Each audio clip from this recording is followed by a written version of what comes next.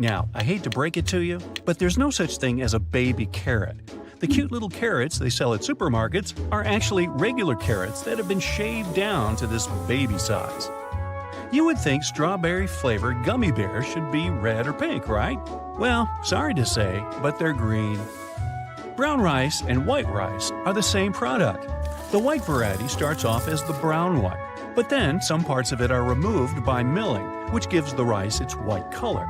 This allows it to be stored for longer, but at the same time reduces the rice's nutritional value. Now, on the topic of rice, it was used to build the Great Wall of China. The builders mixed sticky rice soup with lime and got rice mortar for construction. It was stronger and had better water resistance than regular lime mortar. Thanks to the rice soup, the Great Wall has been able to stand for centuries despite the elements. You found a long-forgotten chocolate bar somewhere deep in your desk. Yum! Nice surprise! But when you open it, you hesitate. There's some unpleasant-looking kind of dusty film on it. Don't worry though, it's still safe to eat. It's just that the fat or cocoa butter used to make the chocolate has been separated from the rest of the bar because of the heat. As it cooled back down, it created this whitish film. The taste might be a little off, however, so it may be best to use it for cooking instead. And you'd have more self-control than I do. Avocados can't ripen while on the tree. If not picked, they will simply fall from the branch while still not ripe. When picked, though, they will become soft and flavorful just like we love them. This happens because of the burst of ethylene produced by the fruit itself after picking. It's inhibited while the avocado is still on the tree. Tomatoes bought at supermarkets often have a weak flavor. It has to do with how they're grown and stored afterwards. Tomatoes are gathered when not fully ripe yet, and they ripen in the transportation containers and on the store shelves. But if they're stored at temperatures below 40 degrees Fahrenheit while not fully ripe, they lose a lot of their flavor. So, to keep them tasty, it's best to store tomatoes outside the fridge. Honey is probably the only food that can literally never go bad. If it's properly sealed with no air left in, it can go for millennia and still be edible. The oldest pot of honey ever found was 5,500 years old, next to the mummy of Winnie the Pooh. Nah, not really. While dark and milk chocolate raise no questions, their white sibling isn't chocolate at all. It doesn't contain any cocoa powder, which makes chocolate, well, chocolate. The white variety is made of cocoa butter mixed with sugar and flavoring, usually vanilla. Peanuts are closer relatives to peas than to nuts. They're legumes, the type of plants that includes peas, chickpeas, and beans. Cashew nuts aren't nuts either. They're seeds that are collected from pretty large fruits. The same can be said about walnuts, almonds, pecans, and pistachios. When you buy some sushi rolls with crab meat, what you get is no crab at all. The red and white stuff is what is called imitation crab, and it's basically paste made of fish. Its other name is surimi. By the way, sushi was originally a way to preserve fish. It was stored in fermented rice, which could keep fish fresh for up to a year. And after that, the rice was thrown away while the fish was cooked and eaten. If you get all tearful while cutting onions, there are several ways to avoid that. One is put the onion in the freezer before cutting it. That will freeze the molecules of the chemical that makes you cry. Another method is washing the onion in cool water just before cutting it. The cold and moisture left on the onion will not allow the tearful chemical to get in your eyes. And the third way is to put a wet paper towel next to your cutting board. The chemical gets attracted to the nearest water source, which is usually your eyes, but in this case, it'll be the towel. Now, the vast majority of wasabi we eat isn't actual wasabi. The real thing is very expensive. So what we get is just a mixture of horseradish, mustard, and green food coloring. Be careful when you eat fresh pineapple because it can literally eat you back.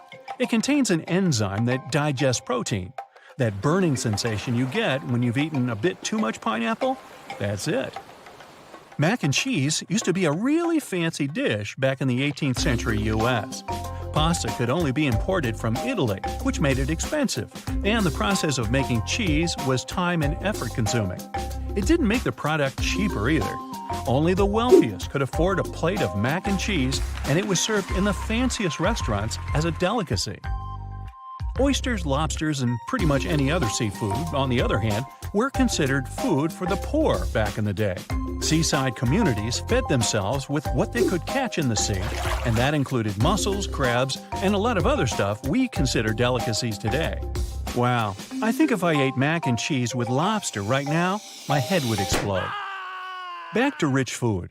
In medieval times, fish was considered a gift fit for a king.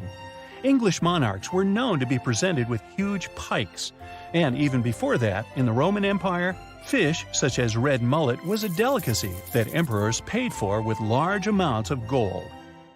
Farmed salmon fresh is naturally gray. Wild fish eat a lot of shrimp, which makes their meat that trademark pink-orange color. The farm kind is fed with a special plant pigment for the same effect. The inventor of petroleum jelly, Sir Robert Cheesebro, claimed to eat a spoonful of Vaseline every single day. He also asked his nurse to cover him head to toe in the stuff when he fell seriously ill. He soon recovered and lived to be 96 years of age. All the while, he firmly believed in petroleum jelly's miraculous properties. It was a slick product. Oranges actually gave their name to the color we now know as orange. In Old English, this color was called roughly yellow-red. Only when the fruit became widespread across Europe, the word that signified their color appeared. If you want to take a closer look at a beehive, make sure you don't have any bananas on you. The pheromone that alarms bees to rise and protect their home smells like bananas, so you're likely to become their enemy number one if you get too close. Milk was once proved as a material for plastic. It was biodegradable and non-soluble in water and virtually didn't burn. But it was later outperformed by oil-based plastic because the milk-based variety couldn't be molded and became brittle over time. Also, the oil-based kind was a lot cheaper in production. Pound cake got its name for the mass of its ingredients. It was originally made from a pound of butter, a pound of eggs, and, you guessed it, a pound of sugar. So it should be 3-pound cake. The most expensive pizza you can ever get costs around $12,000. It can only be cooked by 3 chefs in your home, and it takes 3 full days to make. Do the chefs have to stay in your home? In ancient Egypt, laborers were paid with food. They got radishes, onions, and garlic as part of their wages. These plants were known for their antibacterial properties even then, which made them pretty valuable. Although the most widespread color of cauliflower is white, it also comes in green, orange, and purple varieties. They're more difficult to cultivate than the white one, but aren't much different from it otherwise.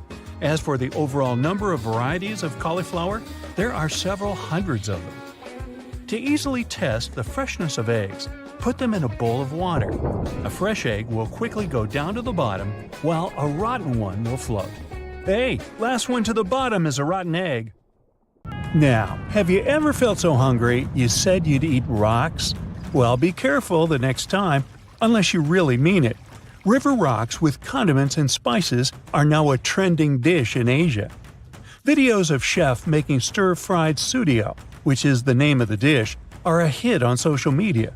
It's sold at bustling night markets, cooked fresh from the riverbank, and is used in pranks. Some folks in the videos don't know what they're served and spit out that delicacy. A portion of it costs slightly over $2, but some people believe it's expensive as the ingredients can technically be reused. Sudio has its roots in the past, and no, ancient Asian chefs didn't go around picking up rocks to serve them as a delicacy. This tradition isn't about eating rocks, it's about using them to jazz up your soup game. And these aren't just any old rocks lying around. We're talking about those little ones you can find in freshwater streams and rivers full of fish. Centuries ago, when there were no to-go snacks or preservatives to keep food fresh for long, it was a real problem for people who had to move around a lot in boats, especially in the summer. Once they ran out of animals and vegetables, they had to get creative to make sure they had something to eat.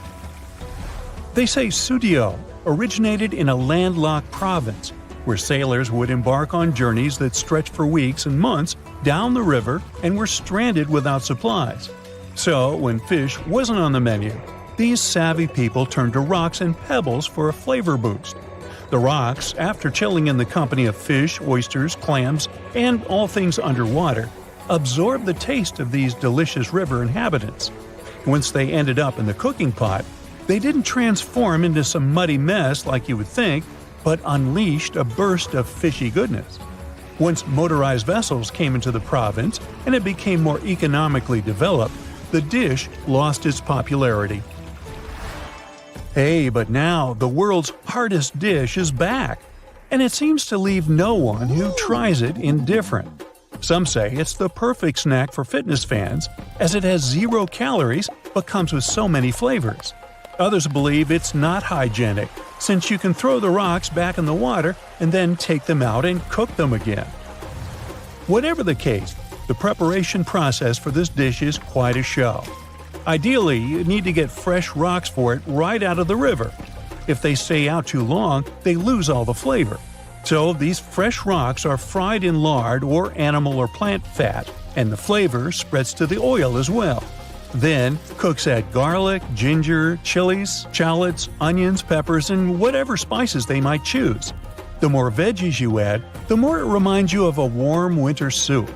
Then the cooks top it off with some salt, black pepper, and chili flakes, and looky here, it's all done. Looks quite simple, so some TikTokers have already tried it at home before the whole craze about the dish. Now, one important note, if you want to try sudio, don't ever chew on the rocks. Slurp upon them, take the most of them, and then throw them away one by one. You can keep them as souvenirs or leave them on the plate. Once you're done with all the rocks, just eat what you have left on the plate as you would eat any other soup. The rocks should leave a distinctive fishy flavor even once they're out. If you aren't ready to have rocks for lunch just yet, how about olive oil coffee for breakfast? This trending drink was made popular by Starbucks and is easy to recreate at home. If you think it's yucky to add fat to your coffee, chances are that you've already done that. Full-fat milk or heavy cream-based cold foam are all fat in your drink. In some countries, like Singapore, it's been traditional to add butter to coffee for decades. Fans of this drink claim that the caffeine absorbs all the fats in the butter, so it gets into your system slower, and this coffee keeps you energized for longer.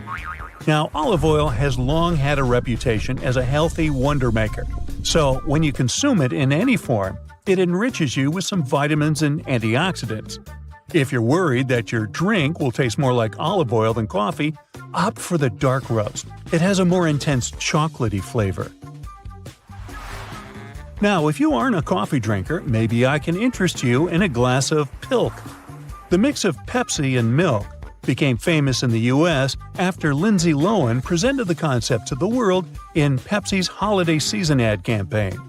The internet couldn't leave this idea hanging, so people started trying it on TikTok and shared their reactions. In the ad, Pepsi is added to a glass of milk in it.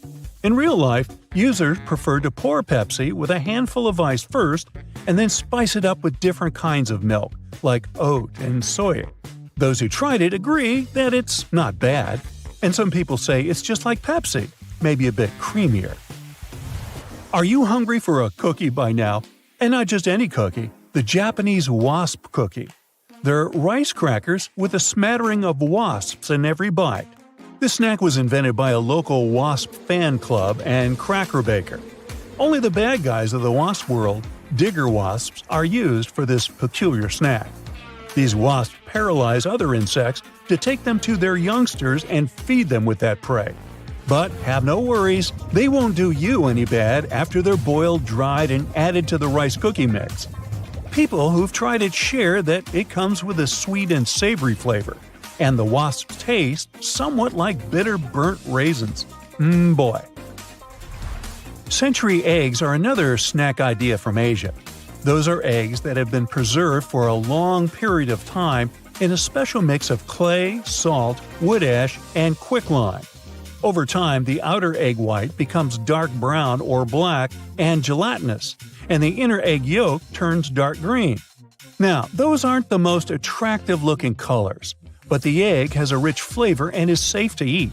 There are no bacteria or mold inside. The eggs usually come as an appetizer with soy sauce.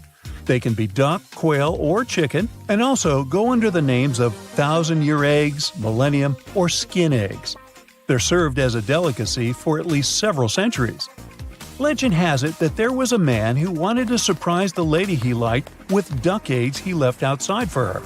She hadn't found them in months, and it looks like when she did, they tasted better than ever. You first. If you ever find yourself in a market in South Korea and feel the smell of seafood with no actual seafood in sight, it must be the Beyondigi stand. It looks like coffee beans, but it's a type of insect, silkworm pupa. You can find it pretty much anywhere, from streets to grocery stores all across the country. It's normally boiled or steamed and tastes savory and a bit fishy. The snack has a crunchy outer shell, and the inside is juicy. There's a more popular salted and spiced version, although some vendors add sugar to it to create a candied version. Silkworms have played an important role in the local culture for centuries for their more obvious silk-making talents. Then, someone had the smart idea to also use them as an available source of protein for people in need. They say not everyone falls in love with it from the first bite, but you can slowly get used to it. Now it's mostly enjoyed by the older generations. From the iconic golden fries to a broken ice cream machine, here are 10 fast food secrets that the fast food industry doesn't really want you to know. Chicken nuggets. Those golden crispy bites you can get from fast food chains. They're even on the menu of school lunches. What if I tell you that they aren't actually made entirely out of chicken? Researchers took chicken nugget samples from unnamed fast food chains and analyzed them. They said that one sample, for instance, contained only 40% and another 50% of meat. The rest? Well, you're eating mouthfuls of things like fat, connective tissue, and bone spicules. Many fast food companies grind the meat with that stuff. They make mechanically formed orbs of chicken parts. Why? Perhaps it's because this method is cheaper and more profitable. Millions of restaurants worldwide have chicken nuggets on their menu. So, scientifically, it's not fair to say all nuggets are made this way, but a lot of studies imply so. The more the meat is processed, the more you lose the good stuff, like vitamin B6 and B12. The bitter truth is that companies add stuff, such as sodium, to the mixed paste. Sodium is added to get a better flavor. It's one of the ingredients that makes nuggets so yummy. Our bodies need sodium, but not too much of it. Unfortunately, most junk food contains more than our bodies can handle.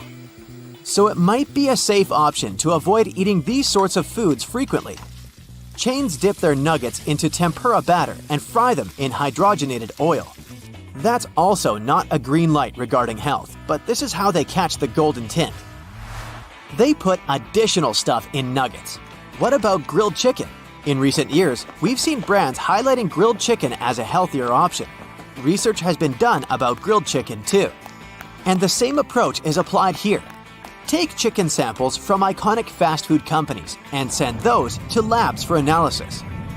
The results show that companies are misleading people by advertising these products by labeling them as healthy, natural, and 100% chicken breast. In reality, a couple of things are added to the meat to make it tender and juicy. Plus, these additives make it easier to cook the meat, freeze and transport it, and reheat it later without losing too much moisture. The drawback of all these additives is that they affect the nutritional value of the chicken breast. These ingredients aren't the healthiest for us. We should especially watch out for 3 things. The first one is again sodium. Fast food samples had 7 to 10 times more sodium than home-cooked chicken breast. Imagine you have a cheeseburger, but you say no to yourself and try to pick a less harmful menu item. Yet, some chicken sandwiches have the same amount or even more sodium than a cheeseburger with medium fries. The second thing you need to watch out for is phosphate additives. These additives allow the protein to conjoin more water. This means the white meat in the sandwich will appear juicier to you. Any word you see in the ingredients section that contains phos is a phosphate additive, so it's best to avoid them. The last thing you should avoid is sugars and starches, not just in grilled chicken, but pretty much in all fast food products. Oh, that's hard to digest, I admit. Cornstarch, sugar, malt, they come with grilled chicken breast. buns, and even some fries have sugar too. Everywhere I look, it's sugar. You see, home-cooked chicken has 0 grams of carbs, but the study samples had added sugar, and up to 10% of the calories in the chicken breast comes from there. So what's the moral of this story? If you're a health-conscious diner, you should maybe go for other options. There are secret recipes from companies like KFC and Coca-Cola. No company wants to share the ingredients that make their food irresistible, but with a little research, you can decipher many things. You want to know the secret of McDonald's fries? It's written on their website. They add beef flavoring to the frying oil. This may sound weird, but apparently, that's a known practice amongst chefs and restaurants. Duck fat has also been used as a flavor, for example, in high-end restaurants. I'm a fries lover, so I added another fact about fries. Sadly, they're even saltier than you think. Experts suggest that a grown-up should consume at most 2,300 milligrams of sodium daily. Guess the McD's large fries sodium number. At least 400 milligrams. Classic fries from Burger King have 732 milligrams, and Five Guys take the level even higher with 962 milligrams of sodium. Next time, maybe you can ask workers to go easy on the salt as a solution. Picture this. You're in a hurry, but your tummy says, "Feed me, or I'll affect your mood and make life miserable for you." For a quick snack, you enter a fast food chain restaurant. You order your favorite burger. It looks and smells as if it's just been taken from the grill and served. Nope. They have different types of grills designed for this that can cook meat super quickly. Sorry to bear the bad news, but those perfect grill marks on your burger aren't real tools. The factory adds them. If you want to know how clean an eatery is, look under the ice chute of the soda machine in places where you can get your own drink. There you go, Inspector. You solved the case. Various studies say that if such machines aren't cleaned correctly, dirty, contaminated ice can lead to some health problems. There could be mold or bacteria there. Ew! The process of cleaning ice machines isn't easy. The same thing applies to ice cream machines too. Rumor has it that those ice cream machines aren't out of order. Employers just cannot find time to clean them properly. Now, what's the best time to get a good and fresh meal? Here are 2 opinions, and they both have solid reasonings. The first team recommends avoiding ordering grilled food in chains from 7 to after midnight. Many former employees say that sometimes they had taquitos or hot dogs prepared at around 4 or 5 a.m., but kept waiting to serve them till around midnight. That's not healthy. The other team says you should order between 11 a.m. and 1 p.m. or between 6 p.m. and 8 p.m. to get the freshest meal. Since it's going to be around lunch and dinner time, there'll be circulation and you can get decent food. Fast food companies have marketing, design, and psychological tricks to lure you in and make you order. Yet, they don't want you to stay inside for too long. If you were dining in mood lighting, you know under dim lamps and candlelight, you would take your time to eat. As the name suggests, you should be fast like your food in chain restaurants. They have fluorescents and they're in full light. Similarly, the floors and tables have reflective surfaces that make food look nice and bright. Plus, music is usually fast and loud. It's done to prevent you from spending hours there. Yet, they want you to take advantage of the first 20 minutes after your purchase. The faster you eat, the longer it will take you to feel full. Scientists say it takes about 20 minutes for our stomachs to inform our brain, "Okay, now I'm full." It's a good idea to eat in a clean area, but most of these companies are using cleaning products that have super strong chemicals. Assume that the staff cleaned the place at the end of their shift. They wiped down the soda machine and grill surface, and then you showed up early the next day. You may get some of that chemical residue on your food compared to other customers visiting the place later in the day. The vegan patty may not be 100% vegan. I'm talking about the grill, not the meat itself. In most of the chains, vegan burgers are cooked on the same grill as meat burgers. Do you have fast food chain secrets you want to share? Tell them to fellow Brightsiders in the comments. Have you ever wondered why things are the way they are?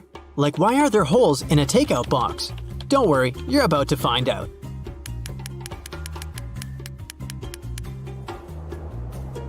Beanies, with all those fluffy pom-poms, are easily the most important accessories of wintertime. Turns out the real reason why they or other hats have pom-poms was not to make a fashion statement in the past. One of the theories says that they were there to provide safety. French sailors used to wear hats with pom-poms so they wouldn't hit their heads on the walls or low ceilings and hurt themselves if they lost their balance in a rough sea. So it wouldn't be wrong to call pom-poms head bumpers. Ever notice those extra eyelets hiking boots have on their sides? One thing is for sure, even though it kind of makes sense, they're not there to provide ventilation for your feet so that they don't smell. They're there to prevent your shoes from moving and causing you to slip and fall while you're hiking, climbing, or descending a hill. When you're going on your next adventure, make sure to tie your laces through them to tighten your boots for a better fit. You're at a barbecue party with your friends. The host serves cold drinks and long neck bottles to everyone. You think to yourself, why do bottles have long necks anyway? There are two reasons for that. The first one is to reduce the cost of packaging. The narrower the neck is, the smaller cap you need, and the second reason is to make sure that your drink stays cool longer. When you hold the bottle from its neck, not its body, the heat coming from your hand won't warm up the rest of your drink.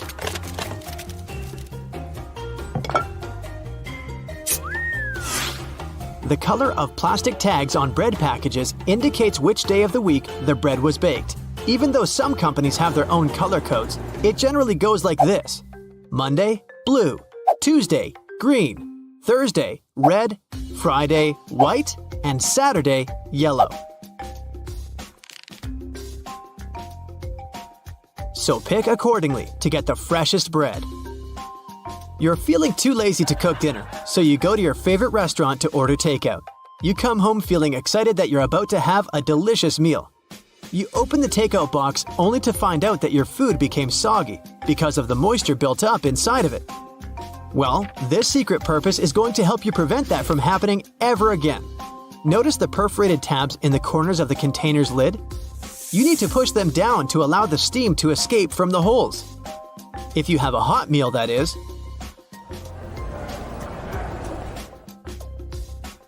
If you're one of those lucky people who have a dishwasher at home, you're going to feel even luckier once you learn what else you can wash in it.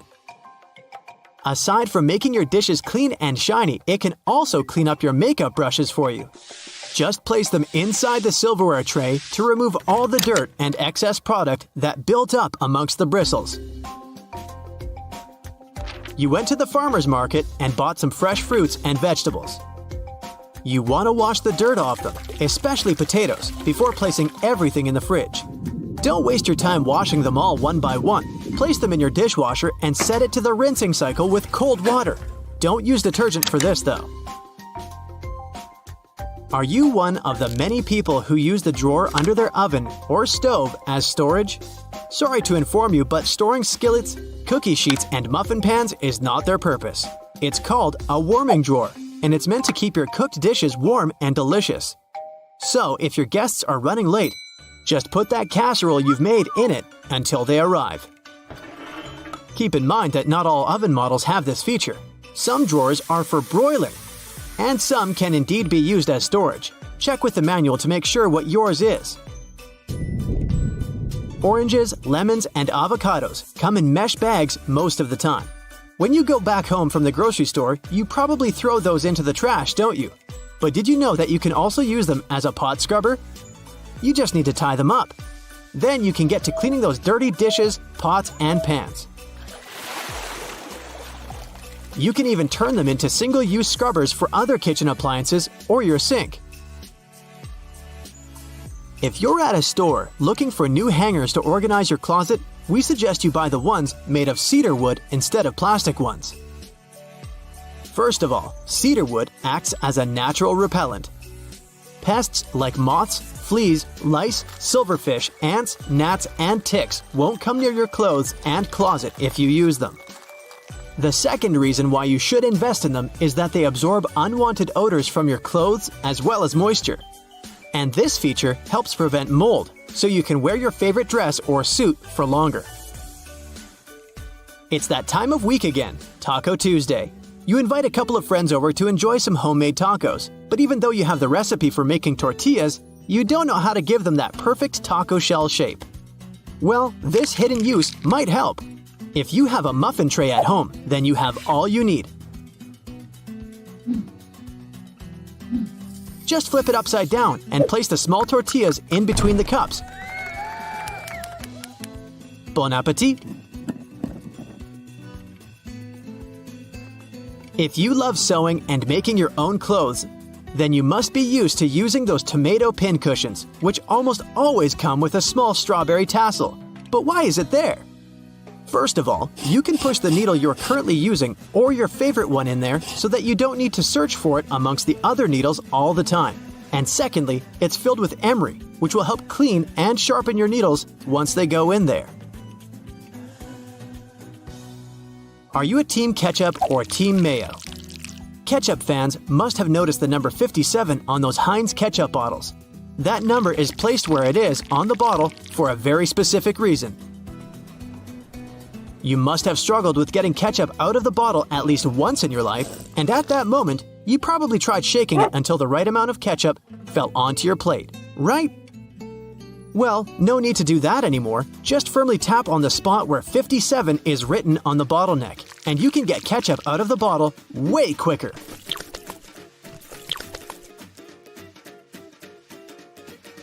You might have noticed that there are two holes in an oil can where you are filling it up or pouring it, and you maybe thought to yourself, that must be there to make it easier for me to pour it into smaller containers. But that's not the case. That hole is there to prevent oil from spilling all over, or glugging, so to say. So you need to uncap it before you pour oil from the larger hole to prevent wasting it or having to clean everywhere. Have you ever taken classes to improve your typing speed on a keyboard? If your answer is yes, then you might be disappointed to learn that keyboard manufacturers most likely wanted to slow you down. A popular theory says that's why the letters on a keyboard are arranged randomly and not in alphabetical order.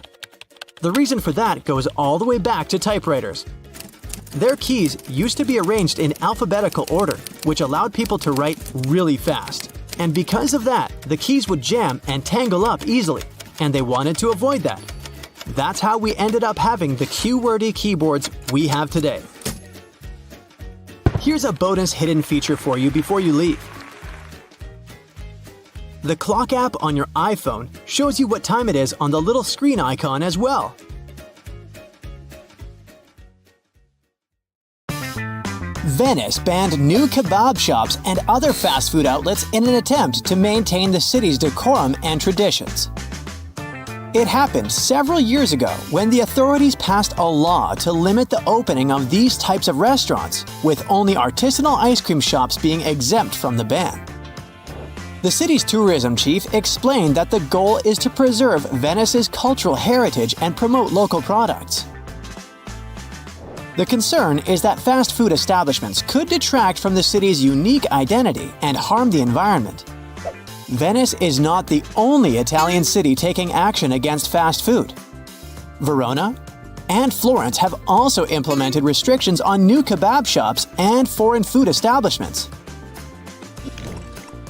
In 2012, London restaurants were in an uproar after the ban on rare and medium-rare burgers had been announced by the Westminster City Council. They claimed it was for health reasons, but some were skeptical. One chef even said that if they stuck to these rules, they might as well kiss the burger industry goodbye. Others worry it's just the beginning, and soon we won't be able to enjoy runny eggs or steak tartare either. Raw and undercooked meat can indeed be dangerous, but many believe the authorities are overreacting. However, with previous incidents like the mad cow disease outbreak in mind, it's clear the council is just trying to be cautious. By the way, in New Zealand, you can't order your burger rare either, all because of some pesky bacteria concerns. Pufferfish is a Japanese delicacy that only the bravest dare to try. Their highly poisonous internal organs, for instance, the liver, contains tetrodotoxin, which is extremely toxic.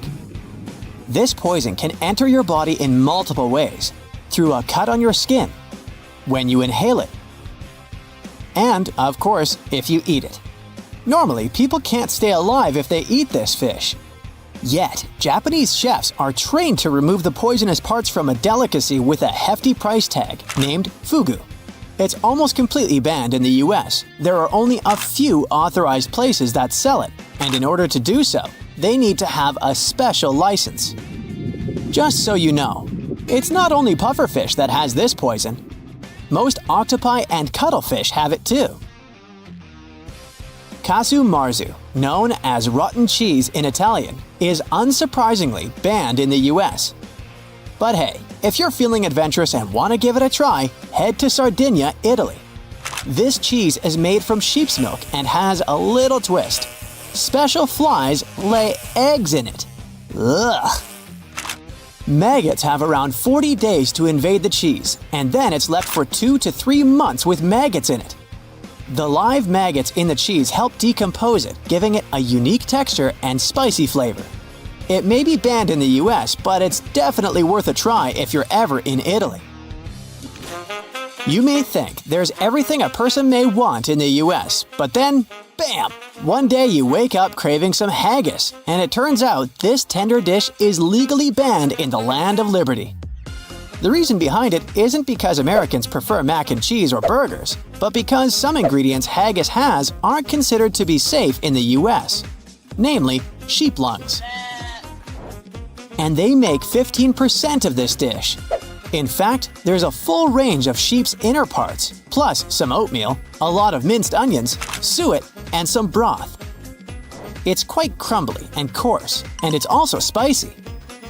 If the description didn't make you change your mind, get ready for a transcontinental flight and see you in Edinburgh.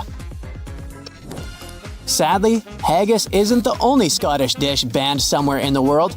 Black pudding and other similar dishes from around the world are banned in the US due to sanitary reasons. However, if someone tells you that people in Canada went even further and banned iron brew and Marmite, don't believe them. Canadian authorities stated otherwise several years ago. Sorry folks, but there simply ain't enough room in Sweden for both M&M's and Marabou chocolates to coexist peacefully. It's like a Wild West showdown between these colorful candies marked with the letter M. So, who won the trademark battle? Marabou chocolates, of course.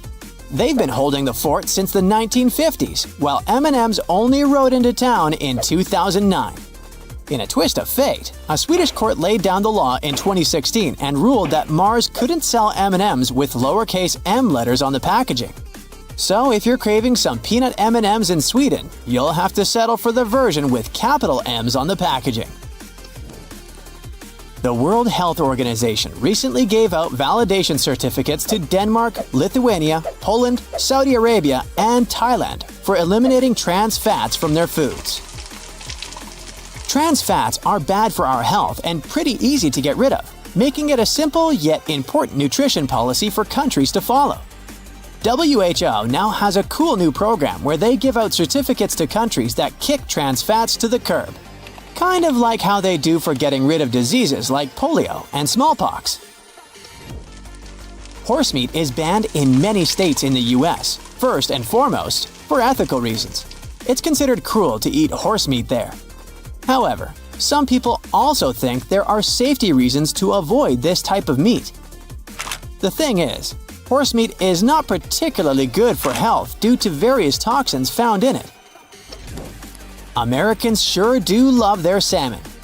But do you know that the farm-raised salmon in the US gets its coral color from being fed a carotenoid called synthetic astaxanthin?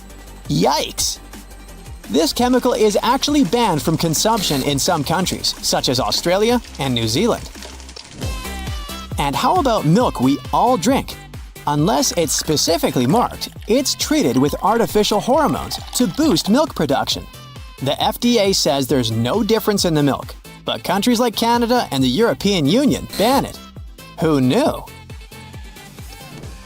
Chicken in the US gets washed in chlorine to reduce the risk of spreading illnesses like salmonella. Sounds good, right? Well, the UK and Europe think differently and banned this practice due to some unsanitary farming concerns. And let's not forget about the pork industry using ractopamine to beef up their livestock. While this is common in the US, over 160 other countries have banned this drug in meat production. Quite the difference in opinion, huh? The next time you're munching on those yummy Swiss rolls, keep in mind that the food dyes yellow 5 and red 40 in them are considered problematic in Europe and have warnings for kids. You got it, they're banned in at least 2 European countries, Austria and Norway.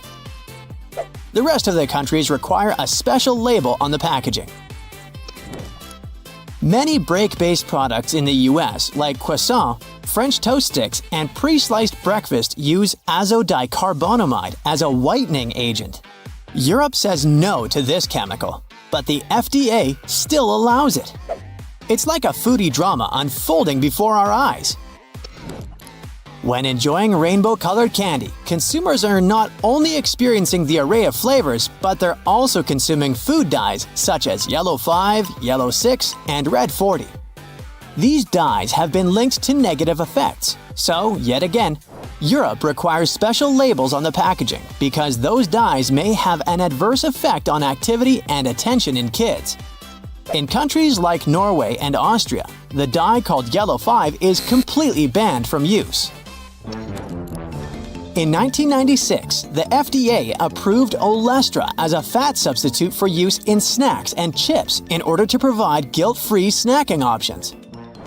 Despite this approval, Olestra has been associated with side effects such as abdominal cramping and loose stools, as well as inhibiting the absorption of important vitamins and nutrients.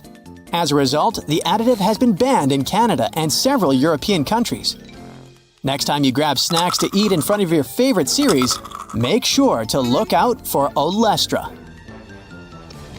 Trans fats such as partially hydrogenated soybean and cottonseed oils can even be found in your favorite coffee creamer. Yep, coffee's at risk too. Those have been associated with heart conditions. Even though those fats were officially prohibited in the United States in 2018, they continue to be present in the American food supply.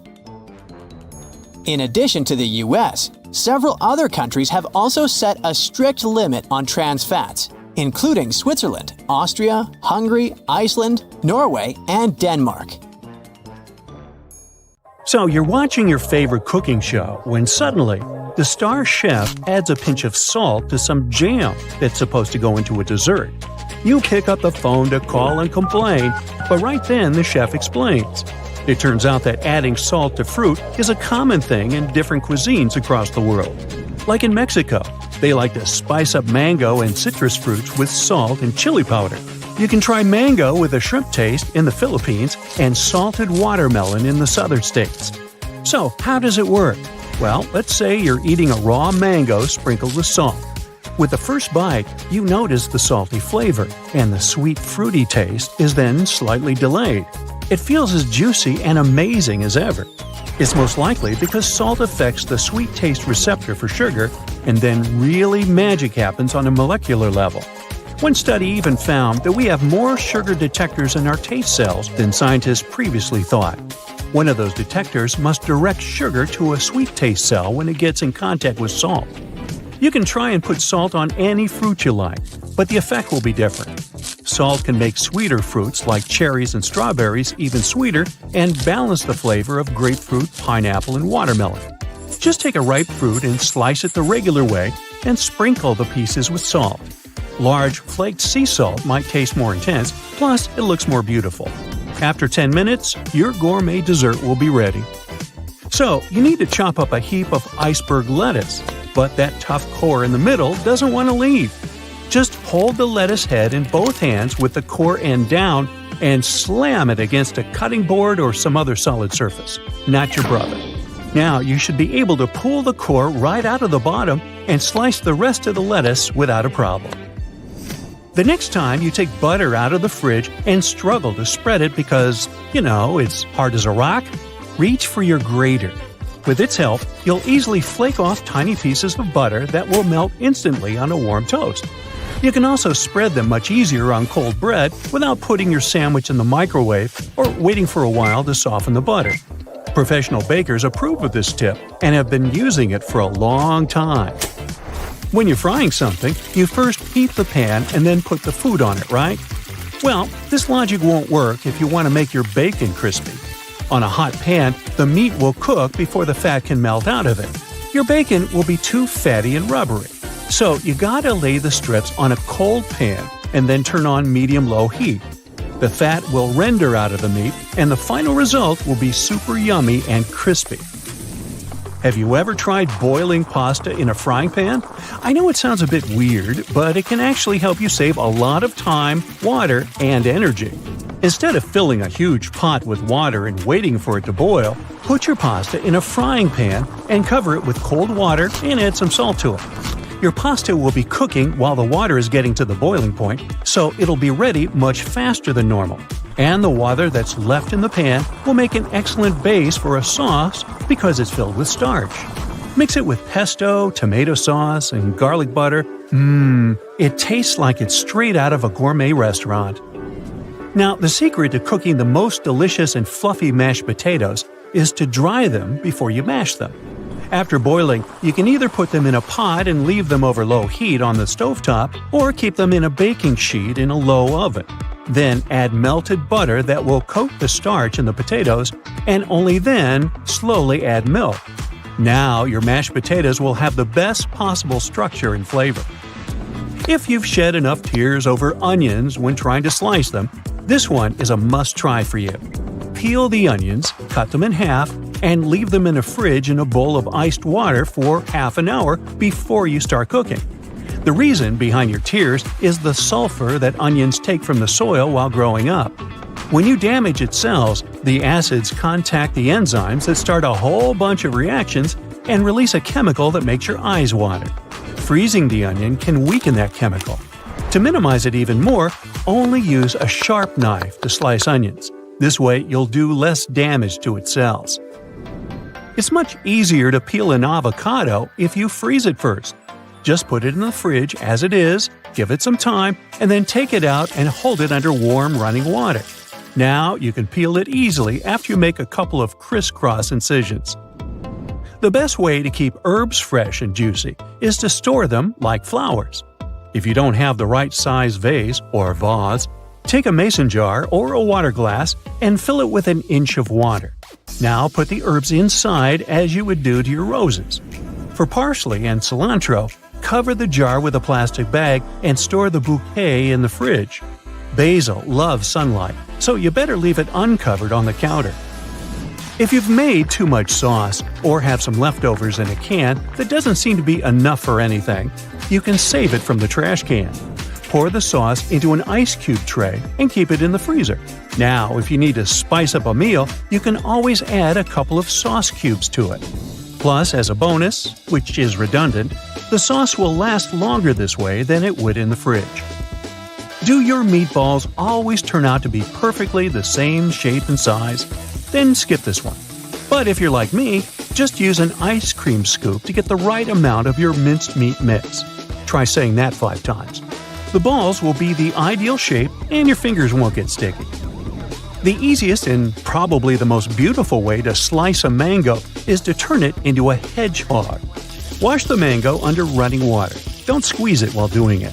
Now put it straight up on a cutting board and cut it into 3 pieces from the top downwards. Just leave that flat pit in the middle piece. There isn't much you can do with it anyway. Now your mango will have 2 cute cheeks. I mean, its fattest parts. Next, make crosswise and lengthwise cut in the mango cheeks. Leave some even distance between the incisions and don't go all the way through the skin. Now press on the back side of the mango until the flesh pokes out. Does it look like something to you? Yep, a hedgehog. Hence the name of this slicing method. The final step will be to slice off the mango cubes into a bowl. Then eat. Now this one has all the potential to become your new breakfast favorite. You can cook an omelet in a mug. Take a large microwave-safe mug and coat the inside of it with olive oil or spray it with cooking spray. Add 2 eggs and 1 tablespoon of milk and mix them with a fork. Now add salt and pepper and any cheese, veggies, and herbs you like. Put it in the microwave on high for 30 seconds. Take it out, stir it with a fork, and then put it back for another 30 seconds. And voila! Your breakfast is served. Oh, be sure to use another mug for your coffee. Otherwise, you get eggs in your coffee, and nobody has a recipe for that. You know how it's easy to gain extra fat when you consume greasy foods packed with empty calories or high in sugar? But if you know the right foods to eat, they'll make you feel full and help you burn fat much faster. And you'll get some extra space to enjoy cheat meals from time to time. Spoiler, you can even eat a certain type of popcorn. But first things first. Medium-sized bell pepper has about 30 calories. You can hollow them out, stuff them with ground turkey or ground beef and couscous, and just put them in the oven. Another option is to slice them and throw those sticks into a stir-fry. Now, eggs are high in protein, and that protein is so filling you probably won't be able to eat too much of it. It's the digesting protein kind that will put your metabolism to work because of the thermic effects of food. That's the amount of energy your body needs to absorb, digest, and metabolize all the foods you consume. The thermic effects of food will take around 10% of the total caloric intake. So, if you eat 2,000 calories in a day, your body will burn about 200 of them just while eating food, and powering all the other processes connected with it. If you make an omelet and add cheese and whole milk with sugar, that's different. But eggs themselves are different since they're one of the best protein sources you can get. Salmon is next on the menu. If possible, try to look for wild-caught instead of farm-raised salmon. When salmon is raised on farms, they start mooing like cows. Nah, it mostly contains more calories and fat with a higher ratio of omega-6s. And the majority of people already consume too much of it.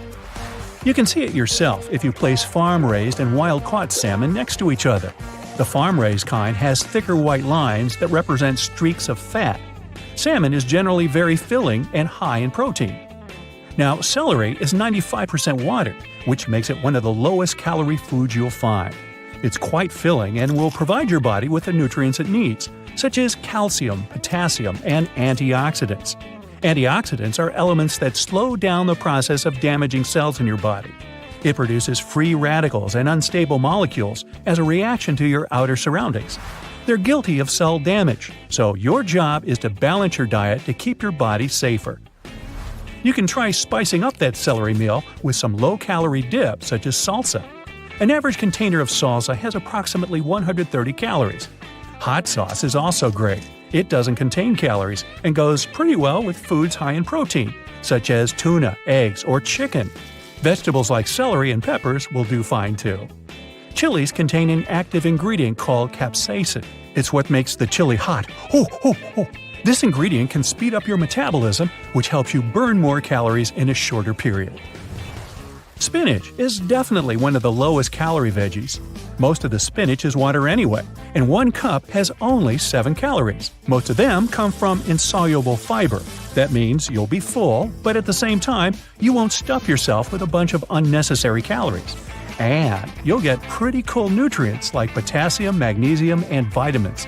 It's easy to prepare it since it cooks in a very short time. You can also eat it raw or add it to your smoothies. A couple of other green veggies that will help you maintain a healthy weight are broccoli and kale. Broccoli is high in fiber, which means it'll keep you full for a longer time. You can steam it or eat it raw and serve it as a great side dish. It has 31 calories per cup, and kale has 33. Now, believe it or not, humans have most likely been eating kale for the past, 3,000 years. Writings from early Rome mention leafy green plants that likely included kale, too. It's packed with vitamins A, C, and K, and grows best in winter and fall in cooler weather, so store it in a cool place. Kale is also great for smoothies if you like the taste of it when it's raw. Another option is to spray some kale leaves with a bit of olive oil and bake them.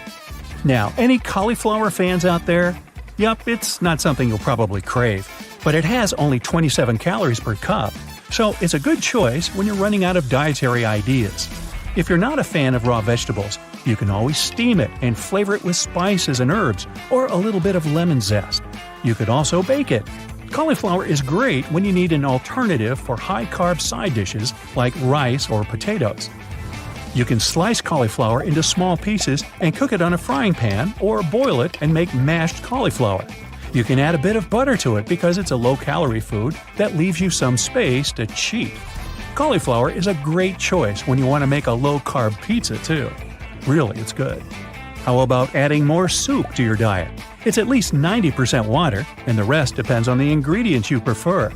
You can make it out of healthy, nutritious vegetables and combine it with foods high in protein like chicken, fish, beef, mushroom, tomato soup. If you make a creamy soup, you'll be full, so you'll automatically want to eat less and won't be able to eat that much heavier food. Zucchini definitely deserves to be on this list. It's low in calories, and you can also prepare it in so many ways.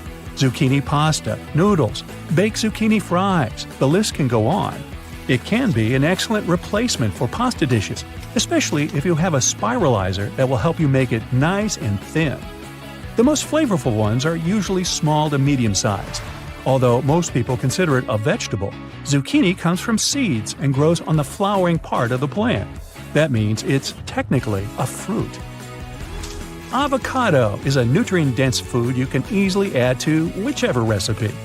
It's full of good fats, almost 80% of its calories come from fat, and it's a fruit, not a vegetable. The darker its skin, the riper the avocado. And if you want to speed up the ripening process, just put your avocados in a paper bag with ripe bananas. The ethylene gas bananas produce will make your avocado ready to eat faster. You can fill avocado halves with salsa or sprinkle slices of it with some sea salt. Chicken breast is one of the leanest sources of protein you can have on your diet. It goes perfectly with some of the vegetables from the list when you want a light, low-calorie meal that will help your muscles recover and provide your body with protein. Healthy snacks are real. Nuts are one good example. They're a great source of healthy fats and protein, which means they'll help you stay full longer. Take a handful of pistachios, almonds, hazelnuts, or macadamia nuts instead of chips, french fries, and other junk food. To make them last longer, take nuts in shells. If you're craving some light and nutritious, but at the same time refreshing snack, take a cup of frozen grapes. It will satisfy your sweet tooth without adding too many points to your calorie intake. If you're not a fan of grapes, try frozen bananas. If you like to munch popcorn while watching movies or your favorite TV show, don't worry, it's also on the list of low-calorie foods. This snack will make you gain extra body fat and weight if you eat too much of it, of course, especially if you choose a package with a lot of added butter. But if you take a regular corn package you can prepare at home without too much oil and butter, you're good. Popcorn contains a lot of fiber, which means it's hard for you to eat too much of it. And it's definitely easier to overeat stuff like potato chips than healthier snacks such as popcorn. Now, a single serving container of Greek-style or some other low-fat yogurt is another option for you. It's an easy, ready-to-go snack you can combine with frozen or fresh fruit, ground flaxseed, or even reduced-fat granola. Watermelon contains more than 90% water. Foods with a higher percentage of water are in most cases low in calories and quite filling, so you probably won't eat too much of it. 1 cup of watermelon has less than 50 calories. Bonus, it'll help you stay hydrated during hot summer days. Speaking of foods that are mostly water, here's one you can eat in big amounts and add to your salads: cucumber. Vitamin A, beta-carotene, fiber, you get it all. And all you need is to slice the cucumber and sprinkle it with some salt. And here comes the best part. Even if you slip up from time to time and treat yourself to something you really like, it shouldn't do you much bad as long as you stick to a healthy basic diet. Got that? You decide to try a new coffee brand that has a nice golden packing and proudly says 100% coffee on it. But it tastes nothing like your favorite drink. Don't blame yourself for being the worst barista on the planet. The substance you just purchased might just not be the real thing at all. It's so expensive because of how it's made. Coffee plants can't be hurried to grow. Depending on the type of coffee, it takes a coffee tree about 3 to 5 years to start bearing fruit. Coffee farming is a people-powered industry, from planting to processing. Coffee farms are often huge, so you need many workers to plant all those new trees. And it takes about 2,000 hand-picked Arabica coffee cherries to make a single roasted pound of coffee. If you want to get the best out of the variety of options, don't fall for labels saying 100% pure coffee. If it doesn't say 100% Arabica, they must have mixed in cheaper Robusta beans, which can make your coffee taste bitter. Check the roasted on date for freshness, not the best by date.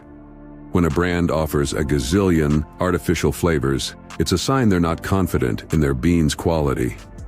A good roaster might have a few unique flavors, but not a whole buffet. In Japan, you'll find wasabi all over the place, but chances are, if you've tried it outside of that country, you've had a fake. True wasabi doesn't come from your regular horseradish plant. It's more like a root vegetable made from the underground stem of the wasabi plant. This stem is grated to make the real wasabi paste. Growing wasabi plants isn't easy, as they only like clear, running stream beds in Japan's mountain river valleys. That's why the real thing is so pricey. Fake wasabi is usually a mix of regular European horseradish disguised as the real deal. You'll find it in squeezable tubes, little packets, or as a powder you mix with water. These products often contain just a tiny bit of the real stuff, usually 1 to 3%. It helps cut costs a lot. If you want to check if you've got real wasabi, check the texture. If it's super smooth and pasty, you're likely dealing with pureed horseradish. But if it's got a gritty feel, like it was freshly grated, it's more likely the real deal. Authentic wasabi is always served fresh because its flavor and zinginess vanish quickly once it's grated. The only Parmesan that you can really call this way gotta come from the Emilia-Romagna region in Italy, especially Parma, or a certain part of Lombardy. There are only about 300 certified dairies in that area that can make genuine Parmigiano Reggiano. And they've got to age it for at least a year to get those super important umami flavor crystals going. Some of it ages for up to 100 months or longer. The authentic Parmesan wheels are marked with a DOP stamp, Denominazione di Origine Protetta, basically saying it's the real deal from the right place. Italian Parmesan is easy to find in most stores, but there are other options that can be cheaper. That's because American-made Parmesan only needs to be aged for 10 months, and some grated blends can have up to 4% fillers, like rice flour or wood pulp cellulose. The legit Parmigiano Reggiano cheese only has 3 ingredients, and one of them is milk from cows raised in the same region. Plus, they've got some strict rules about what those cows can't eat, like fermented grain. Maple syrup fans, this one's for you. Did you know that to produce your favorite pancake topping, artisans have to tap maple trees that can grow more than 5 stories tall, extract sap, and then boil it down? It's an age-old craft, passed down through generations, from indigenous peoples to modern-day syrup makers. But many of the bottles with sticky sweet syrup inside have nothing to do with that process. Pancake syrup, or table syrup, is a mix of corn syrup, caramel coloring, and flavoring. If you see these ingredients on the label, it's a telltale sign you aren't dealing with the real maple syrup. The consistency of your purchase is another giveaway. The authentic maple syrup is runny. That's why you can pour it easily. Pancake syrup is thicker and stickier. The price can't always give away a fake in this case. It can be affordable even for the real product.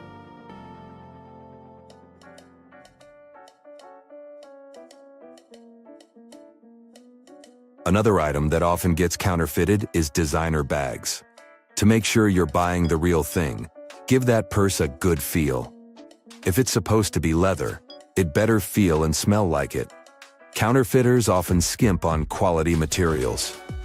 Check out the zippers, buttons, or any metal parts. They should feel solid, not lightweight or cheap. And of course, no chipping allowed. Look closely at the seams. Sloppy or uneven stitching is a big red flag. The inner lining is another giveaway. Feel it and make sure it matches the brand's quality. Pay attention to the brand logo. Authentic ones are all about the details. The same goes for the label inside the bag. Get familiar with how it should look so you can spot any slip-ups. Check the number and placement of pockets. Each model has its own design. If it doesn't match up, something's fishy. Shady dealings with extra virgin olive oil date back to ancient Rome. Back then, tricksters would sell low-quality oil or mixes under the fancy Evo label. Nowadays, most legit extra virgin olive oil comes from Spain, Italy, or Greece. They produce it by squishing ripe olives without heating or chemicals. Good Evu might cost you around $10 for a 17-ounce bottle. Fraudsters have gone undercover amidst real producers, making it tough to spot the fakes. But you have more chances of finding the real thing if you avoid blend or light varieties on the label. Check the pressed-on date. It should be less than a year old since the oil loses its fruity vibe after a couple of years. If there's a harvest date and details like the producer's name or olive type, it's likely legit. Some high-quality oils note the free fatty acidity, FFA, level, which is a good sign. Don't automatically trust fancy packaging or high prices. Even an expensive bottle can be past its use-by date. If you like to cook, cinnamon, mint, nutmeg, sage, and other spices must always be in your kitchen cabinet. But you can't be sure you've got the real thing unless you're prepared to pay a hefty price for them. When you break it down by the pound, some of them, like vanilla and saffron, are as pricey as precious metals like silver and gold. And where there's value, there's a dark underbelly of fraud. This multi-billion-dollar industry is a playground for tricksters looking to make a quick buck. If you don't want to add something fake to your meals, the best you can do is buy the spices whole and grind them yourself. If possible, try to find a retailer that sells spices in bulk. You'll be able to see them yourself, and you won't miss the aroma of real cinnamon or oregano. If you're planning to buy a designer watch, look closely for any blunders or defects on the watch. Designer watches are usually made with high-quality standards, so things like chipped paint, scratches, or spelling errors are rare. Also, check if the clasp works and if the watch keeps accurate time. Genuine designer watches have precise, clear engraving created by skilled watchmakers. If the lettering looks messy or hard to read, chances are it's a fake. Designer watches are made with valuable metals and intricate parts, so they should feel a bit heavier than they look. If a watch feels surprisingly light, it might be fake. Real luxurious watches have unique serial numbers that should be precisely laser-etched, not sloppily printed. Make sure these numbers match the case and warranty numbers. Simply search online or contact the manufacturer's customer service to confirm you've got the real thing. You've never ever eaten a single bite of a real cinnamon roll in your entire life. All your fancy Italian dinners with your friends were a scam. And get this, most likely, you've never tried a legit milkshake. Feels like your entire life is a lie, right? Don't worry, I've got you covered. I'll expose all those lies to you. Watch until the end to know how supermarkets sell you a fake Caesar salad and why the only authentic thing you've ever eaten was that seemingly packed with colorant red velvet cake. Do you like mashed peas? I don't. I still have those flashbacks to when my mom made me eat this swamp-like slurry when I was a kid. But I love peanut butter. Well, these two are related. The thing is, peanuts are actually legumes, not nuts. Why do they even call it peanut butter if it doesn't contain real nuts? And is not a dairy product to be considered butter? No one knows for sure, but I guess it's just because of the texture that resembles other nut-based spreadable pastes. The main component of the Caesar salad is probably its dressing. It has a bunch of ingredients, such as olive oil, eggs, lemon juice, Worcestershire sauce. By the way, 3 hardest things to say out there are I love you, I apologize, and Worcestershire sauce. Sorry, I got carried away. I was just saying that supermarket Caesar salad is a scam, since lots of stores and even restaurants throw in mayo and other unexpected ingredients. Source? Trust me, bro.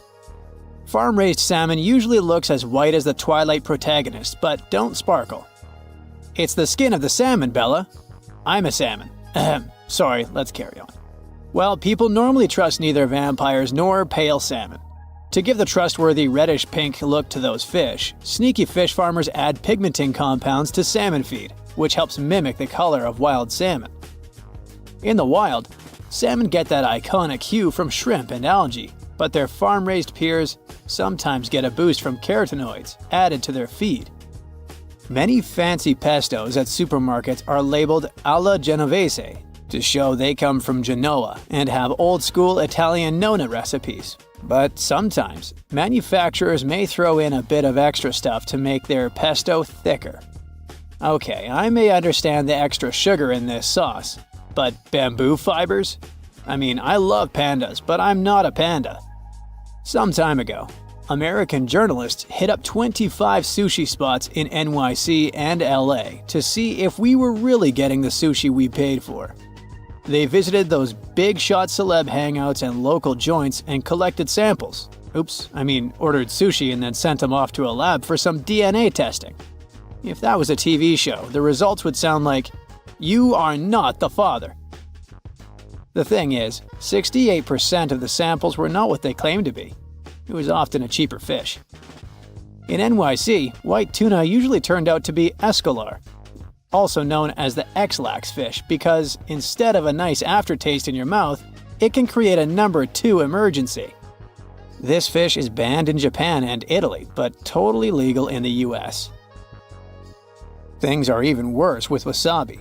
95% of wasabi served in sushi restaurants is a knockoff. Yep, instead of fancy traditional Japanese stuff, you've been fed a cheap mix of horseradish, mustard flour, cornstarch, and green food coloring. Restaurants swear it's all about volatile compounds the real wasabi paste has that breaks down within minutes, but I have a bad feeling they just want to optimize costs as much as they can. If the apples you buy in supermarkets were kids, at the age they're sold, they'd be able to walk. While some produce like spinach is super fresh, apples often spend a long time in cold storage before hitting the shelves. In the US, apples are usually harvested between August and September. They're picked slightly unripe, treated with chemicals, waxed, boxed, and then stored in cold warehouses for up to 12 months. In the US, the average supermarket apple is 14 months old, while in other countries, let's say Australia, they're slightly younger and are only around 10 months old. Red velvet cake color is all about chemistry. Cocoa powder has an antioxidant known as anthocyanin, which is sensitive to pH levels. It can react to both acids and bases. Buttermilk and vinegar, which are also part of the recipe, are acidic, so due to this simple reaction, the whole mixture gets a dark red hue. The resulting cake has more of a reddish-brown shade though, rather than bright red.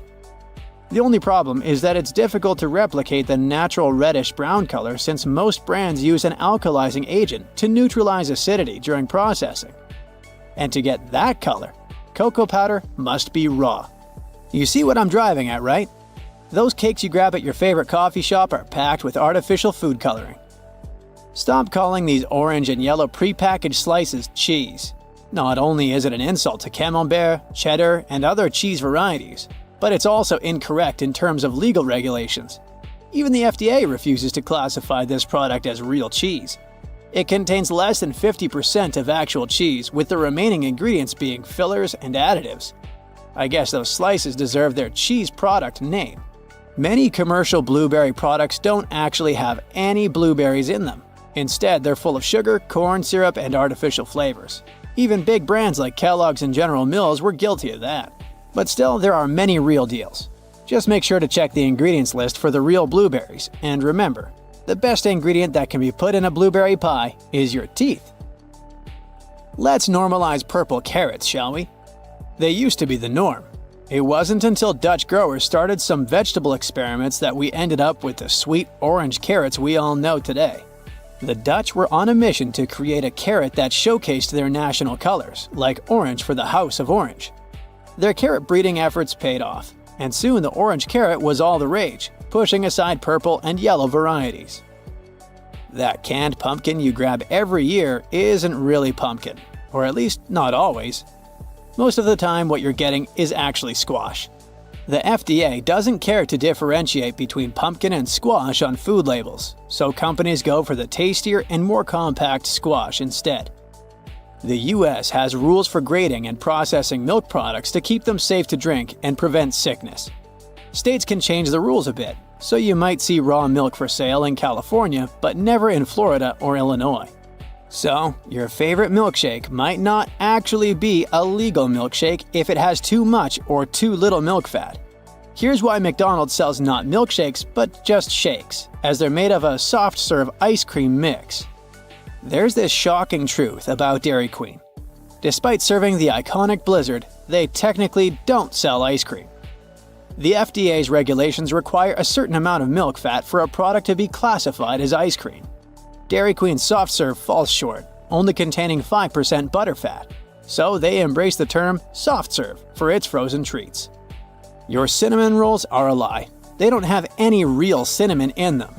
Many commercial cinnamon rolls use a less expensive variety of cinnamon called cassia, which is closely related to true cinnamon species. Portobello mushrooms are not a unique type of mushroom, but rather mature cremini mushrooms that have been allowed to grow bigger in size. So here, we've only got the age difference. The belief that churros are Mexican is yet another food misconception. The origin of churros is still a mystery, with varying claims as to who invented the popular pastry. While some believe it was Spanish shepherds, Portuguese sailors, or Chinese individuals, there is no definitive proof to confirm any group as the original inventors. Some truffle oils out there actually have real truffles in them, but most of those you see in stores use this synthetic stuff with a complicated name instead. It basically mimics the taste and smell of real truffles, so companies can make truffle oil without breaking the bank. This creature first appeared on our planet around 1 billion years ago. It thrives in damp environments and can survive pretty much anywhere. It might be in your basement as we speak. I think you've already guessed, I'm talking about mold here. It's a type of fungus that spreads through tiny particles moving through the air. These spores are like the seeds of a plant, although they're much smaller. Sometimes they cling onto clothes or animal fur and travel long distances unnoticed. They can survive even in some unfriendly environments and start growing when they land somewhere with enough water, food, and oxygen. Mold comes in all colors of the rainbow, and each color stands for a certain type of mold. You can usually find red or orange mold outdoors. The pink variety likes to reside in bathrooms on shampoo and soap residues. Black and green mold are the types you're most likely to meet in your house. Unlike plants that use photosynthesis, mold grows on materials it can digest. Even one tiny mold spore is powerful enough to harm several people. But there are over 100,000 different types of mold in the world, and not all of them are dangerous to you. Ugh, you just noticed something green on your sandwich, but only a small part of it is infected, so maybe you can just cut it off. Nope, it won't work out. The tiny greenish spots you see are on the surface, and you can spot them with the naked eye, but there's more hiding inside the bread. But if it was 1 second too late and you've bitten into the bright green patch of mold, don't rush to the bathroom to scrub your tongue with antibacterial soap. You've probably eaten mold before without even knowing about it. It easily grows on soft porous foods like bread, fruit, and vegetables. So, consuming just a bit of it is okay, as long as you have a strong immune system. You'll digest it like any normal food. If you feel sick after consuming it, that's most likely because mold tastes weird, and not because there's some vicious substance spreading through your body. So, the best you can do if you spot mold on your bread is not to risk your health and throw away the entire loaf. Mold likes to settle in cooked leftovers like meat, poultry, casseroles, grain, pasta, cottage and cream cheese, yogurt, and sour cream. It's easier for mold to penetrate softer food, so it also loves fruits and vegetables like strawberries, cucumbers, peaches, and tomatoes. Jams and jellies are another easy target for mold, as it thrives in sweet and sugary foods. Yikes! Mold isn't always the bad guy ruining your lunch. You gotta thank it for that exquisite taste of blue cheeses, like Gorgonzola, Roquefort, and Blue. Camembert and Brie wouldn't be so delicious without the white mold on their surface. Cheese is 99.99% milk, and its makers grow mold either inside or outside the cheese, depending on its sort. But if you find mold on a cheese that shouldn't have it, like cheddar, Parmesan, or Swiss, it means the molds added to any cheese to give it taste have come into contact with oxygen and started reproducing and breaking down fats and proteins uncontrollably.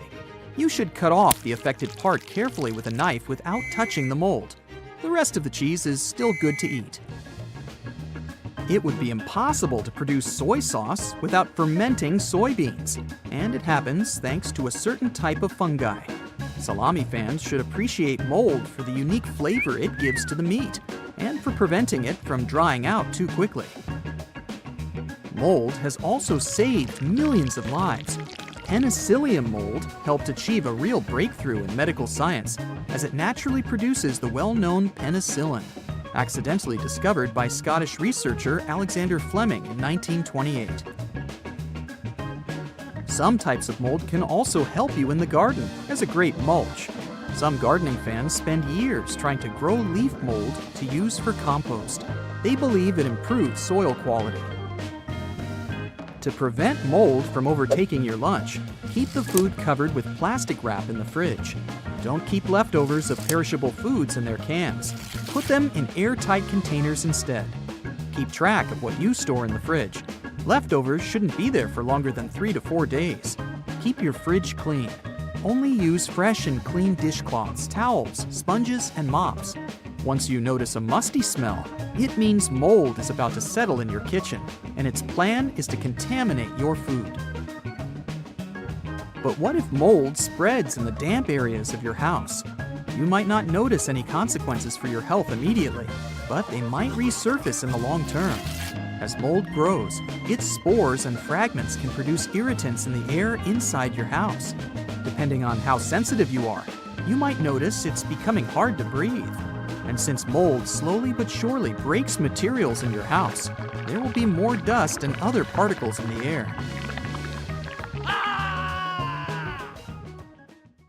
When you try to get rid of the bad mold in your house, you might accidentally touch it without any protection. It won't take your life, but don't let it sit on your hands. First off, clean your hands well with antibacterial soap. Clean between your fingers and the back of each hand thoroughly, and also scrub underneath the nails. If you can't reach some spores, use a toothpick. Then, clean your hands with a strong sanitizer. The final step will be to wash your hands with liquid soap under running water. Again, don't miss the areas between your fingers and under your nails. Don't touch your face until your hands are perfectly clean. You don't want to accidentally inhale those spores. You should also take off the clothes you were wearing when you came into contact with mold and wash it immediately.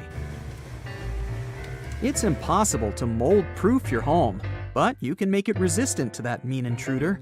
Inspect your house and find the problem areas. It could be a flood in your basement, a water stain on the ceiling, or a window that's always covered with condensation. Fix those problems and install proper ventilation in the house. AC units and dehumidifiers will help. Open a window while cooking or showering to keep the moisture outside. Make sure your roof gutters are regularly cleaned and fixed. Invest in a moisture meter and monitor the humidity inside. Ideally, it should be between 30 and 60%. Always remove wet clothes from the washing machine unless you want to share your garments with mold. The best you can do is hang them to dry outside in fresh air and wait while they get completely dry before putting them in your wardrobe. Empty and air out drawers and closets you rarely open every now and then. Never leave the bathroom floor and walls wet after you take a shower. And clean your house regularly. Then nasty mold won't have a chance. The moist soil in your houseplants is every mold's dream. To save them, don't overwater them and let fresh air circulate in the room where your plants live. If you see mold is starting to grow on your plants, mix 2 tablespoons of white vinegar and some water in a spray bottle and apply the mix to your plants. You can also do the same thing using a tablespoon of baking soda. There's a common myth that bleach can help you get rid of mold. In reality, it will only help you remove the visible part, but the spores will survive and keep spreading. Depending on what you do for a living, you may also meet mold in your workplace. Poorly ventilated spaces, greenhouses, farms, and even bookstores and libraries are in the risk zone here. Paper contains cellulose, and it's a perfect food source for some types of mold. Old books that have been stored in a humid room for many years could be hiding millions of mold spores. The rules to protect yourself in a workspace are pretty much the same as for your house. Clean it regularly, dry damp surfaces, and if it's impossible, wear protective gloves when you have to come into contact with mold.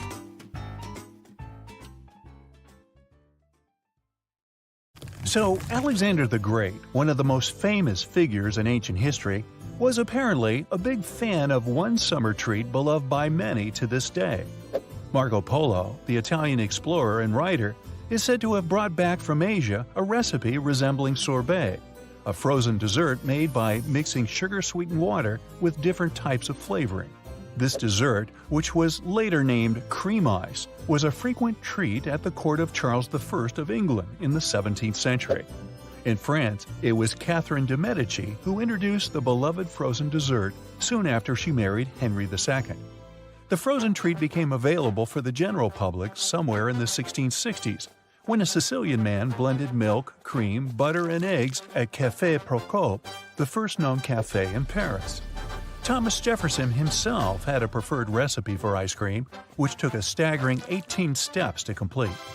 Ice cream has become so important in popular culture that it even has its own laws and regulations to accompany it, to make sure ice cream is always produced with its certain levels of quality. Not every frozen dessert you see out there is, in fact, ice cream.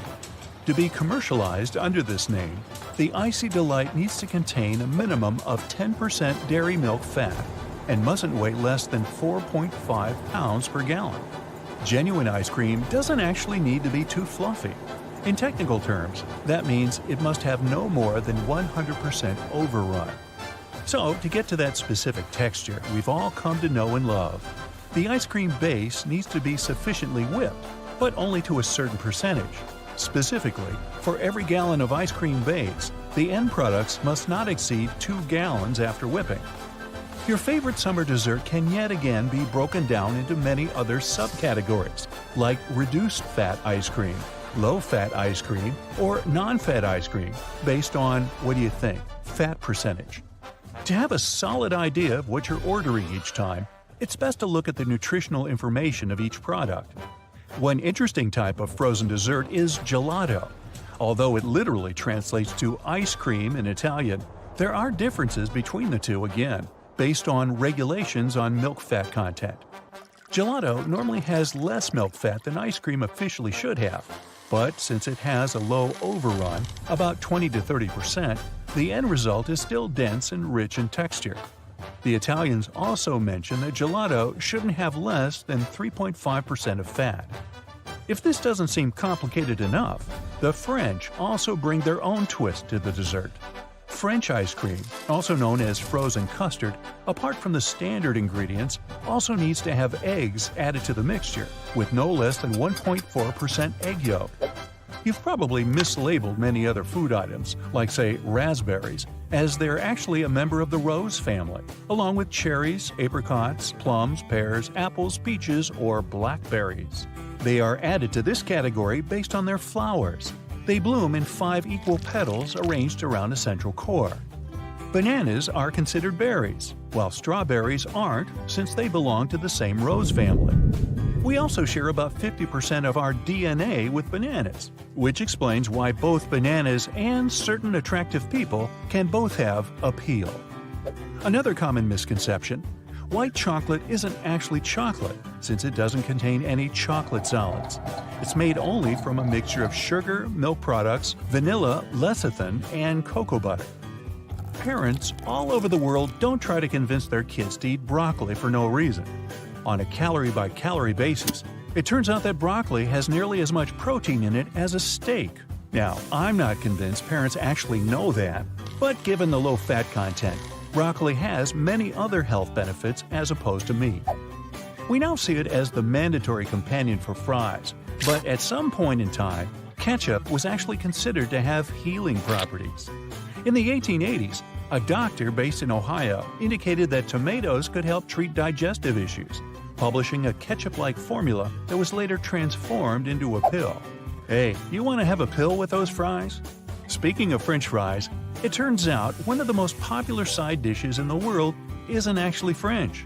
Potatoes served this way actually originated in Belgium, but they're called that because of how they're cut, and maybe also because the name Brussels sprouts was already taken. I'm almost certain there's a jar of peanut butter somewhere in your cupboard, but I'll bet you didn't know how valuable it actually was, and I'm not talking about peanut butter and jelly sandwiches.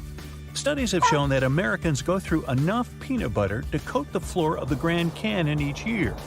Just to be a bit more precise here, that's about 500 million pounds. Hey, if somebody did that on YouTube, I'd watch. The pink coloring of salmon isn't always like that by default. Wild salmon is pink due to a large amount of shrimp they consume natively. Farm-raised salmon, however, is generally white, so producers need to add plant-based pigments to get that light pink hue. Carrots weren't originally orange either. The red-yellow tint we are now familiar with comes from a genetic mutation of the well-known vegetable that occurred somewhere in the 16th century. Carrots were initially white or purple. Just like you add ketchup to the side of fries, you're most likely having a dab of wasabi with every plate of sushi. Well, it's most certainly dyed horseradish. The Japanese alternative to horseradish is quite expensive. That's why 99% of restaurants in the US actually use regular horseradish instead. You may see them packed together in the supermarket, but red, green, and yellow peppers aren't actually the same vegetable. You'd need different types of seeds to be able to grow them individually, as they're each their own type of plant species. Did you know 1 in 4 hazelnuts ends up in a Nutella jar? The creamy spread is so popular that scientists are looking into ways to grow hazelnuts in labs to counteract the global shortage. That's something to think about when you ask for an extra topping. Sure, there's an expiration date on each bottle of water, but the water itself doesn't actually expire. The date mentioned there is, in fact, for the bottle itself, since the plastic can eventually leak harmful substances into the water. Ever wondered why airplane food sometimes tastes bland? The chef may not always be to blame. The altitude you're flying at has some effects on your body chemistry, making you taste things differently. You've added it to a salad at least once, but you may be surprised to know that cilantro and coriander are not in fact the same thing. Coriander is what the dried seeds are called, while the leaves and the stems go by cilantro. So now you know. For all the fruit lovers out there, scientists came up with a fruit salad tree. Yep, that's right, a tree that can grow different types of fruit at the same time. They were developed in Australia and can support up to 6 different types of fruit. There's a stone fruit variation that features peaches, plums, nectarines, apricots, and peachcots, and a citrus variation for those who prefer lemons, limes, mandarins, oranges, or even tangelos, pomelos, and grapefruits. You most likely avoid it because it can give you bad breath, but garlic is considered one of the most nutrient-dense foods out there. A single clove of garlic can contain 2% of your vitamin B6 for the whole day. Studies have shown that the chemical that gives garlic its distinctive flavor, called allicin, is good for your health. The only type of food that never spoils when stored properly is honey, or at least the only one we've discovered so far. That's because it contains a high amount of sugar and has a low moisture content. An enzyme created by bees also helps do the trick, as it can suppress any bacterial growth. Of course, if you store your honey the wrong way and expose it to additional moisture, it can go bad. But honey that is sealed and stored correctly technically has no expiration date. Now, if you're just starting out with your cooking skills, you'll be pleased to know mushrooms can't be overcooked. That's because they contain a polymer called chitin. This chemical allows them to remain tender even if you cook them from a few minutes to up to an hour. Hey, just add some butter and garlic. Nobody will ever know. Number 1. Bananas. These guys changed a lot over time. Their seeds were tougher and their skin didn't look the same, but the main difference is, of course, the taste. Bananas taste different because of their genes. This is Cavendish bananas, aka bananas from the supermarket we all eat, are at great risk. A couple of years ago, they made up 95% of all banana exports, but they're inevitably disappearing because of the fungi infections spread over the plantations. So, people will have to cultivate a new banana type that will probably appear bland in comparison with the ones we're used to. Do you like corn? A big lump with knobs. It has the juice. Right, but the original before selective breeding corn wasn't big nor juicy. It used to be a mere grass called teosinte, and its kernels weren't big enough to feed even a kitten, not to mention an adult human. And it wasn't that edible either. It had a hard shell, so the kernels weren't easy to reach, unless you had a heavy hammer to hit it a couple of times to open the shell. Luckily, some smart people started choosing the desired teosinte plant with the largest kernels. Unlike its ancestor, modern corn contains 4 times more sugar and doesn't taste like raw potato. Fancy mac and cheese? In 2016, a large manufacturer, Kraft, admitted they had changed the original recipe. No one actually noticed much difference, but the changes were for the better. All they did was replace artificial colorings with natural spices. This way, they added paprika and turmeric. I love avocado toast, but they would have been much different and way less creamy and delicate, but for, you guessed it right, selective breeding. It all started with wild avocados. Those guys were small, only about 3 inches wide, and that would have been okay, but the size of the stone was impressive. Not to mince words, there was almost no flesh. Roughly, one of today's supermarket avocados equals 10 wild avocados. And actually, grabbing 10 avocados for one toast is not the biggest problem. Wild avocado skin is far too tough to be cut, so you'd need a machete to make a toast. This one is not about taste, this one is about size. And when it comes to chocolate, size does matter. Sadly, in the early 2010s, the Snickers bar was reduced for the first time in over 80 years. Snickers lost about 11% of its original size, which equals 30 calories. For the rest, it's still the same old Snickers we all love. McDonald's food tastes pretty much the same wherever you grab it, but not whenever you grab it. In 1990, McDonald's switched to pure vegetable oil. But if you could travel back in time, you might have tried old-style McDonald's fries cooked in a blend of 93% beef tallow and 7% cottonseed oil. The classic Oreo cookie has had several alterations too. In the 1990s, they removed the lard and started using trans fats instead. About 10 years later, those trans fats were replaced by vegetable oil. Fun Oreo fact: double-stuffed Oreo cookies aren't double-stuffed in fact. A math teacher, Dan Anderson, assigned a cool task to his students. They weighed 10 regular Oreos, 10 double-stuffed Oreos, 10 mega-stuffed Oreos, and 5 wafers. Turns out, double-stuffed Oreos are only 1.86 stuffed Oreos. I love the soft marshmallow texture. Still, back in the day, they were even easier to chew. What we have today as marshmallows are the squishy gelatin pillows, right? Old-style ones were more like syrup. That syrup was extracted from the roots of the marshmallow plant and mixed with different toppings. I know you don't believe such a plant exists. It's something I'm not sure how to pronounce, but you can read it. Here's the picture. Time to get shocked. Number 1. Nope, apple pie isn't originally American. It's among the earliest recipes recorded in Britain. Number 2. Some apple pie recipes featured meat, fish, and bird. Sounds weird and even a bit gross. Okay, let me tell you a bit more about a normal apple pie recipe from 1380.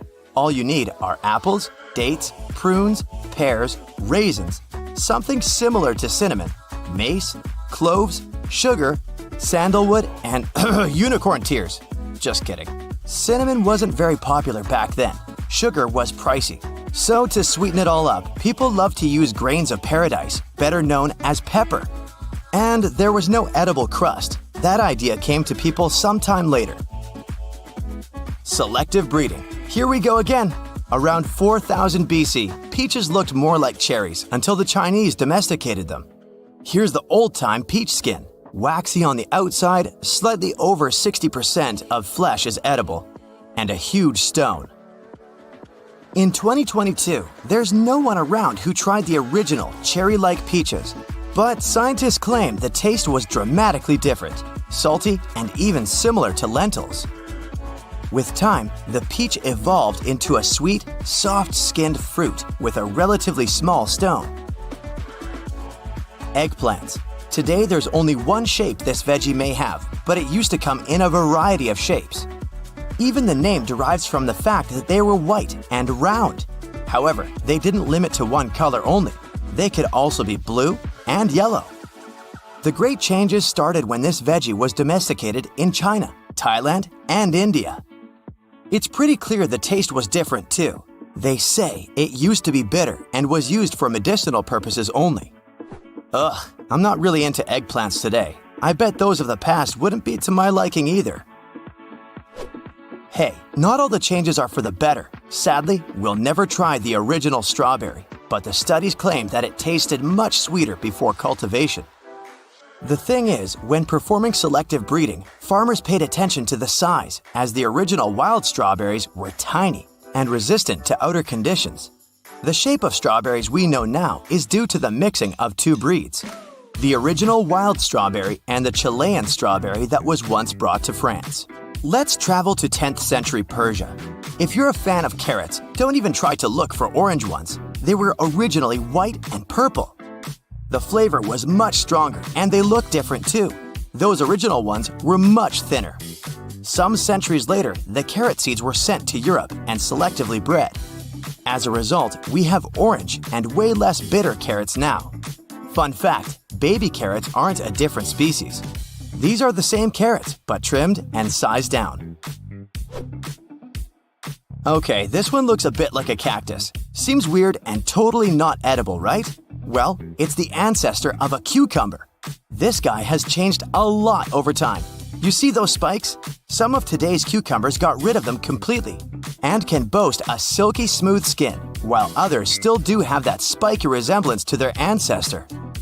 Also, the old version cucumber had only 4 seeds inside, unlike its modern counterpart. Anyway, the main difference between them is that you don't want to slice some of the old-time cucumbers in your salad. It was toxic and non-edible. Things with tomatoes are a bit more complicated, as their evolution happened in 2 stages. It all started with the wild ancestors that were as tiny as berries and had different colors like yellow, purple, and green. The wild ancestors evolved into yellow tomatoes, which evolved into something we know today as cherry tomatoes. Hey, have you noticed that the tomatoes get less flavorful each year? It's because they lost some of their genes over time. That's the downside of selective breeding. The second stage started when people cultivated cherry tomatoes into those large ones we need to make a perfect burger and ketchup. By the way, 200 years ago, ketchup was used as medicine. Doctors used to believe tomatoes had a lot of medicinal properties, and so did ketchup. Did someone say ketchup? I guess this is the leader on the list. This condiment has nothing in common with the original version. First off, it was tomato-free. Second, it was made from fish entrails, meat byproducts, and soybeans. Third, it was created in China, and its original name was Getsap or Ketchup. It's the first day of the apocalypse. The internet collapsed, logistics chains broke down. Outside your house, the world is living and breathing chaos. You need to think fast. You gotta make sure your provisions will last until who knows. First off, make sure to stockpile your share of pemmican. It's like a beef jerky with a lot of extra nutritional value. Pemmican is an invention of the indigenous people of North America. They depended on pemmican during harsh winters or when resources were scarce. It lasts long and it's easy to carry, the essence of survival food. It doesn't look the yummiest, but it can last up to 5 years if stored properly. This pemmican stuff is kind of perfect for the apocalypse, since it will give you a highly nutritional meal.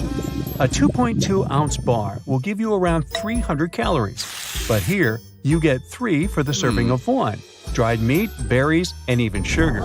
And you won't have to eat a lot to feel satiated, since it gives your body an array of nutrients, from proteins to carbohydrates. I know you'll miss them, but don't grab those chocolate chip cookies you love. You need an alternative called ship's biscuits, but you can't find them in the supermarket. You gotta bake them yourself. These were literally the cookies that sailors ate during long voyages at sea. A ship's biscuit can go a lifetime without going bad. There are records of biscuits that lasted over 80 years. The deal is that when sailors went to sea, they didn't know exactly when they would set foot on land again. So they needed to be ready, food-wise. Or else they could, starve. Bakers came up with this simple recipe. These cookies are mostly made out of salt, flour, and a bit of water. But the secret here is that the slow baking method takes all the moisture out of it. The little holes on top help to get the moisture out during the cooking process.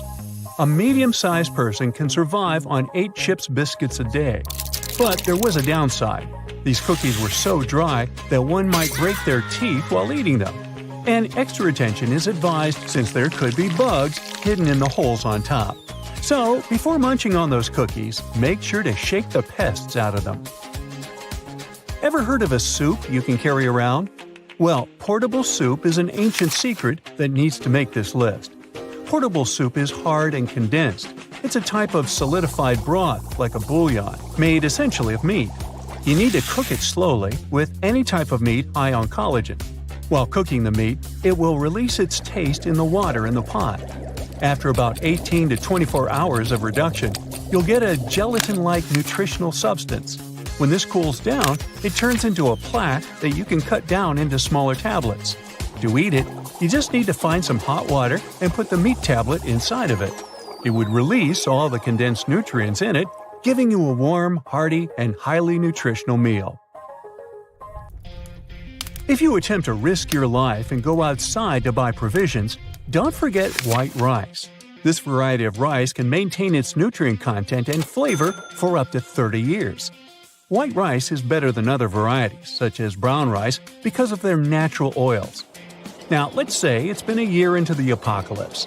You've gotten used to your new lifestyle at this point. You go outside to hunt for some fresh meat, but you run into a bear. But since your nutrition is up to date, you have all the energy you need to escape it, and you can thank kamut for that.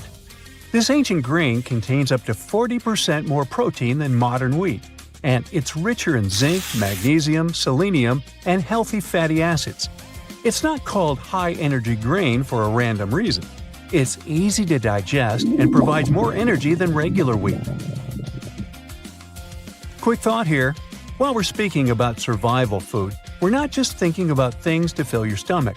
We need to think in nutritional terms as well as psychological ones, which means Jell-O.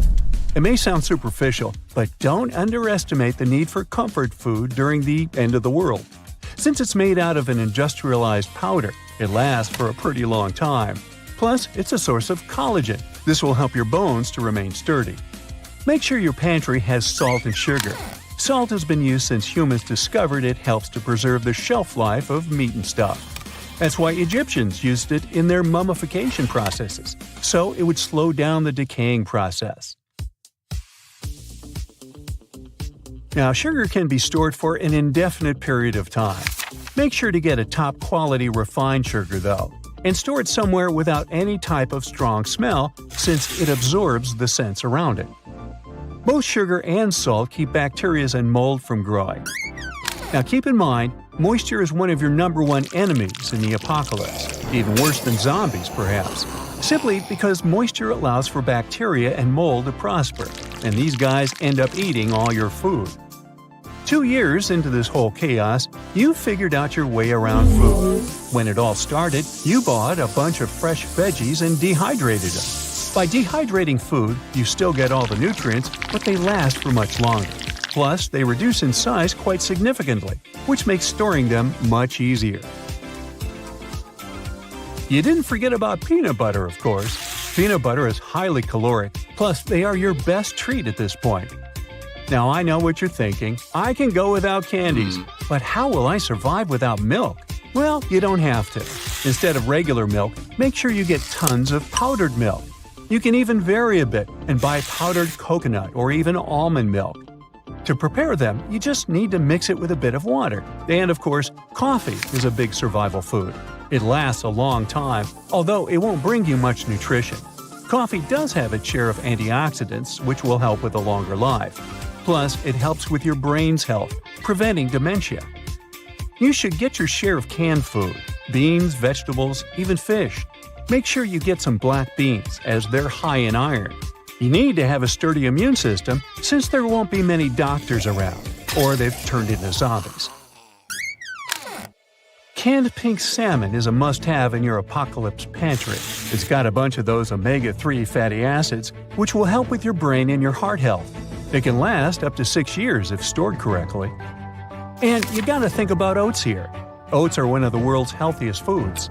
A bowl of oatmeal for breakfast can help you feel full longer, which is a great ally when food is being rationed. Rolled oats are simple to make and can be eaten without cooking, simply by letting them sit in water overnight. Now, corn. Flint corn is one of the best for long-term storage. It makes a pretty good cornmeal. You can even grind it and make a mean tortilla, in case you start to miss those Mexican night outs. It's best to store it whole and grind it only when you cook it, for durability, of course. Now, unfortunately, popcorn has more moisture than other varieties of corn and is not the best candidate for long-term storage. Let's just say popcorn doesn't make it into the apocalypse. Which leads us to another point. None of this will work if you don't know how to store your survival food. You need to create a storage location that is cool, dark, and dry. This can extend the shelf life of your food for up to 30 years. For the dehydrated stuff, you need to store it in airtight containers. Air is kind of a bad guy here, since it helps to oxidize a bunch of stuff. Most bacteria in our food need air in order to thrive, so if we cut out the air, this means more food for us. How about eating a banana with mayo? Dipping pickles in peanut butter? These food combinations do sound pretty wild, but how do they taste? Well, give them a try, and Oreos with mustard might become your favorite dish. Okay, stay with me here. Tomatoes and peanut butter. Put several slices of tomato on a piece of bread and spread some peanut butter over the sandwich. Or just slather a thick layer of peanut butter over a slice of tomato. This taste combination is surprisingly popular with many foodies. Nutella and French fries. Salt tends to enhance flavors. That's why if you dip your French fries in Nutella, the famous hazelnut spread will taste sweeter and nuttier. Yes, the pun was intended. Another way to enjoy your French fries even more is to wash them down with chocolate milk. Banana and bacon. Salty, crispy bacon combined with sweet, carb-heavy banana makes a perfect mix. Put these ingredients on a slice of bread, add some peanut butter, voila! Your perfect sandwich is ready. Pickles and ice cream.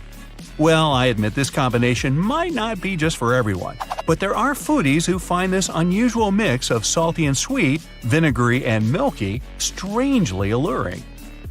Cheddar cheese and apple pie. These days you can surprise no one by serving sliced cheese together with fresh apples. But since these products get along quite well, why don't you take it one step further? They say the idea of adding cheddar cheese to apple pies first appeared in England, and after that, it spread all over the world. French fries and honey. If you want to turn your French fries experience into something different and more exciting, honey will do the trick. Its sweet flavor will complement the fast food saltiness. No wonder some restaurants have honey among other dipping options. Banana and mayo. Nope. By no means do I encourage you to squeeze a healthy dollop of mayonnaise on a peeled banana and stuff it into your mouth. Instead, try sandwiching a sliced banana between two pieces of bread and coat it with a bit of mayo. You might be in for a pleasant surprise. Chocolate and chips.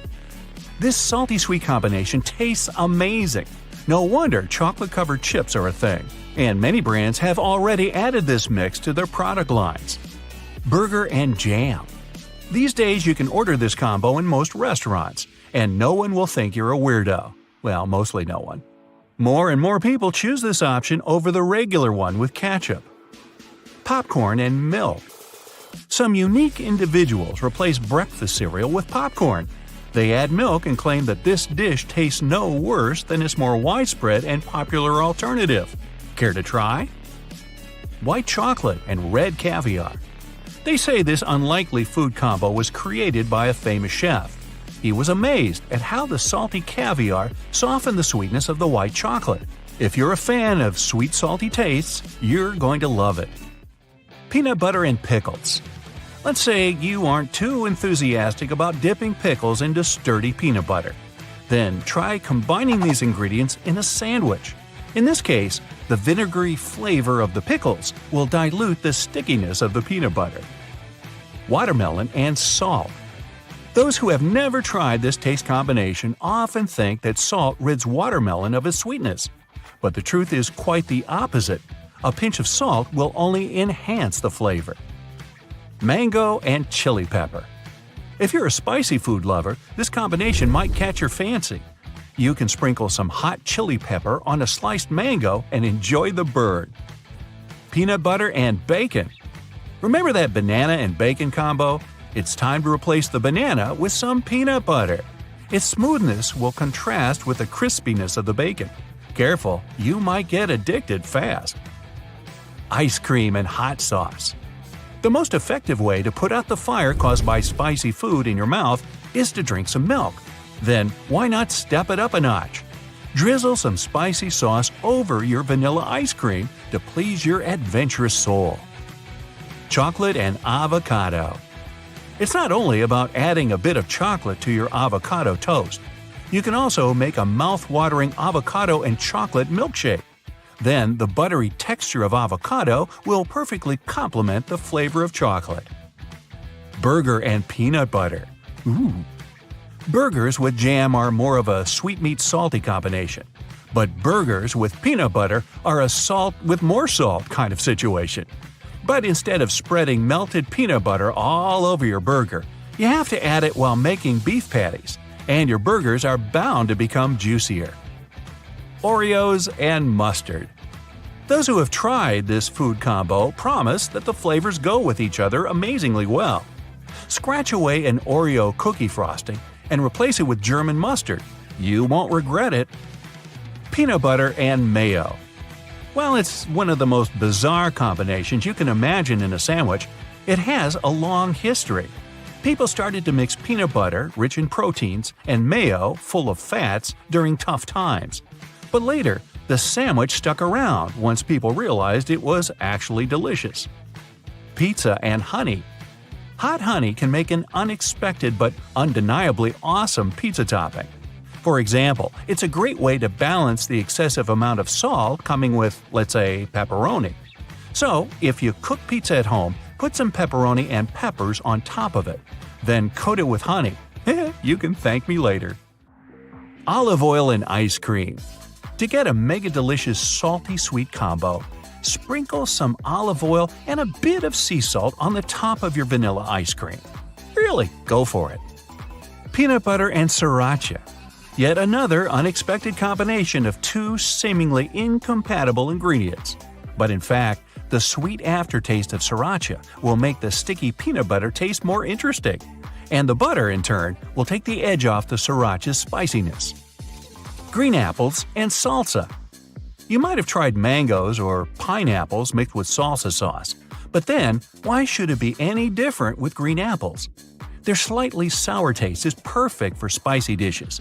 It does offset some heat, but at the same time, their flavor adds a strong and a bit bitter taste to the mix. Strawberries and balsamic.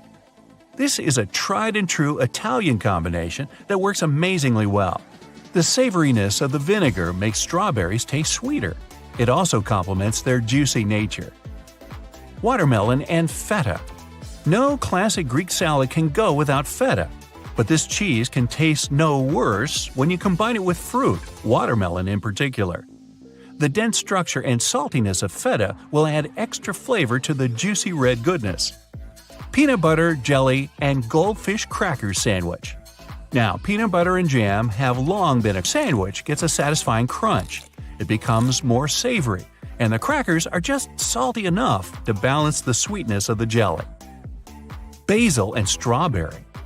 I've already mentioned the benefits of mixing strawberries with balsamic vinegar, but strawberries and basil are just as good. You can test this combination while making lemonades and other drinks. Basil and strawberry frozen yogurt taste just as delicious. Pickle brine and chicken. Cooking chicken in pickle brine helps keep the meat juicy. At the same time, this method preserves the natural flavor of poultry meat. Another benefit? You don't need to use salt in the process. The brine is already salty enough. Hummus and dried cranberries. After dipping your cracker in hummus, top it with several dried cranberries. They make a world of difference by adding a tiny bit of tang.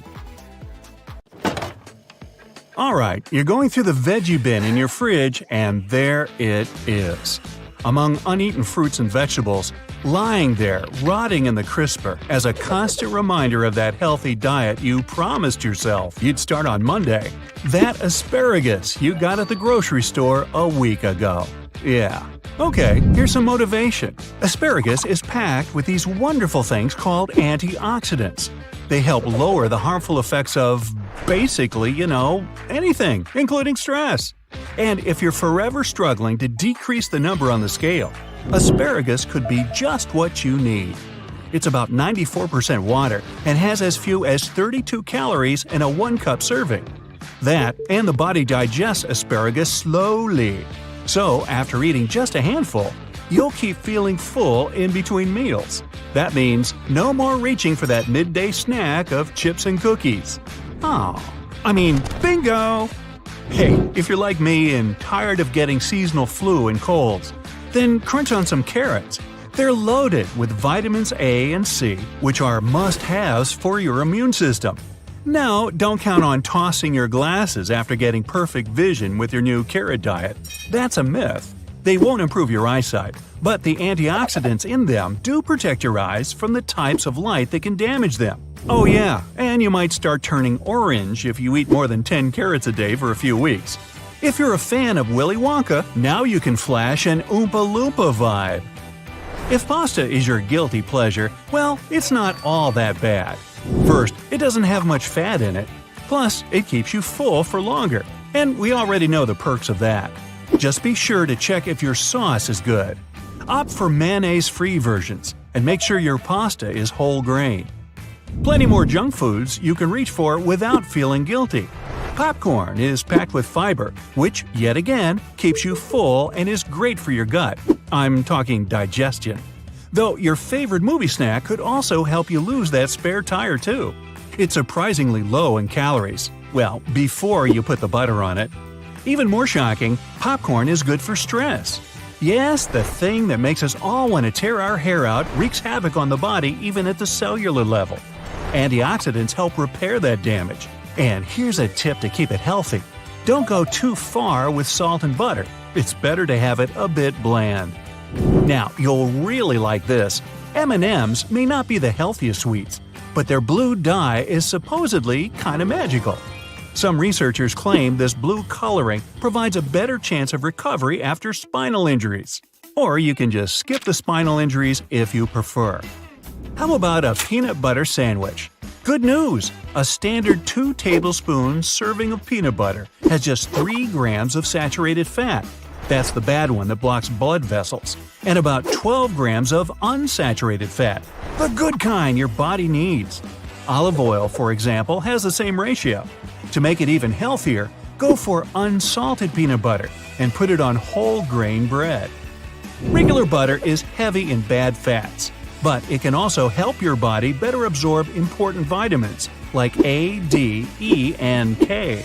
A tip if you're worried about gaining a few extra pounds, opt for whipped butter. It has fewer calories. That's because it's full of air.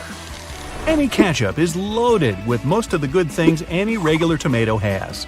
Your heart likes it, and it can help fight stress. Yes, those magical antioxidants yet again. Try to opt for organic ketchups if you can. They're made from real healthy tomatoes with richer nutrients. At least that's what a recent study from Spain found. And as one of the world's leading tomato producers, they probably know what they're talking about. Sweet potatoes don't have many calories despite their sweetness, but they're rich in a lot of good things for you, like iron, copper, and potassium.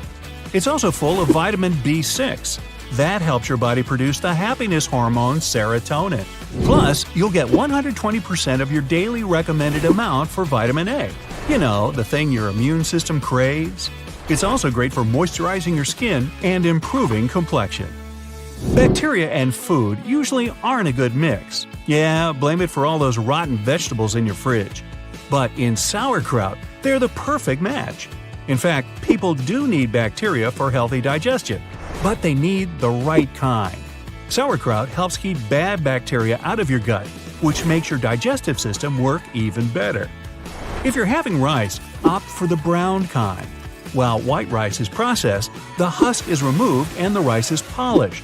The problem is, up to 80% of the B vitamins get unintentionally eliminated too. Other vitamins get completely taken out. Plus, brown rice has more fiber, keeping you feeling nice and full between meals. Got some motion sickness or feeling nauseous? Grab a serving of ginger. And here's a strange one. Ginger helps get rid of body odor. First, the root heats you up and makes you sweat.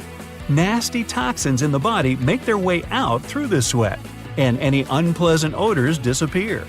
Ginger is also a natural antibiotic and antioxidant. Take a break from regular water every now and then with coconut water. You still get the hydration you need, plus some added benefits. It's a great source of essential minerals, especially for your body's nervous and muscular systems. Many experts even recommend it as a much better alternative to sugary sports drinks. Sardines are packed with nutrients and even improve blood flow. They have a lot of calcium, tons of protein, yet few calories. Protein is a must for maintaining muscle mass and boosting muscle growth. If you're looking to bulk up and stay that way, there you go, sardines. Another tiny fish that proves size doesn't matter is the anchovy. They too are loaded with protein, calcium, and omega-3 fatty acids, just like any big fish. Hey, order some anchovy pizza next time. If you're lactose intolerant but want to benefit from dairy products, try some kefir. This fermented milk is full of bacteria. Yeah, don't be scared, it's the good kind that may help eliminate or reduce lactose intolerance problems. Try replacing your daily black tea or coffee with some rooibos for a couple weeks. It's a plant used to make red tea, and several studies have linked it with good heart and kidney health. It's a great alternative if you have a bad reaction to caffeine. Red tea doesn't have any. A nice bonus? It has 0 calories, so if you're on a diet, give it a try. If you still avoid dark poultry meat, you may want to reconsider. Sure, light meat is a healthy choice, no argument here. But the fat in the darker parts contains a hormone that stimulates the digestion of fat and protein. Meat from the leg is also packed with taurine, which is essential for good metabolism and digestion.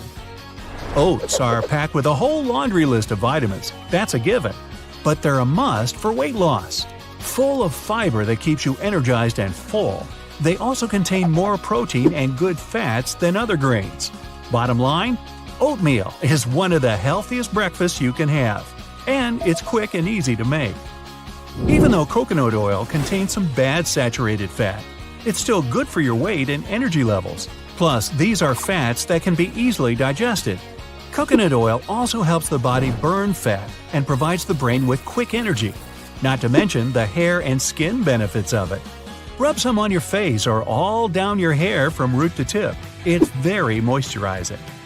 There's one yummy way to lose weight if you're a fan of spicy food. Use hot sauces. They add the flavor you love and help cut down your appetite. It's all because of the capsaicin they contain. It's usually in chili peppers. This compound lowers the hunger hormone ghrelin in your body while raising the level of the hormone that's in charge of suppressing your appetite. Woo, double whammy! Spices such as cumin and turmeric are healthier than you might have thought. Turmeric has potent antiviral properties and acts as an anti-inflammatory agent. Cumin is also good at combating bad bacteria, and it's super heart healthy. And now, I'm hungry. Finish clearing out your crisper, and I'm off to lunch. Bye-bye! Many people try to store different types of food in the fridge, just in case. It seems like the smartest decision to extend a product's lifespan. But it's not that simple. For some foods, the fridge can be harmful. For example, sauces. If the package doesn't say otherwise, it's better to keep them outside the fridge. You can put them in a cupboard that is far from your oven to protect sauces from temperature changes. The worst enemy of coffee beans is moisture. Special oil in coffee beans is responsible for that pleasant and cozy coffee smell. When you place your coffee in the fridge, condensation changes its entire cell structure and makes all the magic disappear. But if your goal is to get off caffeine, maybe it is a good idea to store your beans in the cold. Rumor has it that honey is an immortal food. You can store it almost forever, but make sure to do it properly. Keep honey in a cold and dark place, but don't put it in your fridge. Otherwise, it may crystallize and lose some of its major beneficial properties. Putting tomatoes into the fridge seems pretty harmless, but it's not the best idea. It will make tomatoes lose their delicious flavor because cold air slows down the natural ripening process. Thus, the thin membranes inside of the tomatoes get less juicy. And you don't want your salad to be watery and tasteless, do you? The best way to store tomatoes is in a well-ventilated box or basket at room temperature. If you want to keep sliced bananas from getting brown, use citrus juice. Just drizzle orange or lemon juice over the cut bananas. Unfortunately, this trick only works for a few hours. The perfect way to store your chocolate is inside your stomach. Just kidding. Keep it away from the fridge and store it in a cool, dark place. This way you don't only protect your dessert from your sweet-tooth roommates, but also keep its attractive appearance. It's not a good idea to put your chocolate in the fridge because the temperature difference will create some condensed water on the surface of the chocolate bar. And keeping it away from the fridge is safer for your teeth. Chocolate tends to harden at low temperatures, which makes each bite more difficult. Don't keep your hummus at room temperature.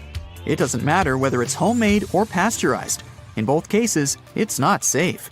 If the hummus is traditional and doesn't contain any preservatives, its lifespan is up to 1 week.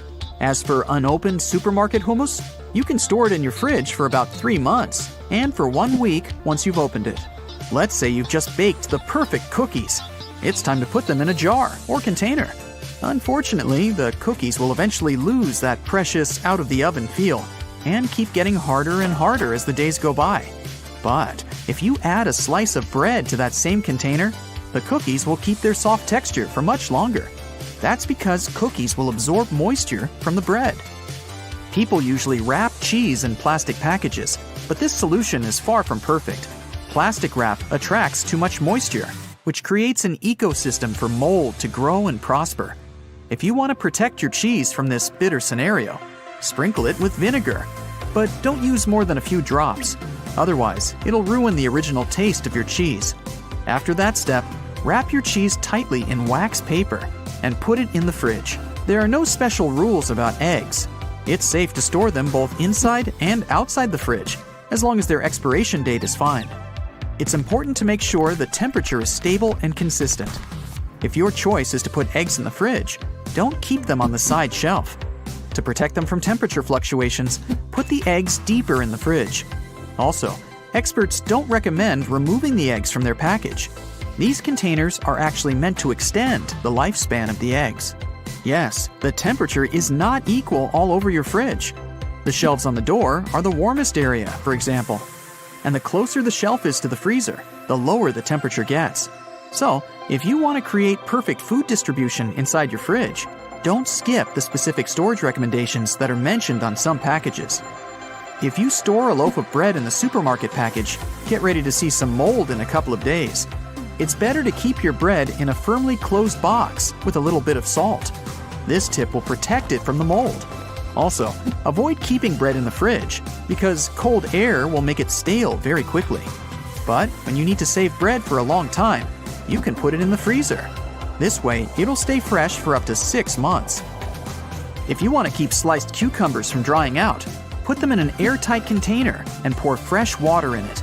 Don't store them in the fridge for more than a week. As for the whole cucumbers, keep in mind that they rot in the cold air way faster than at room temperature. If you want to keep them fresh for as long as possible, store them outside the fridge. Avocado is a tricky fruit with tricky storage rules. If your avocado is hard and not fully ripe yet, keep it away from the fridge because cold air will slow down the ripening process. Bananas emit high levels of ethylene, which helps avocados ripen faster. So, if you want to accelerate the process, put it in a bag with 1 or several bananas.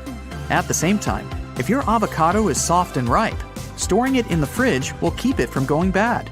Some people prefer wrapping cut avocado in plastic wrap together with a slice of onion. This tip helps the fruit to stay fresh longer. Another way is to cover it with olive oil. Keep in mind that cut avocado can be stored in the fridge for no longer than 3 days. Keep your onions and garlic away from the fridge. Low temperatures will cause mold way faster. If you want to keep them fresh for a long time, store them in a cool, dry place. For example, in the kitchen cupboard. And if you don't mind some country house style in your kitchen, tie the onions to one another and keep them hanging. Also, avoid storing oranges and other citrus fruits in the fridge. Unfortunately, low temperatures make these fruits less tasty and less beneficial for your health. You can store them in a fruit bowl, on a shelf, or kitchen table. Don't worry, this won't speed up their rotting. Just like many other vegetables, eggplants don't like low temperatures. In the fridge, they get soft and lose their good qualities way faster. Keep these veggies away from direct sunlight in some dry space at room temperature. If you've sliced an apple, but you don't want to eat it right away, here's a tip. Put a rubber band around the slices to hold them together. It'll keep the apple from turning brown. This fruit will stay fresh and crispy for as long as a whole month when stored in a moisture-resistant bag in a fridge. It's advised to avoid washing apples before storing them, as it might cause spoilage. Never put olive oil inside your fridge. If you've made this mistake before, you've probably noticed those weird white pieces inside the oil. Don't worry, it's not toxic. In fact, low temperatures in the fridge cause water condensation, which looks like unpleasant impurities.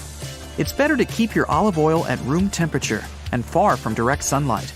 Watermelons and other melons, kept at room temperature, contain more beneficial nutrients and antioxidants compared to those kept in the fridge. But once you cut your watermelon, it's better to store it in the fridge. Use plastic wrap to cover the cut side tightly and replace it each time you cut your watermelon. Also, you can cut your melon or watermelon in smaller slices and store them in an airtight container in your fridge for up to 1 week. Freezing ginger will allow you to keep it fresh for 2 to 9 months and maintain its quality. You can also grate it in advance so you can take 1 spoonful at a time. This will save you time, especially on those busy days when you need to prepare something fast.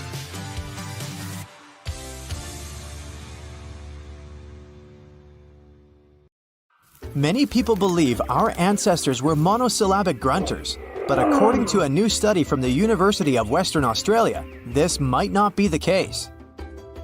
The primary purpose of any language is to convey some meaning, right? So, researchers believe that nonverbal communication most likely came before oral language. To test this, they asked a group of people to play a communication game similar to charades. They put people speaking different languages and from different cultures in one room and told them to communicate through gestures. No grunts allowed. The results were astonishing. Scientists confirmed that many gestures apparently have universal meaning. This way, people understand each other more easily than with any other type of vocalization. If I make the shape of a heart with my hands, you'll get what I mean, right? Speaking of languages, did you know that the last letter added to the English alphabet wasn't Z? It was actually J. It's also no coincidence that I and J are side by side. They started out as the same letter. J was just a prettier way of writing I. With time, J got its own phoneme and became a separate letter all on its own. Bees are fascinating creatures. They're very important for people. For one thing, it's their delicious honey. But they are the best pollinators too. We need them to keep restoring our food supplies.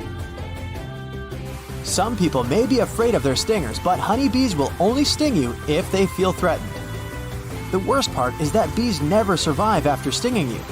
These insects can't pull their barbed stinger out of your skin. And this stinger is part of the bee's digestive tract, nerves, and muscles. After losing all that, the tiny creature can't really make it out alive. The filling between Kit Kat wafers is made from other Kit Kats. When something goes wrong during the production, for example, a Kit Kat bar has too many bubbles or other imperfections, nothing goes to waste.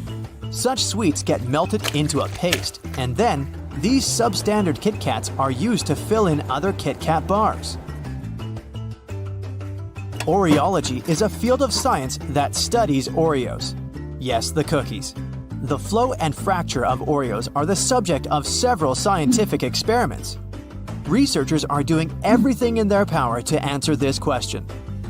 Why does all the cream remain only on one side of the Oreo?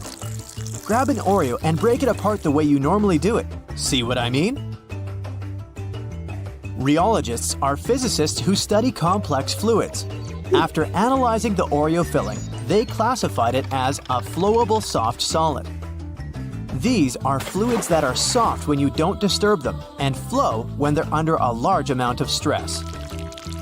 No, that doesn't mean Oreos are literally stressed. This means that the cream on the inside will behave according to the pressure you apply while opening a cookie. The trick that will help you distribute the cream is a simple twist. If you twist an Oreo slowly and steadily, this will reduce the stress and most likely let the cream stay on both sides of the cookie. Try it out for yourself and let me know if it works for you. Meanwhile, Oreologists have developed a special machine to do the testing. Ever heard of an Oreometer? It was designed specifically to twist Oreos at an optimum speed and angle. Way to go, cookie science! It's a beautiful afternoon, and you're looking at the sky. Wait, what are those tiny dots traveling in squiggly lines? They're only visible for a short moment. You might even mistake them for mosquitoes. Those are your white blood cells. They're moving inside your capillaries running through the front part of the retina in your eyes. The funny thing is, most people don't notice the dots until someone asks them to pay attention. The Ring of Fire is not only the name of a popular song, it's also a horseshoe-shaped area in the Pacific Ocean. It's about 25,000 miles long and contains around 450 volcanoes. It's the most seismically active place on Earth. Over 75% of all active and sleeping volcanoes in the world are located in the Ring of Fire. No wonder around 90% of all earthquakes happen in this area. Oh, and by the way, the deepest trench on the planet is also located there. The Mariana Trench is one of the most famous features of the Ring of Fire. Its deepest point, the Challenger Deep, lies 36,070 feet below sea level. Funny fact, before color television appeared in the 1950s, 75% of people claimed they saw black and white dreams. But these days, the same study has found out that only 12% of people still dream in black and white. Scientists think they've found an explanation for this. It turns out that those who grew up watching black and white television more often have monochrome dreams. Why so serious? In the 1800s, having a photograph of yourself was a big luxury. Smiling in pictures was considered childish and even impolite. That and, well, a lack of proper dental hygiene. Photographers told these people posing for their pictures to say prunes instead of cheese. This word kept people's mouths shut. That's why all our ancestors look as if they've eaten something sour before posing for a photo. When going somewhere by city bus, you don't have to wear a seatbelt. You might have thought that this goes against every traffic rule you can imagine, but that's not exactly the case. There are several reasons why buses have no seatbelts. In case of an emergency, passengers need to be able to get off as fast as possible. If they have their seatbelts on, they'll waste precious time unbuckling them. Secondly, a bus is a heavy vehicle. In case of a crash, it stops more slowly than a car. So, even though the passengers will feel the impact, they won't get seriously hurt. That's also the reason why people are allowed to remain standing on a moving bus. Imagine you're on a date and have accidentally, or not, ordered a garlic pizza. You check your pockets and, oh no, you haven't brought your breath mints with you. No worries, this little trick can help you get out of trouble. All you need to do is order a cucumber salad or anything with celery. These fibrous vegetables can wash away odor-causing bacteria and help you get rid of bad breath. Try holding a slice of cucumber between your tongue and the roof of your mouth. It'll be the same or even better than a breath mint. Here's a riddle for you. A pointy mustache, melting clocks, and the Chupa Chups logo. What do these things have in common? It turns out Salvador Dali was the very person who designed the logo of Chupa Chups. The surrealist artist also suggested that the logo should be placed on top of the lollipop so people could see it at all times. Lady Liberty, when it first arrived in New York, wasn't green.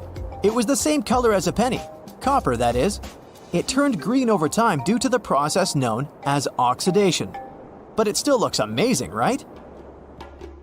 The difference between the American and European chocolate does exist.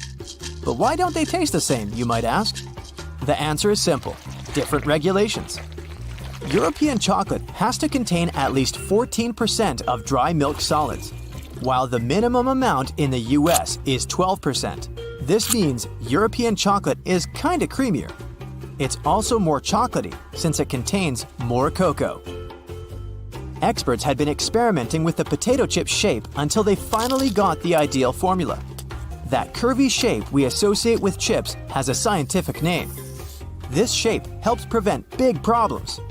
If chips were shaped in a different way, they would immediately break into pieces once put into a bag. But the curvy shape helps them remain in one piece. You might have noticed a similar approach in architecture when domes and arches strengthen the structure of a building. Are you ready for a spicy adventure? Let's talk cinnamon. It's a cool spice that most of us sprinkle on our oatmeal, toast, and apple pies. But did you know that some sneaky sellers out there are trying to sell us fake cinnamon? So, how can you spot the imposter? Well, the real deal is called Siouxland cinnamon, while the fake stuff is usually cassia cinnamon. One way to tell is by looking at the cinnamon sticks themselves. Real cinnamon is lighter in color and has a thinner, more delicate bark. The fake stuff, on the other hand, is darker and thicker.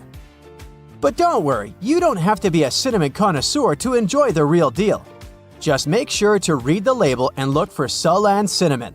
Your taste buds will thank you. Is white chocolate real or just an imposter? Well, it's time to settle this sweet debate once and for all. Some people say it's not even chocolate because it doesn't contain cocoa solids. But let's not judge a book by its cover or chocolate by its color, right?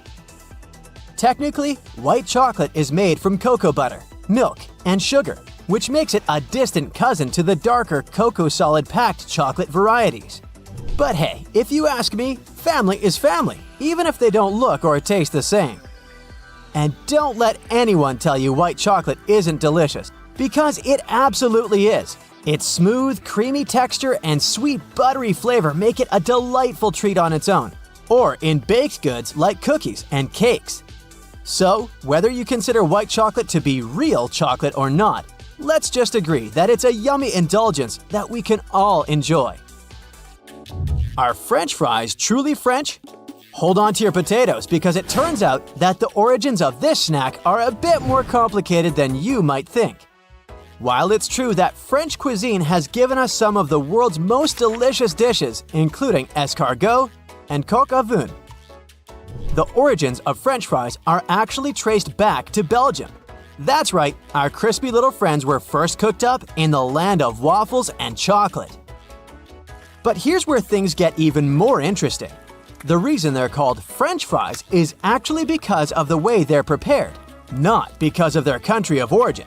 You see, the term French in this context refers to the technique of slicing the potatoes into long, thin strips known as julienne cut. This technique was popularized in France in the 18th century, which is how the name French fries came to be.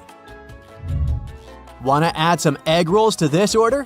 I mean, sure, they're delicious and all, but what's with all the fuss around this dish? First of all, let's talk about the egg part. Despite their name, egg rolls don't contain any eggs. Instead, the egg part comes from the thin, crepe-like wrapper that's made with eggs. It's like a little egg blanket that keeps all the tasty ingredients snuggled up inside.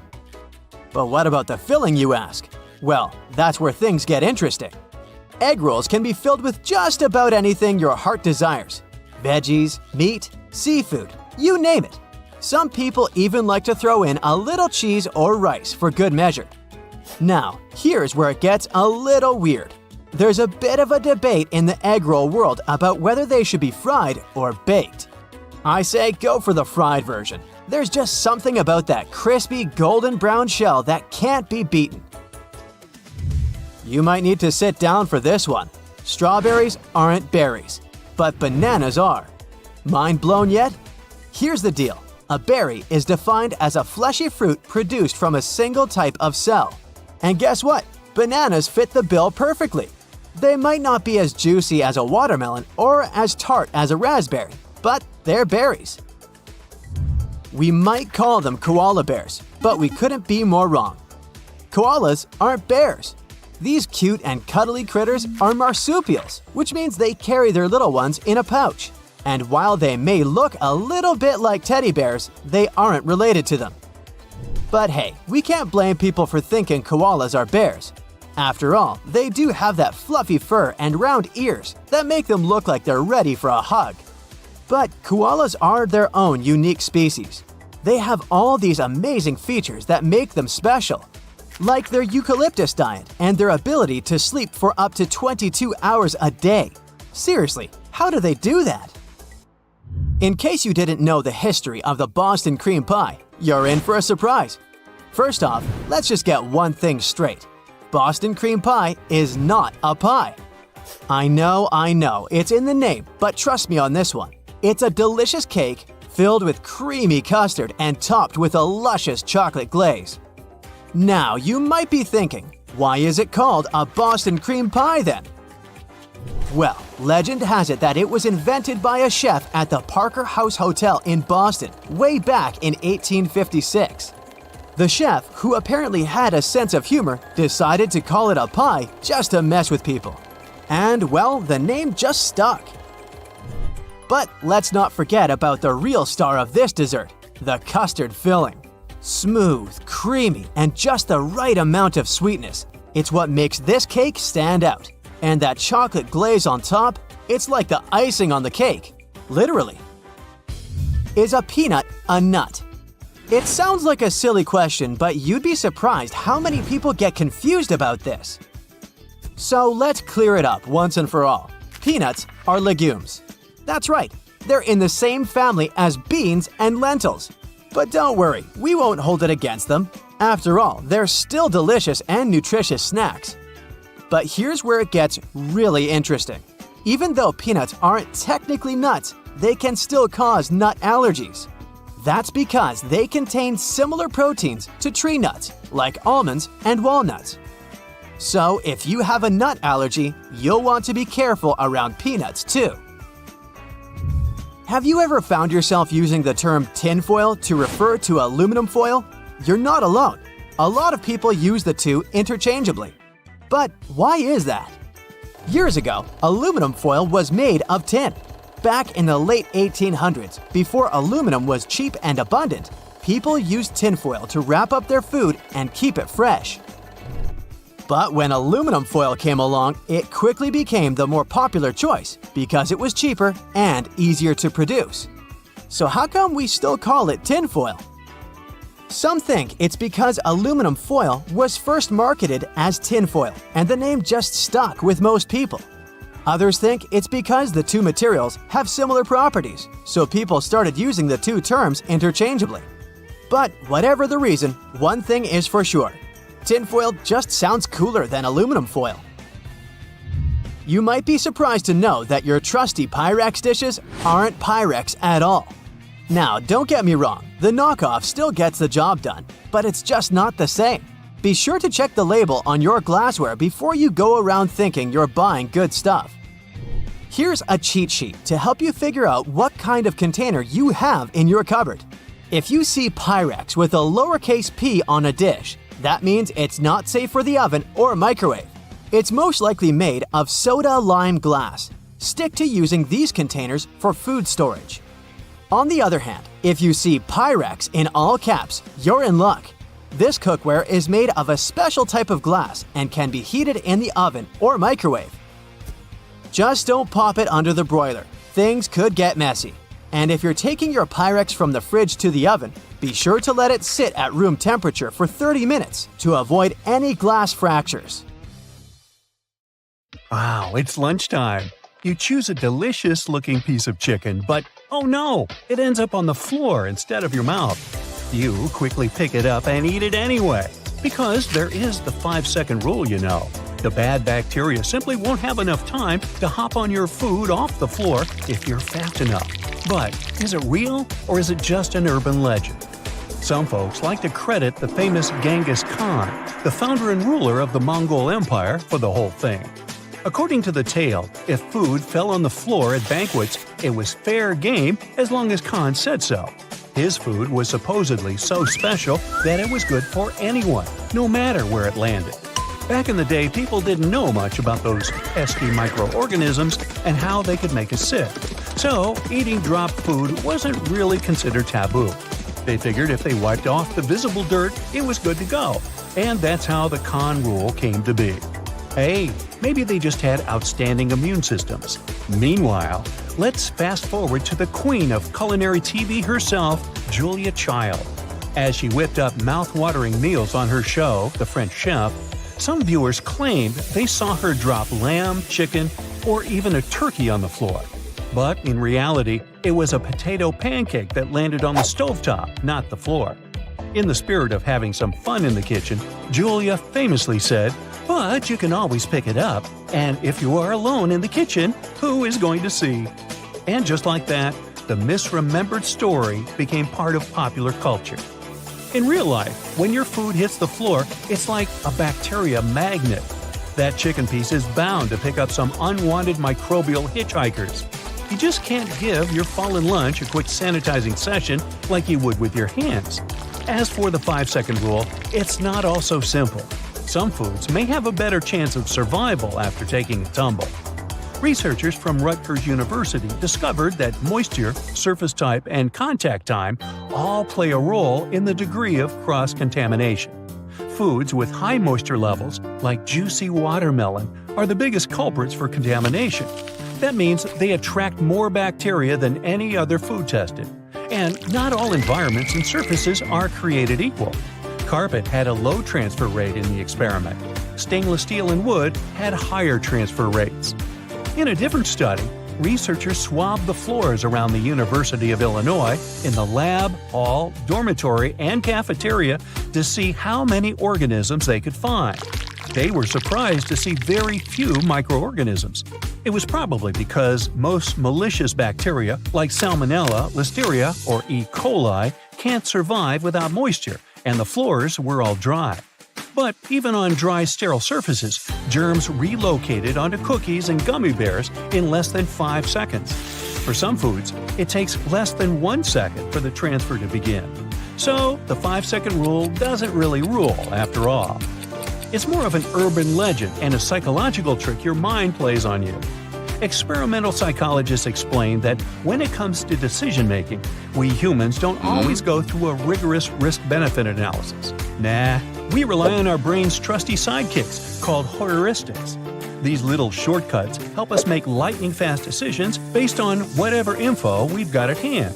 Sometimes these shortcuts can lead us in the wrong direction though, like in the case of germs. Those are invisible little troublemakers, and food is real and valuable. So when you drop a precious piece of food on the floor, say a yellow peanut M&M, your brain goes like, "Hey, I can't see any germs, so it must be safe to snatch it up." Not every floor snack will make you sick, but it also depends on you.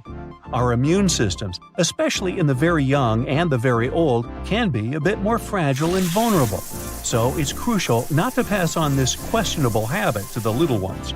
Remember, they're always watching.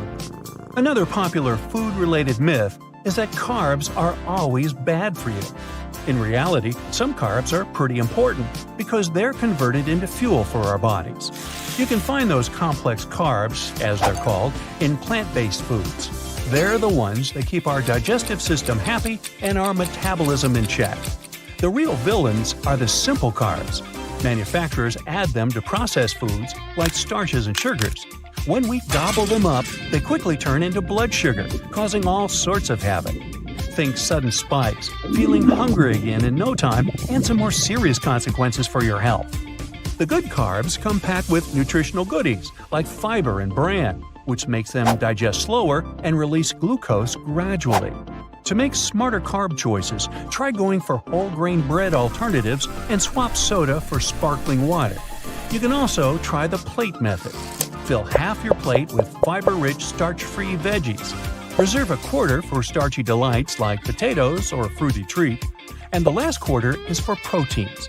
Fish, poultry, beans, nuts, eggs, and lentils should become your new dietary besties. Now, frozen or canned fruits and veggies aren't useless like the rumor has it. Studies have shown that frozen, dried, juiced, or canned plant-based foods can be just as nutritious as their fresh counterparts. You just need to keep an eye out for any sneaky added ingredients like sugars, saturated fats, or sodium. High temperatures during the canning process can cause some vitamins, like C and B, to take a hit. But those vitamins can be a bit sensitive to heat and air in general, so they might leave even during regular cooking and storage at home. Some canned foods, like tomatoes and corn, actually release more antioxidants when they're heated up. Now, have you ever tried adding celery to your diet just because eating it is supposed to burn more calories than you take in? Experts say that negative calorie foods are nothing more than a fantastical idea. Sure, the process of munching and digesting celery burns a few calories, but not a significant amount. There may be around 10 calories in a hefty celery stick, but the body only uses 1/5 of that to process it. So it's still a calorie-plus situation. Plus, you'll unlikely survive just on celery, and it's often a gateway to more yummy foods like cream cheese or peanut butter. Hey, tell me about it. Meanwhile, high-fiber, water-dense fruits and veggies, like celery, can indeed have value as weight loss allies. They fill up your stomach and increase satiety, preventing you from gorging on more calories later. But they won't magically burn off the calories you've already consumed. Some people claim that certain foods or beverages make your body work harder. For example, your body needs to warm up cold water to a toasty 98 degrees Fahrenheit. But there's no solid research to support the idea that cold water drinkers burn significantly more calories. Maybe a measly 5 calories if you're lucky. Caffeine, guanine, taurine, and green tea extracts have been touted for their metabolism-boosting properties. But again, we're talking about a tiny boost that could potentially result in losing around 10 pounds over a year. So, looks like the best way to keep your calories under control is to consume fewer of them than you burn through exercise, not just digestion. Carbonated water isn't any worse than its still version. When carbon dioxide and water get together, they chemically react to create a weak acid called carbonic acid. It tickles the same nerve receptors in your mouth as mustard. That's why you get that delightful and prickly sensation. Although carbonated water is a bit acidic, drinking it won't make your entire body acidic. Your kidneys and lungs step in to remove any excess carbon dioxide from your system. And it's not terrible for your tooth enamel. One study found that sparkling mineral water had only a slight impact on enamel compared to still water. It was a whopping 100 times less damaging than a sugary soft drink. So keep your bubbly drink sugar-free, and you should be safe and healthy.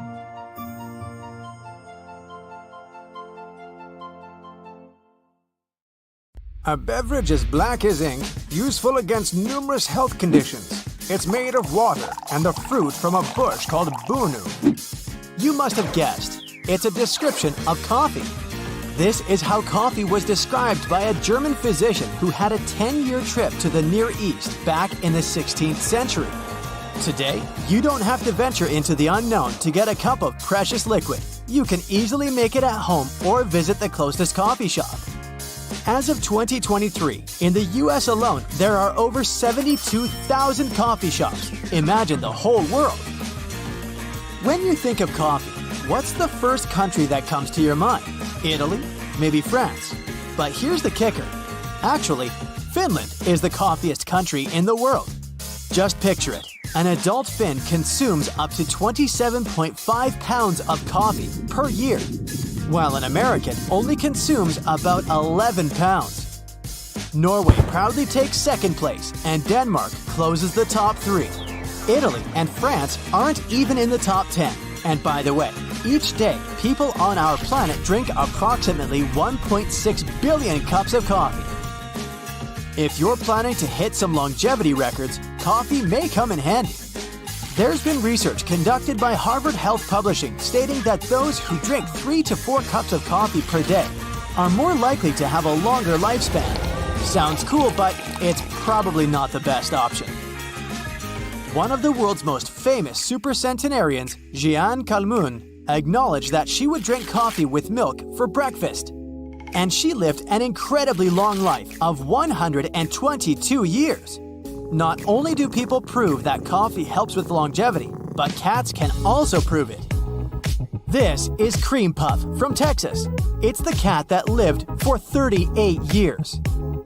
Jake Perry, Cream Puff's owner, shared some details about his pet's diet. Cream Puff would typically eat dry cat food, eggs, turkey bacon. Alright, nothing special here. But the cat was a big fan of coffee too. Cream Puff preferred coffee with cream. Now, here's a question for you. What color is your coffee mug? Thing is, it matters a lot what you drink from. There are certain colors, for example, lead-based glaze that can release toxic substances in your drink. Mugs glazed with red and orange are most likely to contain lead. So, if you want to play it safe, opt for mugs made of glass, ceramic, or stainless steel. Also, mugs made of plastic or aluminum aren't safe either, as they may release unwanted substances, just like glazed mugs. But the color matters for psychological reasons too. There's been an experiment concerning coffee perception based on the mug color. So, it turns out that if we drink coffee from a white mug, it may seem less sweet than if we drink it from a blue or transparent one. Coffee even played an important role in major sports events. Back in 1932, Brazilian athletes couldn't afford a trip to LA to participate in the Olympic Games. However, a solution was found. The authorities loaded the athletes onto a ship full of coffee. That coffee was sold on the way, so it helped finance their trip. Coffee is also the key to a happy family life, or at least it used to be. In the 15th century, in Mesopotamia, coffee was pretty important when it came to marriage. Men would choose their future wives based on how well they could make coffee. Luckily, we have coffee machines for that today, so we choose partners based on their personalities. And in Constantinople, a wife could file for divorce in case her hubby did not provide her with enough coffee. According to industry standards, you need around 56 coffee beans to make a single shot of coffee. Beethoven, yes, I'm talking about one of the main hitmakers of all time, would count 60 beans precisely to brew his morning coffee. I guess it was more of a ritual than a particular recipe. Hey, do you have any rituals for your morning, Joe? Another hitmaker, Johann Sebastian Bach, even dedicated a cantata to coffee, which he called Coffee Cantata. Pretty straightforward, huh? The cantata tells about coffee dependence. Even though black coffee is supposedly the most common type out there, pretty much everyone tried cappuccino at least once. By the way, it got its name because of the final color the drink has. It's a soft brownish shade, very much similar to the color of the capuchin robe. Plus, the robe has a hood, and the word hood translates to Italian as cappuccio. Now the name finally makes sense. Those who don't like to spend time brewing coffee often opt for the instant variety. Let's say happy birthday to instant coffee. It's soon to turn 116 years old. It was invented in 1907, and up until the 1970s, many consumers would criticize it for having an inferior taste. However, in the 1970s, the technology changed, and the manufacturers claimed it tasted almost like freshly brewed coffee. Also, instant coffee created another popular thing: coffee vending machines. The first prototype was invented back in 1947, and they've been with us ever since the 1950s. There are also some products you don't really want to combine coffee with. Number 1. Meat. The logic is simple. Coffee can absorb zinc in the body. Therefore, it's not the best choice to have coffee after grabbing something that contains zinc. I'm talking about red meat, oysters, and beans. Number 2. Fried food. Such dishes tend to contain a lot of so-called bad fats. And once you combine them with caffeine, this mix increases the cholesterol levels in your body. Number 3 may come as a surprise, but still, coffee and milk aren't the best match. Coffee doesn't let the calcium absorb, so technically, you just don't get many nutrients from the milk. Japan seems like the perfect place for those who love coffee. I mean, do you know any other place where you can literally bathe in coffee? Me neither. So this hot springs spa and water amusement park near Tokyo got famous for its extraordinary hot tubs. There are 26 baths in total, and they're filled with coffee, green tea, and many other drinks. Only fresh ingredients are used, and the baths get refilled every day. So to make a coffee tub, they brew coffee beans with water from natural hot springs. By the way, the price is pretty reasonable. An adult ticket costs about $36. If you tried to make a coffee tub yourself, you'd probably spend more. Time to debunk another myth. Decaf coffee does have caffeine. A middle-sized decaf drink has about 7 milligrams of caffeine, while regular coffee has about 7. Yep, 10 times less, but it's enough to disrupt your sleep. As for classic coffee, remember that caffeine has a 6-hour half-life, so it takes about 12 hours to fully eliminate it from your body. Coffee is a no-go both before you go to sleep and right after you wake up. Cortisol, the stress hormone, is not only responsible for stress, but for sleep cycles too. It spikes between 8 a.m. and 9 a.m., so a cup of coffee only adds to anxiety in the morning. Grab it when the cortisol is at its lowest.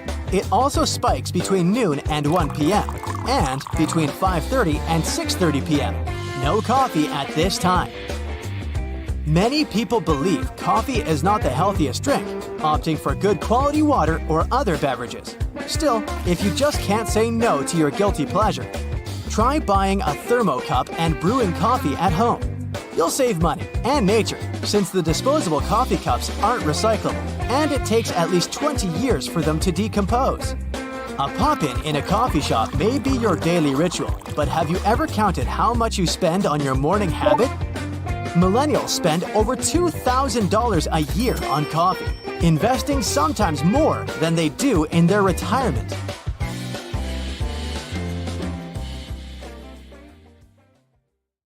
Three, two, one. Bam! Now instead of enjoying the new movie, you will enjoy cleaning your microwave after the popcorn apocalypse. And all this because you trusted the popcorn button too much. It turns out many of those buttons are just timers and not professional chefs hidden in the microwave. Different types of popcorn, and maybe even different batches of your favorite one, have different popping times. It depends on the weight and humidity of the corn, and there's no magical cooking regime that would work for them all. If you don't give your popcorn enough time to pop because you rely on the button, it will be undercooked and full of kernels. If you let it pop for too long, it'll burn, and the smell will be with you for longer than you'd want it to. Some newer, fancy microwave models come with humidity sensors that take all the factors into account and can actually figure out how to cook your popcorn. All you have to do is touch a special pad. Check your microwave manual to see if it can do the trick. If that's not your case, you need to follow the instructions on the popcorn bag. Most of them say, do not use the popcorn button. A microwave that works on 700 watts is slower than that with 1,000 watts of power. And even when you did the math or followed the manual to a T, don't leave your popcorn unattended. Give it those several minutes of your life and stay nearby to make sure all is going well. Listen to the popping symphony. When it slows down to 2 to 3 seconds between pops, turn it off. If you overcook it, it can lead to scorching. And even when you follow all the rules, you can't just blame it all on the microwave. Check your popcorn's best buy date. Keep your microwave clean. Always remove the plastic overwrap and unfold the paper bag. Now you should be fine. If you want to experiment more with your microwave, you can try drying herbs in it. Sandwich some fresh herbs between 2 paper towels and microwave them in 30-second intervals until they're as dry as you want them to be. You can also toast nuts the same way, in 30-second intervals, in chopped form in a single layer on a plate. Your microwave can also help you peel garlic easily. Put the whole head in for around 20 seconds, and the cloves should slip out of the peels without any problems or smelly fingers. A cube of ice is not something you'd expect to be microwaved, but this trick has taken TikTok by storm. One vlogger tried heating salmon and rice in the microwave with an ice cube and a piece of parchment paper on top. She also added other ingredients like kimchi, mayo, soy sauce, avocado, and dried seaweed. Adding water to reheated ice isn't new, but ice is something rather sensational. A chef instructor explained that an ice cube gives something for the microwave to heat, and the steam diffuses all the way through the food. It helps prevent that annoying situation when only half your meal is properly warmed up. The parchment paper lid also helps to keep the heat in. The steam moves up, hits the paper, and the hot liquid goes down to reheat the food. It takes a while for an ice cube to fully melt in the microwave. The water molecules in it are locked and held together by strong hydrogen bonds. So, it takes a lot of energy to break those bonds. Did you know that microwaving your tea is the best and healthiest way to brew it? Australian scientists proved that this way you can squeeze out all the good stuff in your cuppa. So all you need to do is drop a tea bag in a cup of freshly boiled water for half a minute. Then you need to place it in the microwave with the leaf bag still inside and keep it brewing for 1 minute at 500 watts. Finally, you need to fish out the tea bag and enjoy your drink.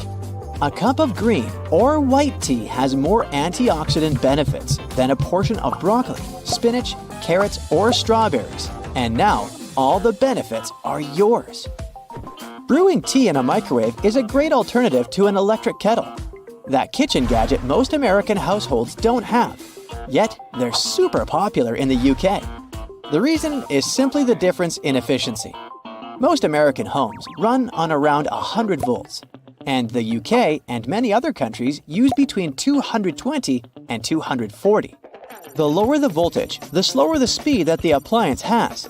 So, if we do some simple math, it will show that it would take the same kettle around 1.5 minutes longer to get to boiling temperature in the US than in the UK. The microwave oven that made the lives of so many people easier was invented by accident in the 1940s. Its creator, Percy Spencer, was trying to design a more efficient and effective way to mass-produce radar magnetrons. It's a kind of electric whistle that creates vibrating electromagnetic waves. Spencer was testing one of his magnetrons when he put his hand in his pocket to have a snack. The peanut cluster bar he had inside had melted and turned into a gooey mess. So he couldn't enjoy his snack, but he realized that something unusual had just happened. Spencer ran another test with the magnetron, this time on an egg under a tube. The egg blew up just moments later. The following day, he popped corn kernels with the new invention. And that's how the first prototype of the microwave was born. It's one of the several inventions from the 40s we still use and love today. The official birth of the mobile phone concept is 1947. It wasn't a flip phone that everyone secretly had in their pockets. Back then, AT&T proposed to the Federal Communications Commission to dish out a ton of radio spectrum frequencies to make the dream of widespread mobile telephone service a reality. Bell Laboratories introduced the idea of cellular communications the same year.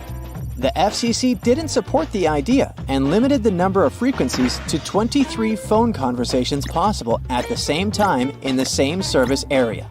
The first call on a portable cell phone was only made in 1973. It was a prototype weighing 28 ounces.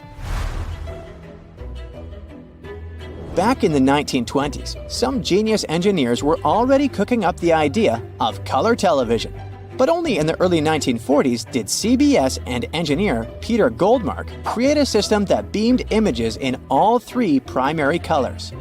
By the 50s, color TV had already settled in the living rooms of families in the West. You wouldn't be able to spray your hair against all elements or paint a mural easily without aerosol spray can technology. It was an invention of the Department of Agriculture researchers. They created the aerosol to spray dangerous bugs. Spray cans, mostly with insecticides, became available to the public shortly after. The invention was later perfected by an American inventor and engineer who created a crimp-on valve. His invention was made of lightweight aluminum. It made the cans cheap and practical to dispense liquids, foams, powders, and creams.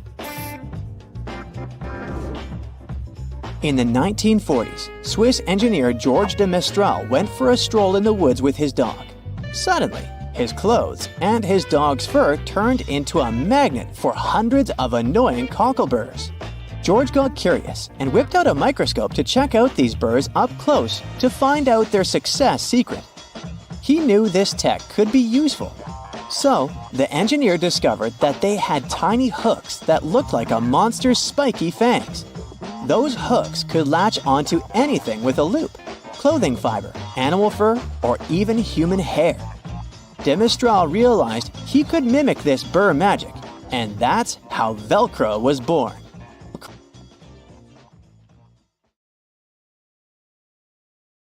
Some of those potatoes you left in your pantry have turned green.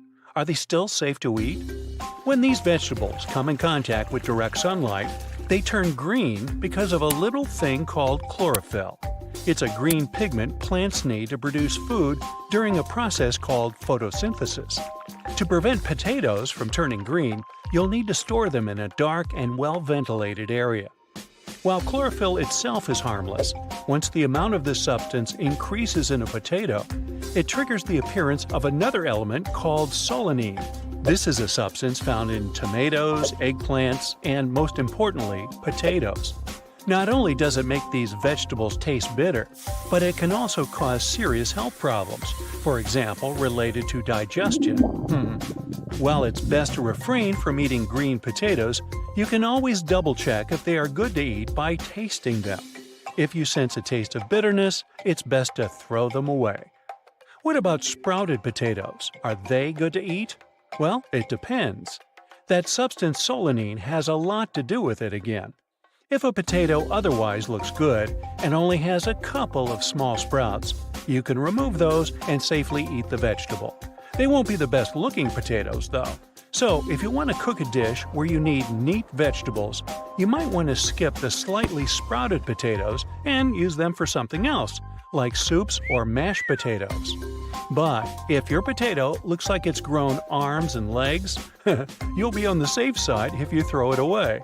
Solanine aside, it will also taste bitter, so you might end up cooking it for no good reason at all. Let's look at some other tips to help you improve your kitchen safety skills, like how you should wash fruits and vegetables with hard rinds, say melons or cucumbers. Simply running water over them may not be enough to get rid of all the nasty stuff on their surface. Best to use a sterilized scrub brush and some elbow grease to really get into those ridges and clean the vegetables properly. That way, the dirt and bacteria won't transfer from your veggies to your cutting knife or board. A fan of grilled meat? Might want to get a food thermometer to make sure you're always on the safe side. If you're an experienced cook, you might be able to visibly judge if the meat is ready. But if you're really not sure if the product is done, a thermometer will be your best friend. Specialists claim that whole cuts of meat need to reach a minimum internal temperature of 140 degrees Fahrenheit before you can serve them.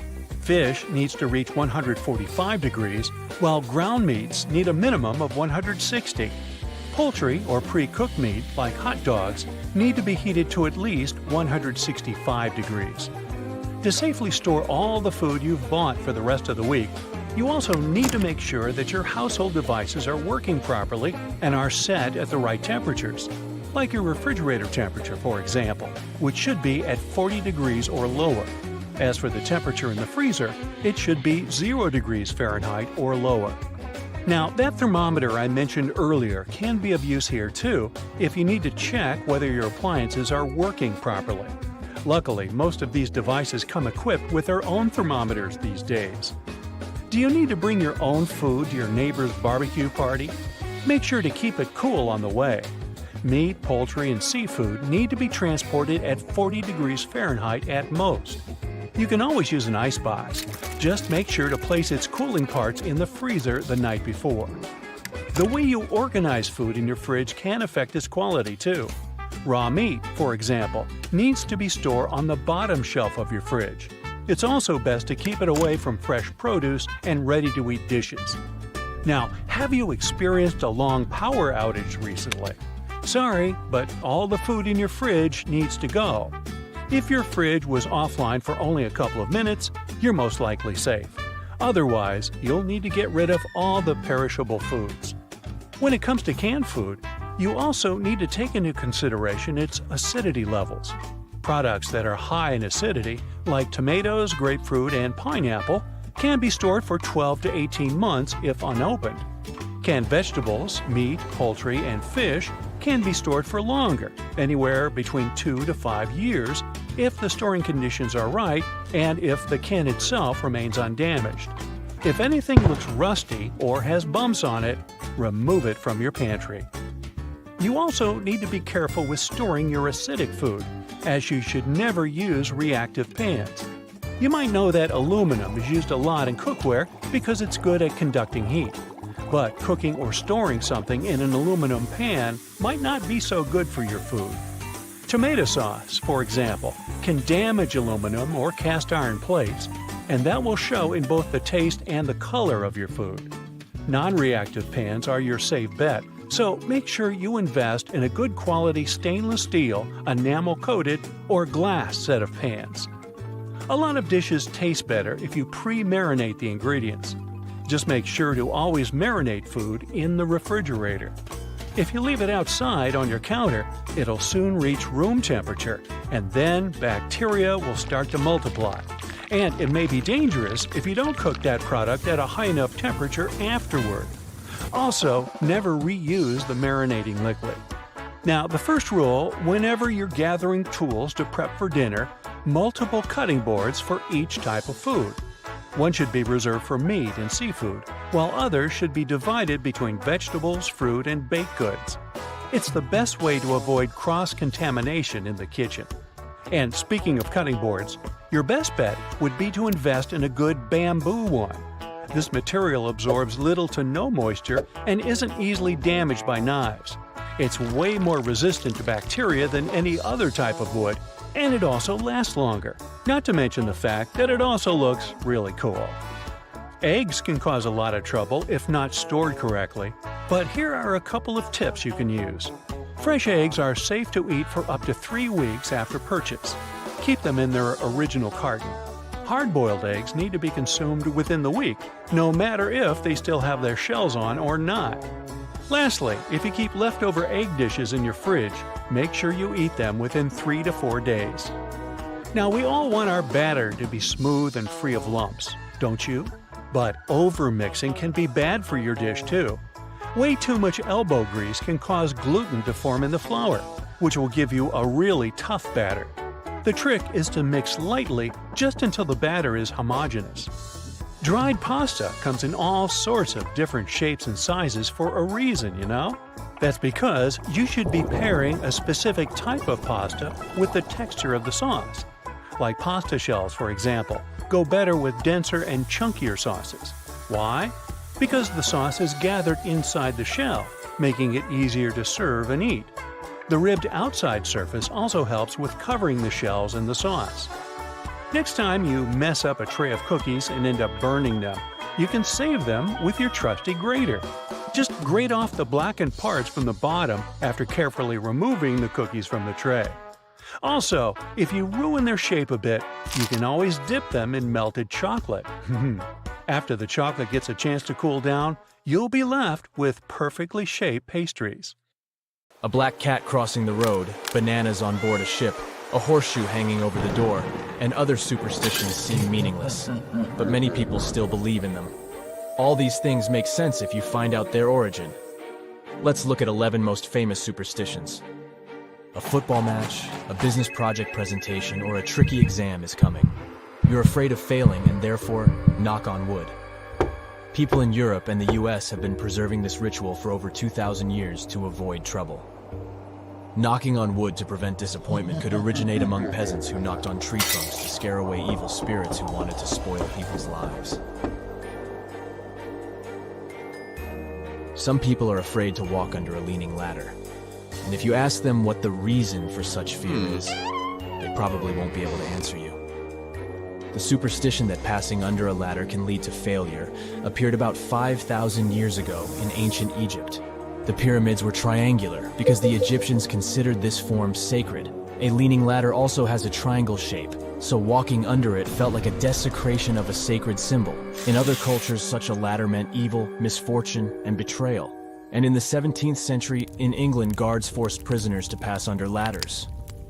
One of the most famous bad signs is a broken mirror. To see yourself in its shards means failure for the next 7 years. Even visually, the reflection in broken glass seems ominous. So many people are afraid to look there. But historically, this fear originated in ancient Greece, where many people came to special mystics who knew how to predict the future using a mirror image. If someone's reflection was distorted, then trouble awaited this person. A broken or cracked mirror also distorted the image, so people were afraid to look there. Then, in the 1st century CE, the Romans added the detail about 7 years of misfortune to the superstition. The inhabitants of the empire believed that human health changed every 7 years, so looking at a distorted reflection meant precisely this period. And the Romans also believed that mirrors reflected particles of our souls. So if you broke a mirror, it meant you were hurting your soul. Spilled salt? Throw a pinch of it over your shoulder right away if you don't want trouble. Why can salt bring trouble and at the same time help avoid it? The answer lies partly in the name. The words salt and celery are similar because both of these things are valuable. In the past, salt was an expensive product. Spilling it on the floor meant throwing money away. Over 3,000 years ago, the ancient Sumerians were the first to throw salt over their shoulders to cancel misfortune. Then, the tradition passed to the Egyptians, Assyrians, and Greeks. In Europe, it was believed that when you threw a pinch of salt over your left shoulder, you blinded an evil spirit who wanted to cause you trouble. Now, salt doesn't seem valuable, so only a few people believe in this superstition. Sailors in the past were in a dangerous position when they went out to sea. No wonder they began to believe in all sorts of superstitions. And one of the most popular ones was related to bananas. Keeping the yellow fruit on board was believed to cause serious problems at sea. This superstition appeared in the 18th century when merchant ships leaving the Caribbean and Spain began to disappear. People who found shipwrecks said that bananas had been floating among the wooden planks. Thus, these fruits became messengers of disaster. Storms, pirates, sea monsters, anything could happen to a ship if bananas were on board. Some anglers are sure that bananas can spoil fishing, and this superstition has a scientific basis. Bananas emit a special gas that may be unpleasant to fish. Perhaps marine life can sense bananas from afar and doesn't want to swim close to them. These days, many sailors believe in the negative energy coming from bananas too. So don't be surprised if you won't be allowed on the boat with this fruit in your hand. Have you ever noticed a horseshoe hanging on the front door of some houses? Of course, many people hang it as a decoration and don't attach importance to its meaning. However, since ancient times, it has been considered an effective talisman for scaring away bad spirits. Also, the horseshoe was a symbol of good luck in many cultures. All these beliefs first appeared in ancient Greece, where iron was considered a material that protected from evil. Also, the Greeks made horseshoes in the crescent moon form because it symbolized fertility and good luck. Then, this belief passed to the Romans, and after that, to Europe. People feared witches, sorcerers, and other mythical creatures in the Middle Ages, so they hung horseshoes in every house. They were sure that witches were afraid of horses, so they would avoid any objects related to these animals. If you want to avoid problems, don't open your umbrella indoors. This is one of the few superstitions that have practical significance. For the first time, people started talking about it in Victorian England. At that time, umbrellas were tougher and more dangerous than now. Iron spokes could injure someone, break something. All these troubles could also provoke quarrels with the people you lived with, so no one opened umbrellas inside. A black cat running across the road is one of the most famous superstitions. Some believe this is an omen of good luck. Others believe that it promises misfortune. The two versions have two different sources. In ancient Egypt, cats were sacred animals, and people revered them. Therefore, it was lucky for an Egyptian to see a black cat crossing their path. In the Middle Ages, these animals frightened people because they believed the black cat was witches' companion and a talisman of dark forces. If a black cat crossed the road, it meant that evil was watching you. When the Pilgrims settled in the New World, the superstition began to spread throughout America, and many people still believe in it. Another animal mentioned in many superstitions is the magpie. This bird is known for stealing jewelry items and coins, so people consider it a harbinger of failure. People say when they see it, "Good morning, Mr. Magpie. How's your lady wife today?" Many believe these words banish failures from them. A magpie chooses one partner for life. So if you see a magpie without a mate, it means it's very lonely. Mentioning its partner may sadden the bird, and it won't play dirty tricks on you. The fear associated with the number 13 is so prevalent worldwide that it even got its own name, triskaidekaphobia. In the modern world, people fear this number because of pop culture. Movies, books, and TV shows say this number is associated with evil, troubles, and dangers. Still, no statistics can prove that 13 is an unlucky number. There have been no accidents related to the number 13. People born on the 13th day feel great and have no health problems. But then, where did we get this fear from? The origins of triskaidekaphobia refer us to Scandinavian mythology.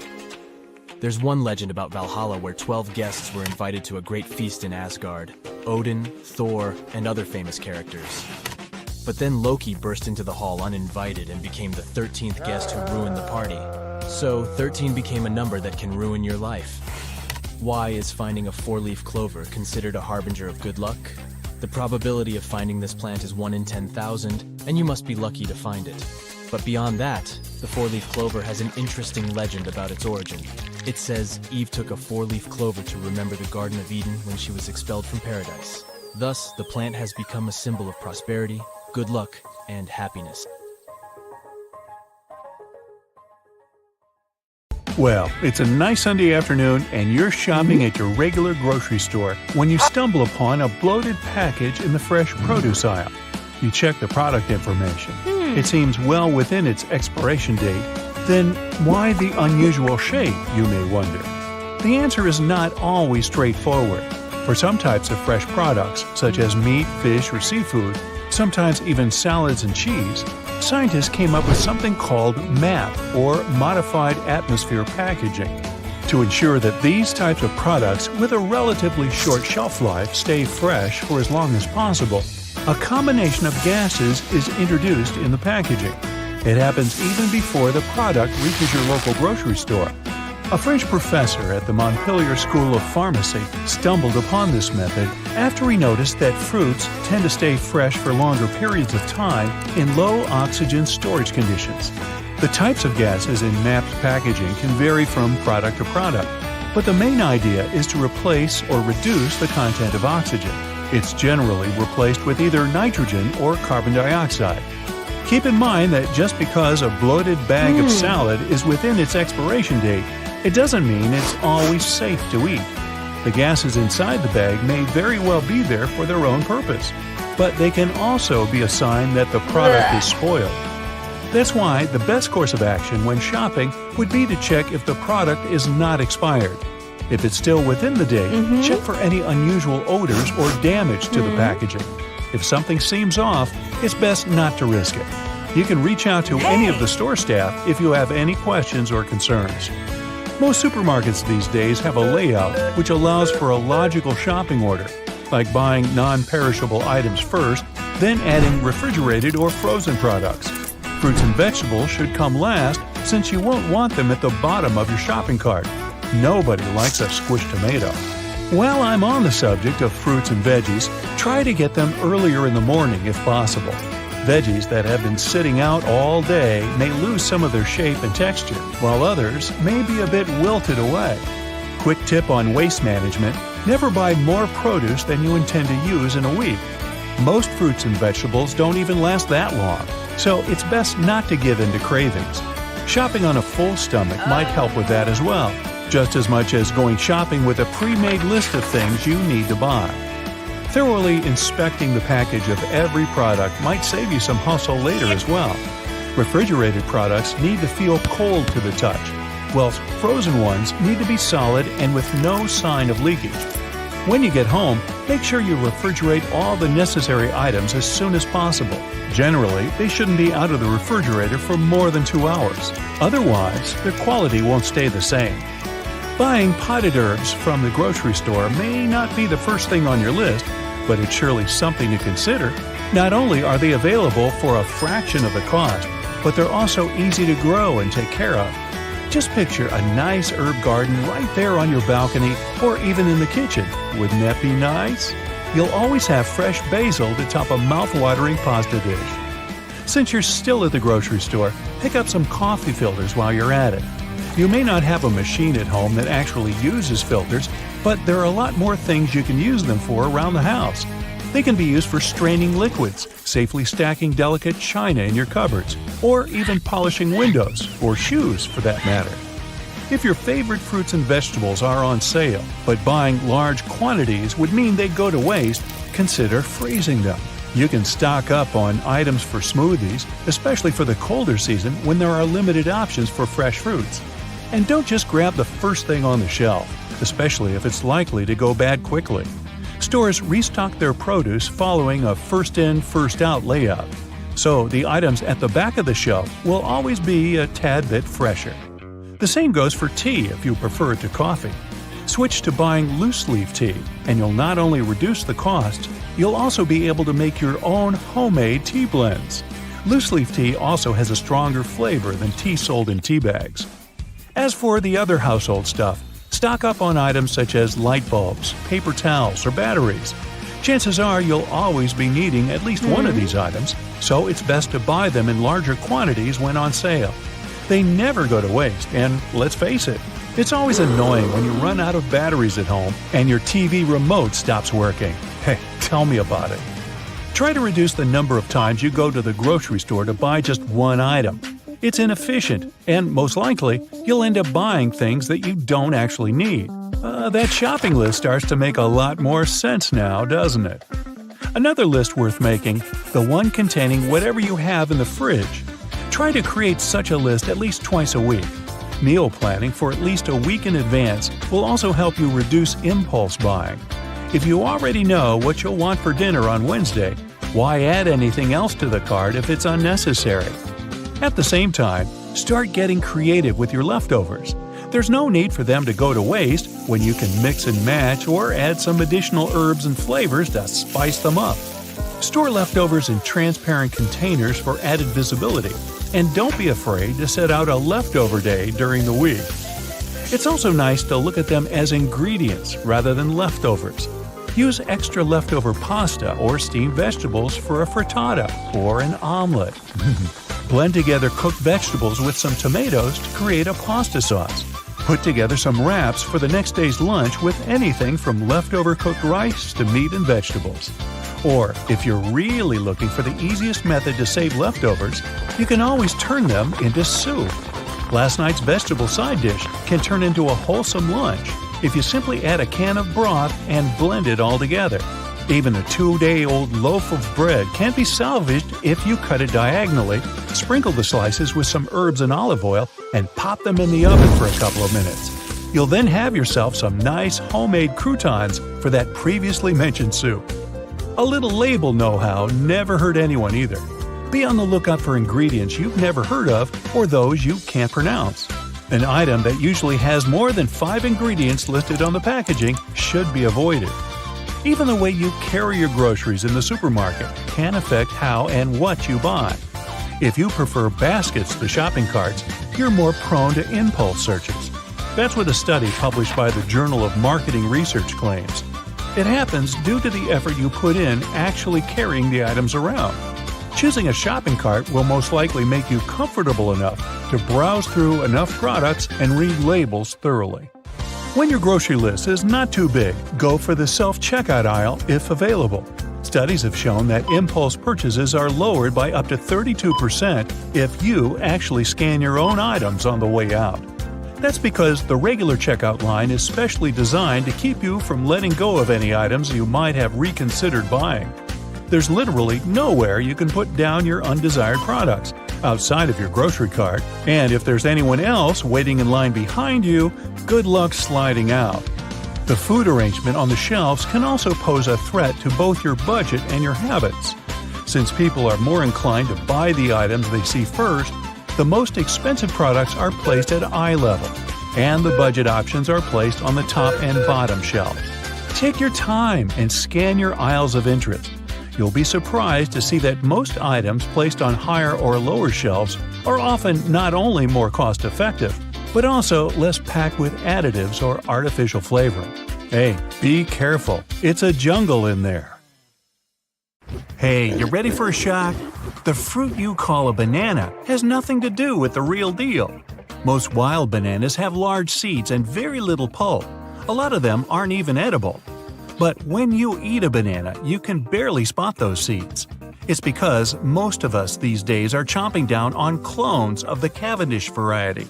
Yes, there are different species of bananas, as in more than 1,000. That special type was chosen because it's seedless. Plus, it lasts longer. No store wants to waste money on trying to sell food with a short shelf life. Oh yeah, and bananas are technically berries. Same goes for watermelons. It's because their seeds are inside the flesh, which makes strawberries and raspberries not true berries. By definition, they're fruits since the seeds are on the outside. But an orange has its seeds on the inside like a berry too. That's right, it's another case of mistaken identity. Oranges are also a human invention, not a product of nature.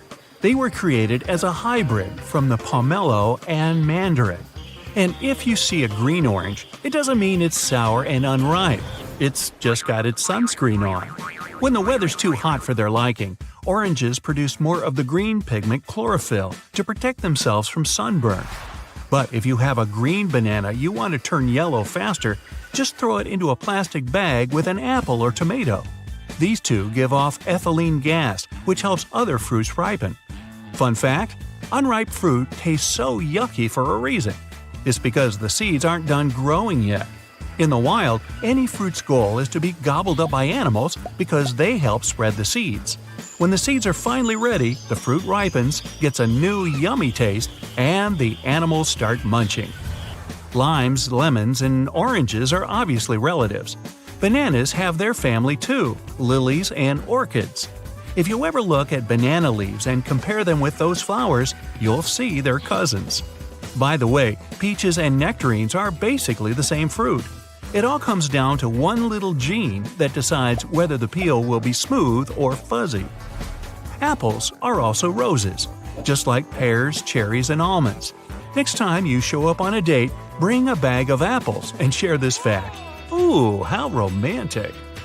Oddly enough, if you make a salad from red, orange, and yellow bell peppers, you'll get a dish made of 3 entirely different vegetables. They're all unique plants with their own unique seeds. You see a banana, you think of a warm, tropical climate. But they can easily grow in Iceland. It's the world's most northern producer of the fruit, berry. Funny thing about Iceland, they grow a lot of tropical fruits up there. The cold country pulls it off thanks to the geothermal underground heat. That's the same thing powering their epic volcanoes and geysers. Sorry, but calorie-negative veggies are a myth. Some people claim that your body uses more energies to break down, say, lettuce and celery than those foods give. They're still extremely low-cal, about 5 to 10 calories a serving, but your body only burns half a calorie to digest them.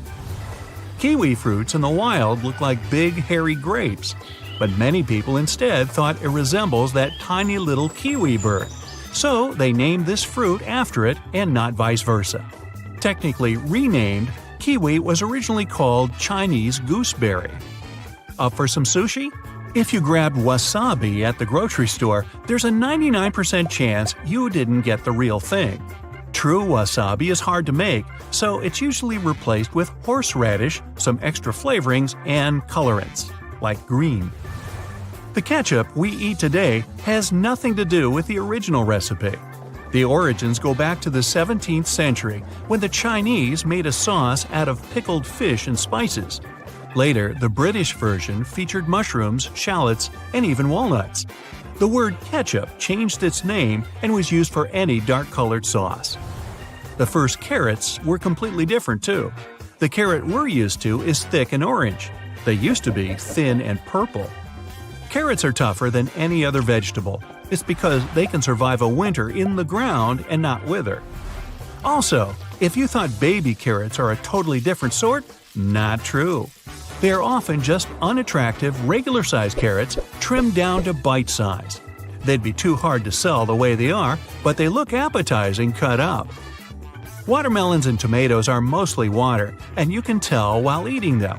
But potatoes are too, about 80%.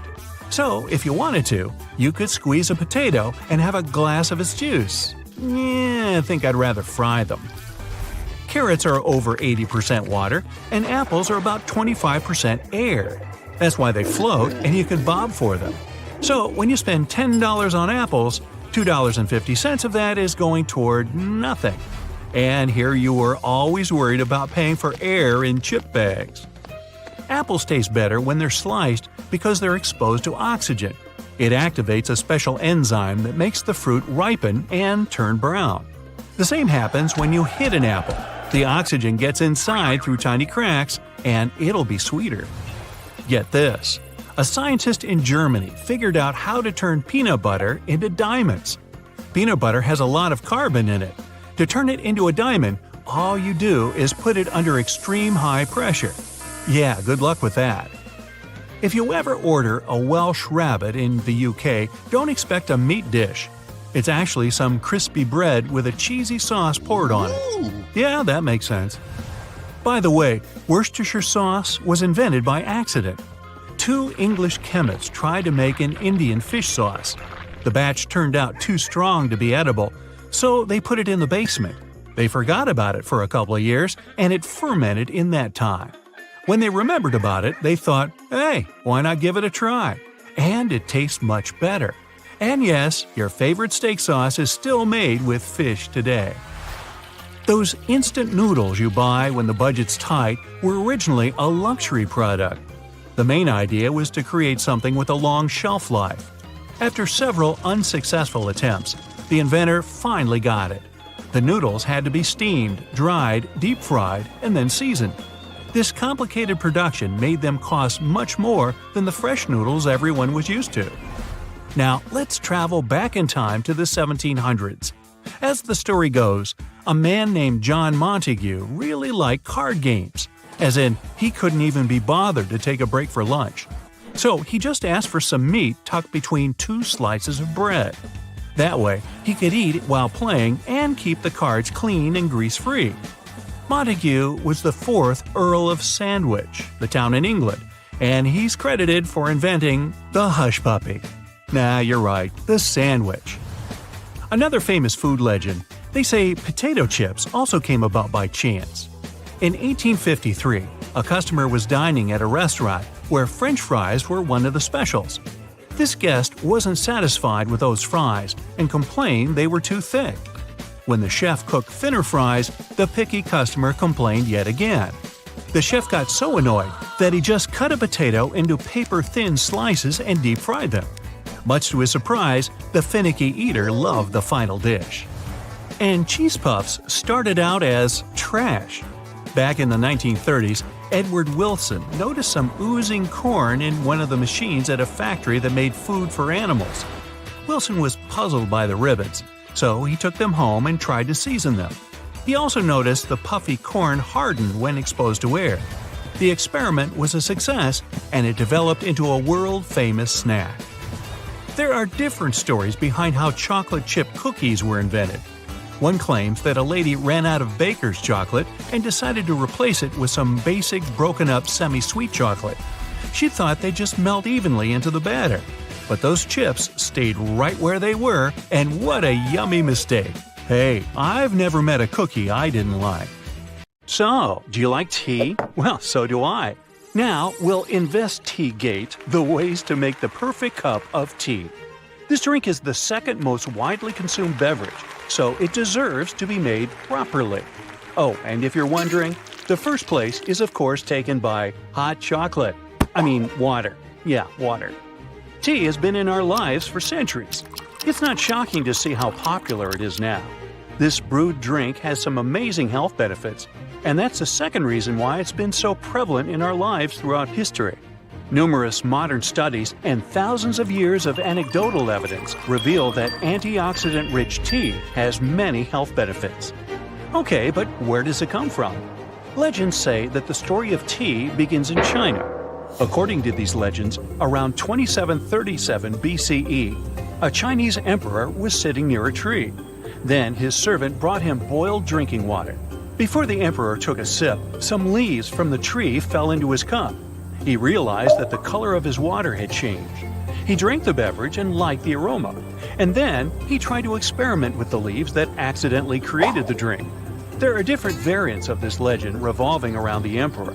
But in reality, historians know that the earliest record of people drinking tea in China dates back to the Shang dynasty, and it was first consumed as a medicinal drink, not as a cup of joy. Now, let's move on to the not-to-do list. You might be ruining your tea if your water is too hot. When your kettle whistles, you might think that the water is ready. That's right, it has boiled, but the temperature is too high for the delicate tea leaves. When you pour too hot water onto the leaves, what you get is a bitter taste. With too hot water, you also say goodbye to the healthy compounds in the leaves, such as catechins. The water should be just under a rolling boil. When you start spotting small bubbles in the kettle, that's the temperature you need. I wish there was one temperature that would work for every tea, but there isn't. It's up to you to discover the best water temperature for your type of tea. Because there are so many teas in the world that I can't mention the best temps for all of them. But I'll give you a hint. Green tea should be brewed between 180 and 185 degrees Fahrenheit, while the water for black tea should be 206 degrees. I should also say that if the water is too cold, then it won't be able to extract all the necessary components of your tea. Now, the water temperature is important, as well as its quality. You need high-quality water. Filtered water will do. If you use tap water, it may contain stuff like chlorine, fluoride, and other minerals. These compounds can ruin the flavor of your tea. Another way of getting the best tea lies in the correct steeping method. Now, some people leave the tea to steep and, in the meantime, start doing something else. In most cases, they end up forgetting about the tea. Come back, come back! This would be the sentence you would hear from your tea if only it could talk. The time needed for steeping depends on the type of leaves. Yet, in general, teas should not steep for longer than 5 minutes. For example, green tea needs 3 minutes, and black tea needs 3 to 5 minutes. If you wait any longer, you'll get a bitter drink because your tea will release biomolecules called tannins. The duration of steeping depends on the size of the leaves, too. A small leaf needs 1.5 to 2 minutes, a medium-sized leaf 2 to 3 minutes, and a whole leaf needs 3 to 5 minutes. Too long or not long enough? This is a sensitive issue. The chemicals in your tea are released gradually as soon as the steeping process begins. Let's say you pour some water onto the leaves. The first magical thing that appears is aroma and flavor. Then the healthy chemicals start their work. Caffeine is also released at this stage. Lastly, the heavier tannins come to the stage. If you don't steep your tea long enough and intervene with the steeping process, your tea may lack some beneficial compounds. Now, what is the difference between using tea bags and loose leaves? Well, tea bags are very convenient, but loose leaves are a better option if you want to get all the benefits of your tea. Regular tea bags you get from the supermarket come with leftover broken tea leaves, known as dust and fanning. I get you, time is precious. If you have to go for standard tea bags, opt for pyramid-shaped ones instead of rectangular ones. Pyramid sachet packs are better for brewing. Flat bags are the least favorable option.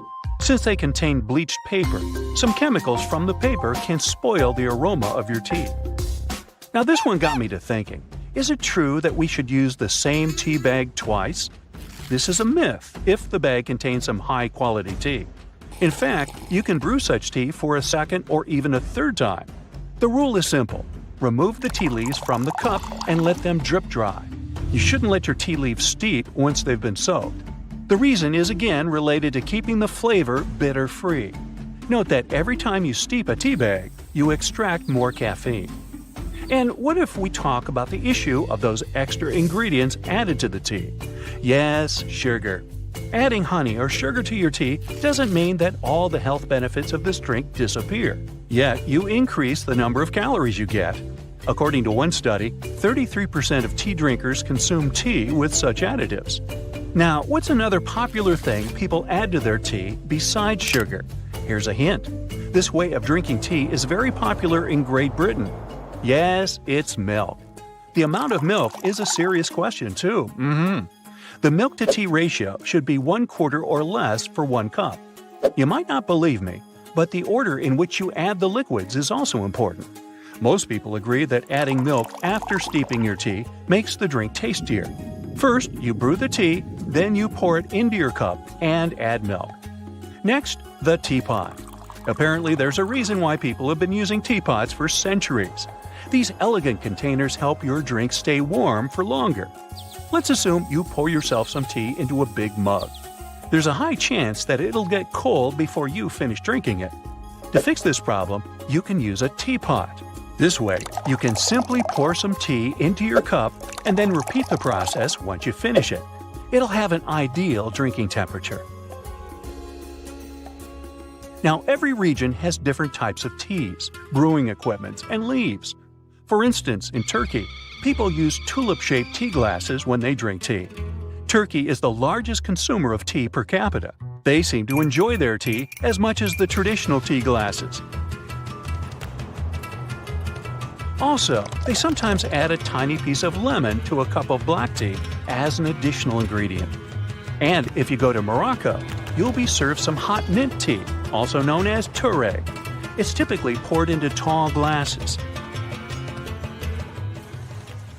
If you go to China, the place that introduced this amazing beverage to the whole world, you will see hundreds of different types of tea, from oolong to jasmine.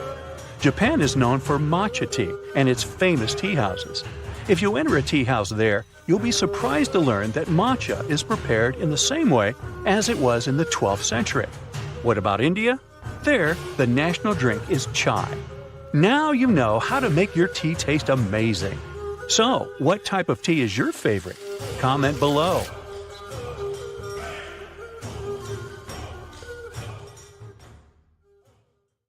Sandwich bread is not entirely real bread. Water can boil and freeze at the same time. Bananas are berries that grow in grass. Believe these or not, but let me ask you, did you know water can be wetter than it is in nature? Find out in this video. Bubblegum is usually pink because the first commercial gum, made in 1928, was like that. Pink simply was the only color of the food dye available at the factory. The first chewing gum ever, though, probably appeared about 9,000 years back. People chewed birch bark tar back then for its medicinal properties, for example, to fight fever. In fact, at different periods, people used to chew on lots of stuff. For instance, the ancient Mayans made gum out of chicle, a substance made from the sapodilla tree sap. They used it to fight hunger and quench thirst. And in North America, people chewed spruce tree resin, a habit which European settlers later picked up and turned into a commercial thing in the 1840s. You can't name a folder CON on any version of Windows. This also applies to some other letter combinations, such as PRN, AUX, NUL, and others. It has to do with the operating system itself. It creates folders to store data in them. And if you create one of your own using one of these names, it will confuse the system. If you shuffle a deck of cards to get every possible combination, you'll spend billions upon billions upon billions of years just to get a third of the way there.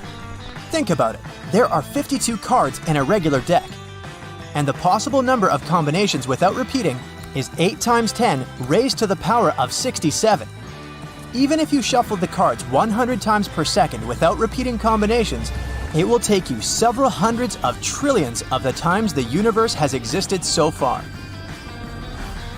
Folding a simple sheet of paper 103 times will get you a stack 93 billion light years thick, which is more than the size of the observable universe.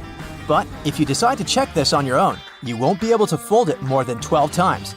And that would require a really big sheet of paper too, as in almost a mile long.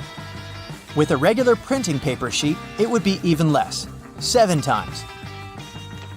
In many supermarkets, you'll see 2 different bread sections, bread and bakery, and they do have different types of bread in them.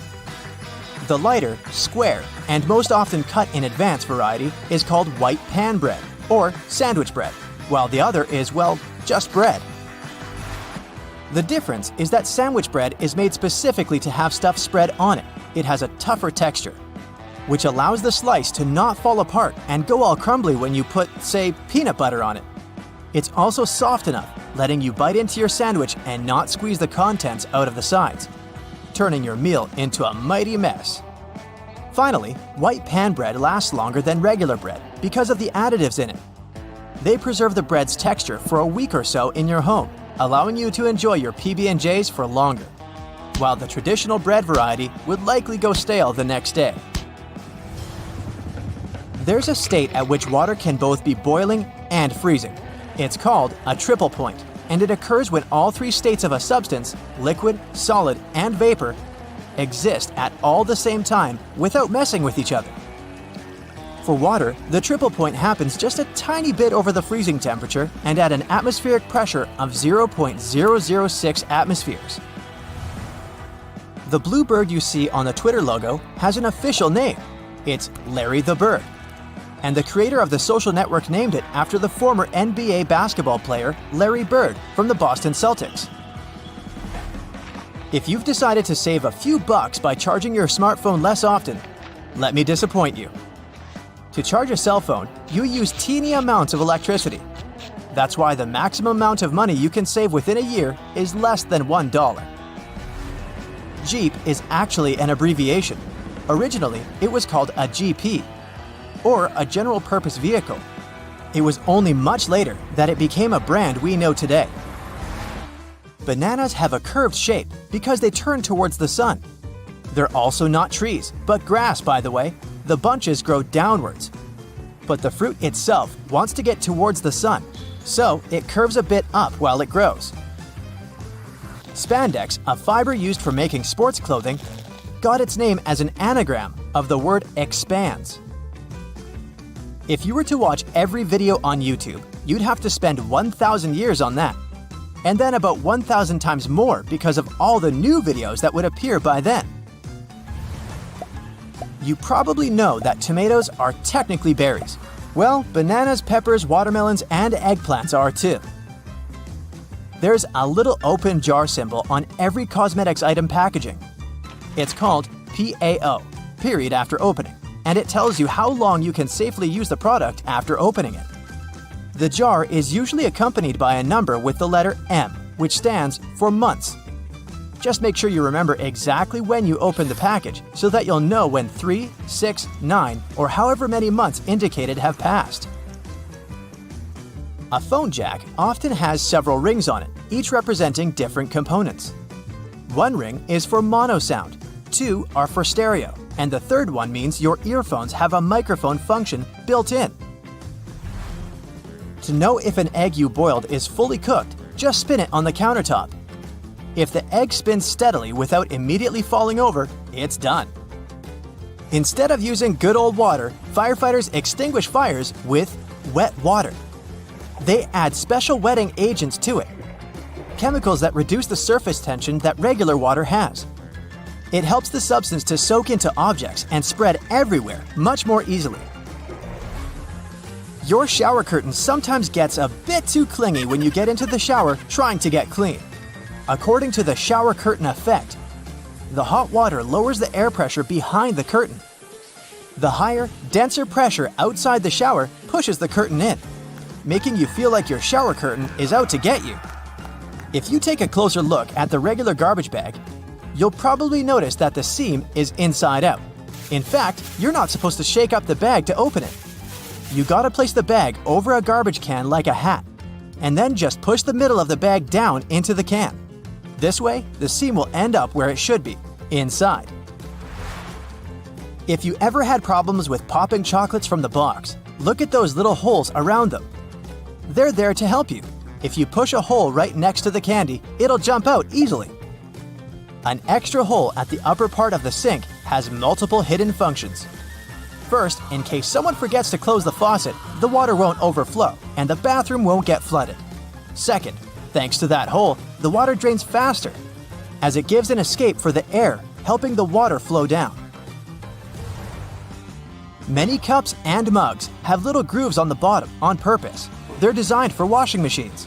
The grooves let the water flow and not spill all over your feet when you take the cup out. Also, those grooves let the air flow so the cup doesn't crack even if the tea is scalding. Take a closer look at that metal plate at the front of your stapler, known as the anvil. Turn the stapler upside down and rotate the anvil, reversing it. You're basically changing the stapler setting to temporary. In this mode, you can staple the sheets without too much vigor, so they can be easily detached from each other later. Picture this. It's a cloudy, misty morning in the middle of winter. Tom wakes up, a bit nervous for the day ahead. He's leaving on a long journey through uncharted waters. His captain says they will try to leave England and make it all the way to the Americas. He's ready and packed to leave his house when his wife reminds him to take the biscuits he had spent the night preparing. Let's zoom in on these biscuits right here. They look a bit strange, don't they? These are called ship's biscuits, and they were literally the biscuits that sailors ate during long voyages at sea. A ship's biscuit could go years without going bad. I know that sounds impossible, but the secret is in the ingredients and baking methods. When sailors departed, they didn't know how long they would go without setting foot on land again, so they needed to be ready, food-wise. Otherwise, they could perish from extreme hunger. So bakers came up with this simple biscuit. It's mostly made out of 3 ingredients: salt, flour, and a bit of water. The idea is that the dough stayed as stiff as it could. Then, bakers would put them in the oven for hours, at very low temperatures. The purpose of this slow baking was to take off all the moisture in the biscuits. Even if you're not an experienced sailor, you might suspect that moisture is the enemy of food preservation. It makes stuff get moldy and attracts insects and other animals. Plus, a ship is already an extremely moist environment. So the biscuits had to go on the countercurrent of all of that. A ship's biscuit can go 6, 7, 8 years without going bad. The little holes you see on them help to get the moisture out during the cooking process. A sailor like Tom, medium-sized, would get a portion of 6 to 8 ship's biscuits per day. They were extremely nutritious and satiated a person's hunger. Now, this was a type of survival food. It wasn't meant to be super pleasurable, yummy, or even give you all the nutrients you needed. Just the basics. Now, do you have any idea what life was like in the 18th century? If you think about a city like New York, there were only about 18,000 people living there. For comparison, today the city hosts more than 8 million people. Back then, if someone had to travel from New York to Boston, there wouldn't be any of the convenience stores there were along the way. I mean, there weren't even roads as we know them now. So, people needed to make food provisions. And this is where portable soup came in handy. If you imagined a boiling pot of meat and veggies, I'm sorry to inform you, you are wrong. Portable soup is hard and condensed. It looks like this. Portable soup is a type of solidified broth, a very, very condensed substance made essentially of meat. Think about it. It's convenient, it's light, it doesn't take up much space, but it's extremely hard to make. The best meat to make portable soup is one with a lot of collagen, like beef shank, and the secret is slow cooking. You can't lose sight of it though, because if it boils up, you ruin the whole thing. While cooking the meat, it will release its taste in the water in the pot, and after a few hours, it's safe to take the beef out. The remaining water will be rich in nutrients and fats, and once you reduce that down for about 18 to 24 hours, you'll get a gelatine-like nutritional substance. Once this cools down, it turns into a tablet of sorts. It's pretty amazing to witness the entire transformation process. But hey, this dark tablet is really satiable. And to eat it, you just needed to find some hot water and put the meat tablet inside of it. It would release all the condensed nutrients in it, giving you a warm, hearty meal. Here's a trick question for you. Do you know why hamburgers are called hamburgers if they are not made out of ham? Apparently, it has to do with the city they were first invented in, the city of Hamburg in Germany. But it wasn't what we are used to today. I mean, they didn't even use ketchup. Well, at least not the tomato ketchup we use now. But did you know that other types of ketchup have existed throughout history? As weird as it may sound, back in the 18th century, people ate mushroom ketchup. For your information, if you look up ketchup in some dictionaries, it is by definition a sauce made out of mushrooms. It has nothing to do with tomatoes. I wonder where people got that idea from. Anyways, to make it you can use any type of mushrooms. Even shiitake if you're feeling fancy. The idea is to smash them, cook them, and add a bunch of spices to the mix. I'm talking clove, nutmeg, ginger, pepper, and whatever else your palate wishes for. And in case you're wondering what our ancestors ate it with, I have one word for you: meat. They would pour mushroom ketchup over a nice piece of steak, for example, like a gravy sauce or something like it. Now, if this just left your mouth full of water, I have good news. You can still find mushroom ketchup in Great Britain. It's just North America that kind of forgot it. Neat, huh? And what did people eat back in the day when they were feeling unwell? Today, we have a concept of food I particularly love: comfort food, which is something to eat when you are feeling down and sad. But then, on the days you're feeling sick, what do you eat? I immediately think of a warm soup or something nutritious and light. Our forefathers drank something called posset. Now, posset could be described as an eggnog with some sweets added into it. Its recipe can be traced down to as early as the 15th century. The drink was considered such a reliable remedy that Shakespeare even used it as a poison in Macbeth. Here's another quick pop quiz for you. Why do we say the proof is in the pudding? This famous expression simply means that you'll only know the true value of something once you experience it for yourself. The expression started to be used back in the 1600s, but there's an important thing to note here. In Britain, pudding is not the sweet dessert known by many in America. Rather, it's a savory dish, much like a pie. I guess it's safe to say that the British are good at turning almost anything into pie. From apple pie to pumpkin pie, chicken pot pie, and so on. Now, in the 18th century, they had something called beefsteak pie. This was an incredibly popular dish back then, but somewhere along the way we lost the habit of making it. Sure, you can find steak and kidney pudding today, but it's got all sorts of stuff in it, such as potatoes, carrots, and thick gravy. Up until the 19th century, people ate the stripped-down version of this dish, which was basically made out of richly flavored meat.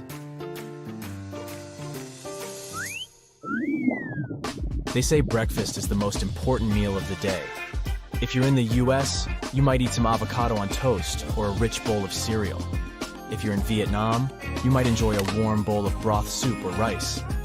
But if you were eating breakfast in 18th century England, or even the United States, you would get something like this.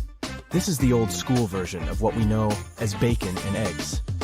Except that back then, it was called collops and eggs. According to the traditional Hannah Glass recipe, straight from the most famous cookbooks of back then, the egg wasn't fried or boiled, it was poached, and the bacon was probably not as processed as we eat them today. A little toast was added on the side, and there you had it, the perfect start for a long day.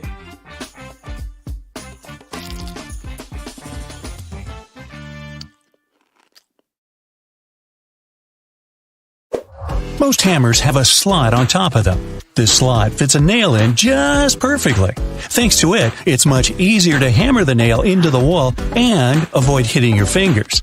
The extra pocket on the right side of a suit jacket is called the ticket pocket. In the past, they were used to store coins for people on horseback to pay toll booths without having to open their jackets. Then, when train travel became popular, they started to be used to hold tickets and passes. The small bumps on the F and J keys on your keyboard help people find the right keys without looking down. Keyboards come with little legs. Thanks to these legs, you can tilt your keyboard and see which keys you're hitting. But keep in mind that a flat keyboard doesn't make your wrists so tired. And if you can touch type, you don't need to look at the keyboard anyway. Chip bags have excess air inside to cushion the chips during shipping. This air isn't actually oxygen. It would turn the chips rancid fast. Producers use nitrogen instead because it keeps chips fresh. Colored dots on chip bags have a purpose too. Manufacturers need them to control the package color and show what ink color was used on the package. Now, I'm guessing here that they don't actually want to look at the bag. The markings on the bottom of a toothpaste tube are there for the factory robots. Hey, they want clean teeth too. Actually, colorful squares mark the line that helps the machines understand where to cut and fold the tube. Small hollows in a chocolate box are designed for chocolate lovers. Press the closest deepening to the chocolate that you want to grab, and it'll jump out of the box right into your hand. Magic! The hole in the lollipop stick is there to save your life. If the stick gets stuck in someone's mouth, the hole will prevent this person from choking. All Tic Tac containers are designed to dispense just 1 mint every time you open them. There's an indentation in the lid that has the same shape as the candy. Turn the container upside down and gently shake it. When you open it, you'll notice 1 Tic Tac stuck between the lid grooves. Now that's some engineering. Stickers on fruit seem to provide zero information about the product. But if you look closer, you'll find some numbers that can tell you more. A 5-digit number where the first number is 9 is a good sign. You're about to buy an organic product. A 4-digit number starting with a 3 or 4 means it was conventionally farmed. And if the number starts with an 8 and there are 5 digits, it's best to leave it on the shelf. A dollar has its secrets too. A large letter with a rim shows which bank is responsible for issuing this bill. There are 12 Federal Reserve banks in the U.S. distributing currency. For example, the L says it was printed in San Francisco. The digits on an egg are part of a special labeling system. It's used in many countries. The first number indicates the method of production. The following 2-letter code stands for the country where the egg was produced. And then you can find the registration number. It indicates the laying hen establishment. The first number in this code can vary from 0 to 3. 0 means it's an organic egg. 1, it's a free-range egg, which means it was produced by a hen that was allowed to wander outdoors. Hey, come back! 2 stands for an egg produced in a deep litter indoor housing. 3, you're about to buy a caged farming egg. Barcodes speed up the purchasing process. If a barcode consists of 12 digits, the one on the very left is a system identifier. For example, 2 means it's a randomly weighed item. 3 is used for products related to health. The next 5 digits identify the manufacturer, and the following 5 are the product's number. The last one is the check digit. Scanners need it to make sure they've read the code correctly. Colorful plastic tags on bread bags indicate when the product was made. If it's Monday, there will be a blue tag. For Tuesday, it'll be green. Thursday is red, Friday is white, and on Saturday, look for fresh bread with a yellow tag. Hey, there's going to be a quiz at the end of this. If you examine a Heinz packet carefully, you'll notice a number on it. It indicates which filling line the packet was filled on. That's why the product is the same, but the numbers are different. Coffee stirring sticks have holes in them because those help reduce the resistance from your drink. This way, they can stir sugar much more effectively. Such a design also makes these plastic sticks tougher and prevents them from bending in hot water. And since stirring sticks are partially hollow, less plastic is used during their production. Now, why are chopsticks connected? If they're disposable, they should be connected with a wooden clamp. It's between the liquid level and the cap. That's because these drinks contain carbon dioxide. This gas can expand if the bottle gets heated. If there's no air gap in the bottle, it'll break because of the pressure building inside. Also, when you open your drink, the gases go out in the form of bubbles, and the drink is likely to overflow. The gap helps with this problem too. Except if you shake it up first, then open it. Nah, I've never done that. There are strings on a pack of cotton pads so that you can hang it on something. At the bottom of the pack, there's also a perforated line. If you tear along it, it'll be much easier to pull out cotton pads. The hole near the rim of your bathroom sink is there to prevent overflows. Excess water will go into the siphon and your floor will stay dry in case you forgot to shut the water off. Nope, never done that either. That black grate on a microwave isn't just some fancy decoration. It's called a Faraday shield, and it prevents the rays from escaping the microwave. It also speeds up the heating, so you can enjoy yesterday's leftovers faster. Windshield black dots help dispense the sun glaring right into your eyes. This sort of frame keeps the UV rays away, so it serves as sunglasses for your car. Now, don't blame the little lump on your computer cable for getting stuck somewhere for the umpteenth time. This cylinder, shapes and colors may vary, actually helps prevent interference from other signals, like those your phone emits. The stripes on headphone jacks keep the wires insulated from one another.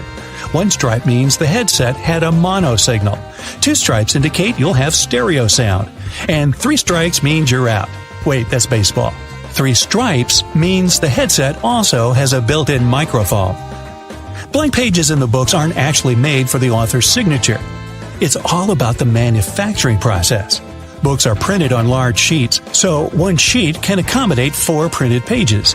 If a book has an odd quantity of printed pages, chances are you'll get a blank one for notes. When the blue bristles on your toothbrush fade, it's time to change it. Oops, I better check mine. You can usually find some silica gel in bags, shoes, and many other things you buy. This gel absorbs excess moisture. Don't throw it away. Every time your shoes get wet, put some packets of silica gel inside them. A button on the back of a collar of a button-down shirt is there to prevent your tie from sticking out. And the small loop on the back of a shirt can be used to hang the thing without wrinkling it. Little buttons on your jeans are called rivets. They were originally placed there to prevent the seams from ripping.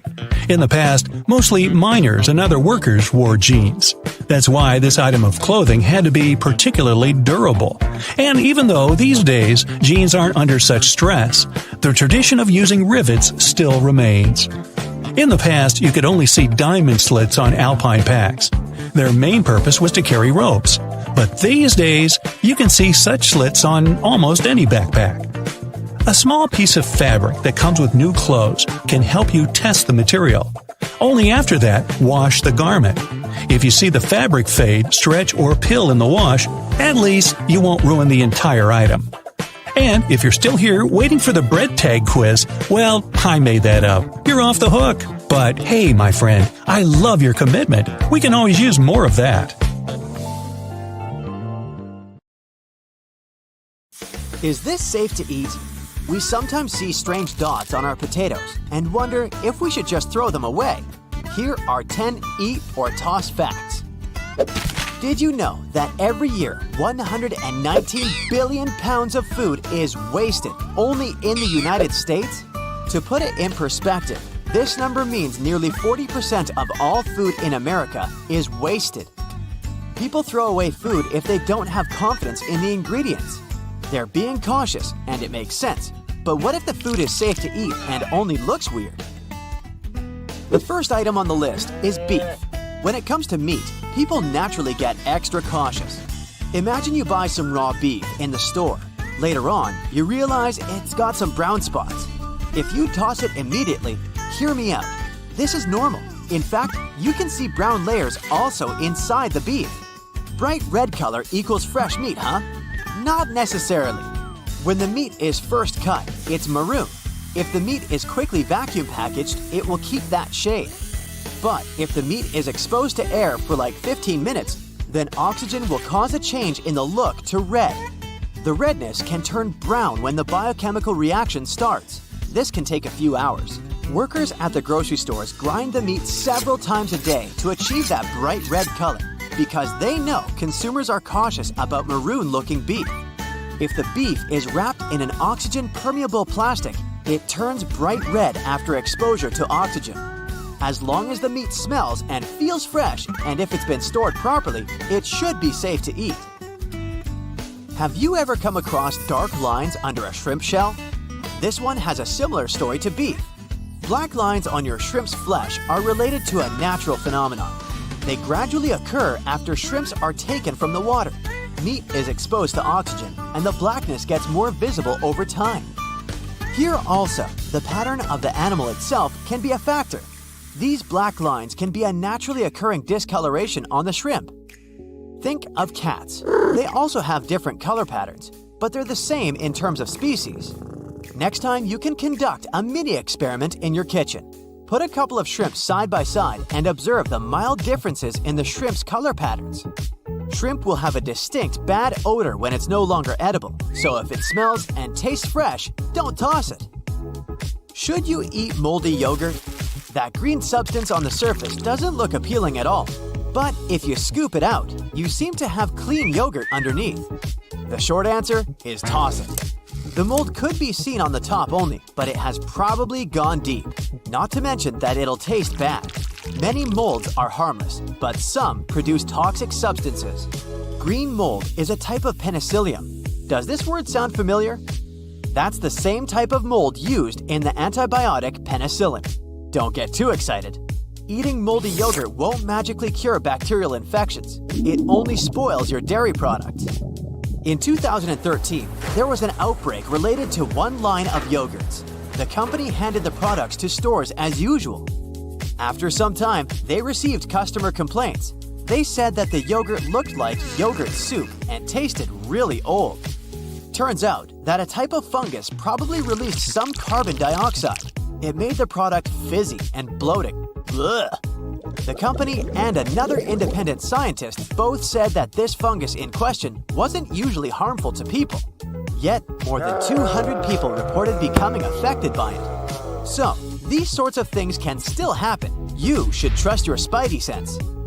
If you've ever been lucky enough to see some mold in a freshly opened package, reach out to the manufacturer. You'll potentially save others from facing the same scenery by notifying the company about a systemic issue and preventing potential future product waste.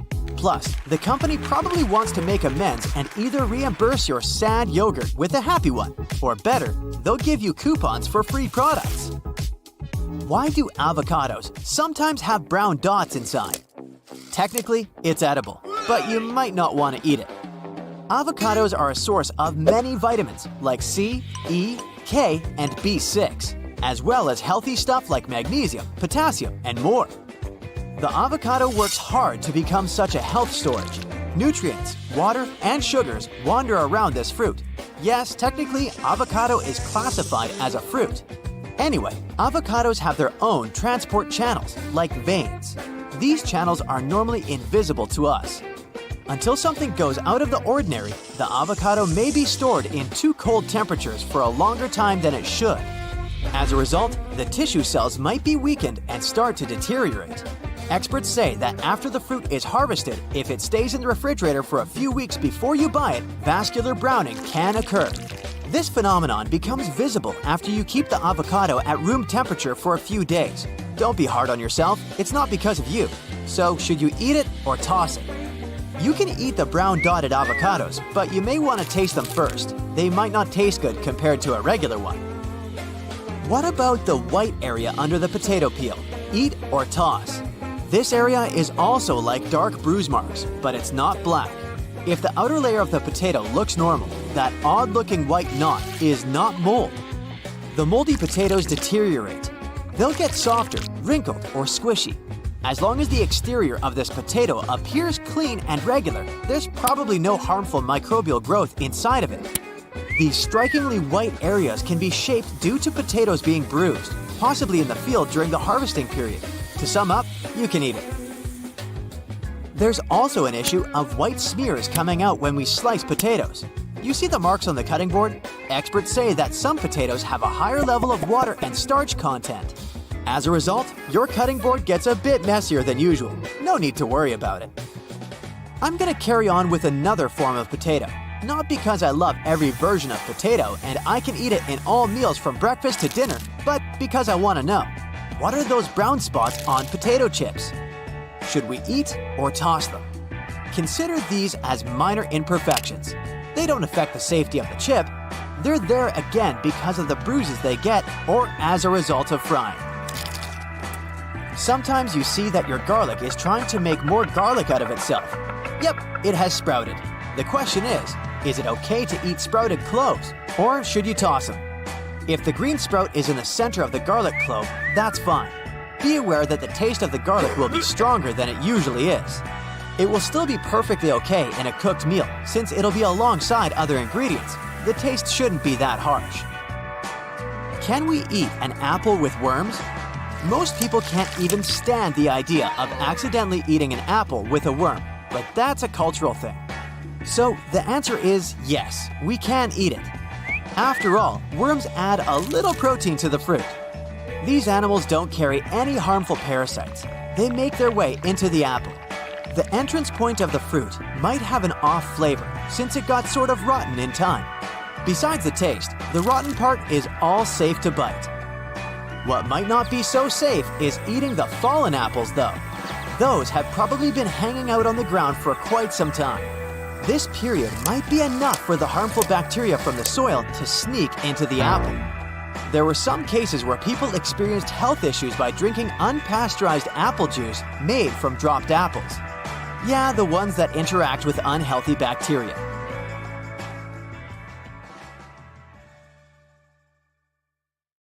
That's it for today. So hey, if you pacified your curiosity, then give the video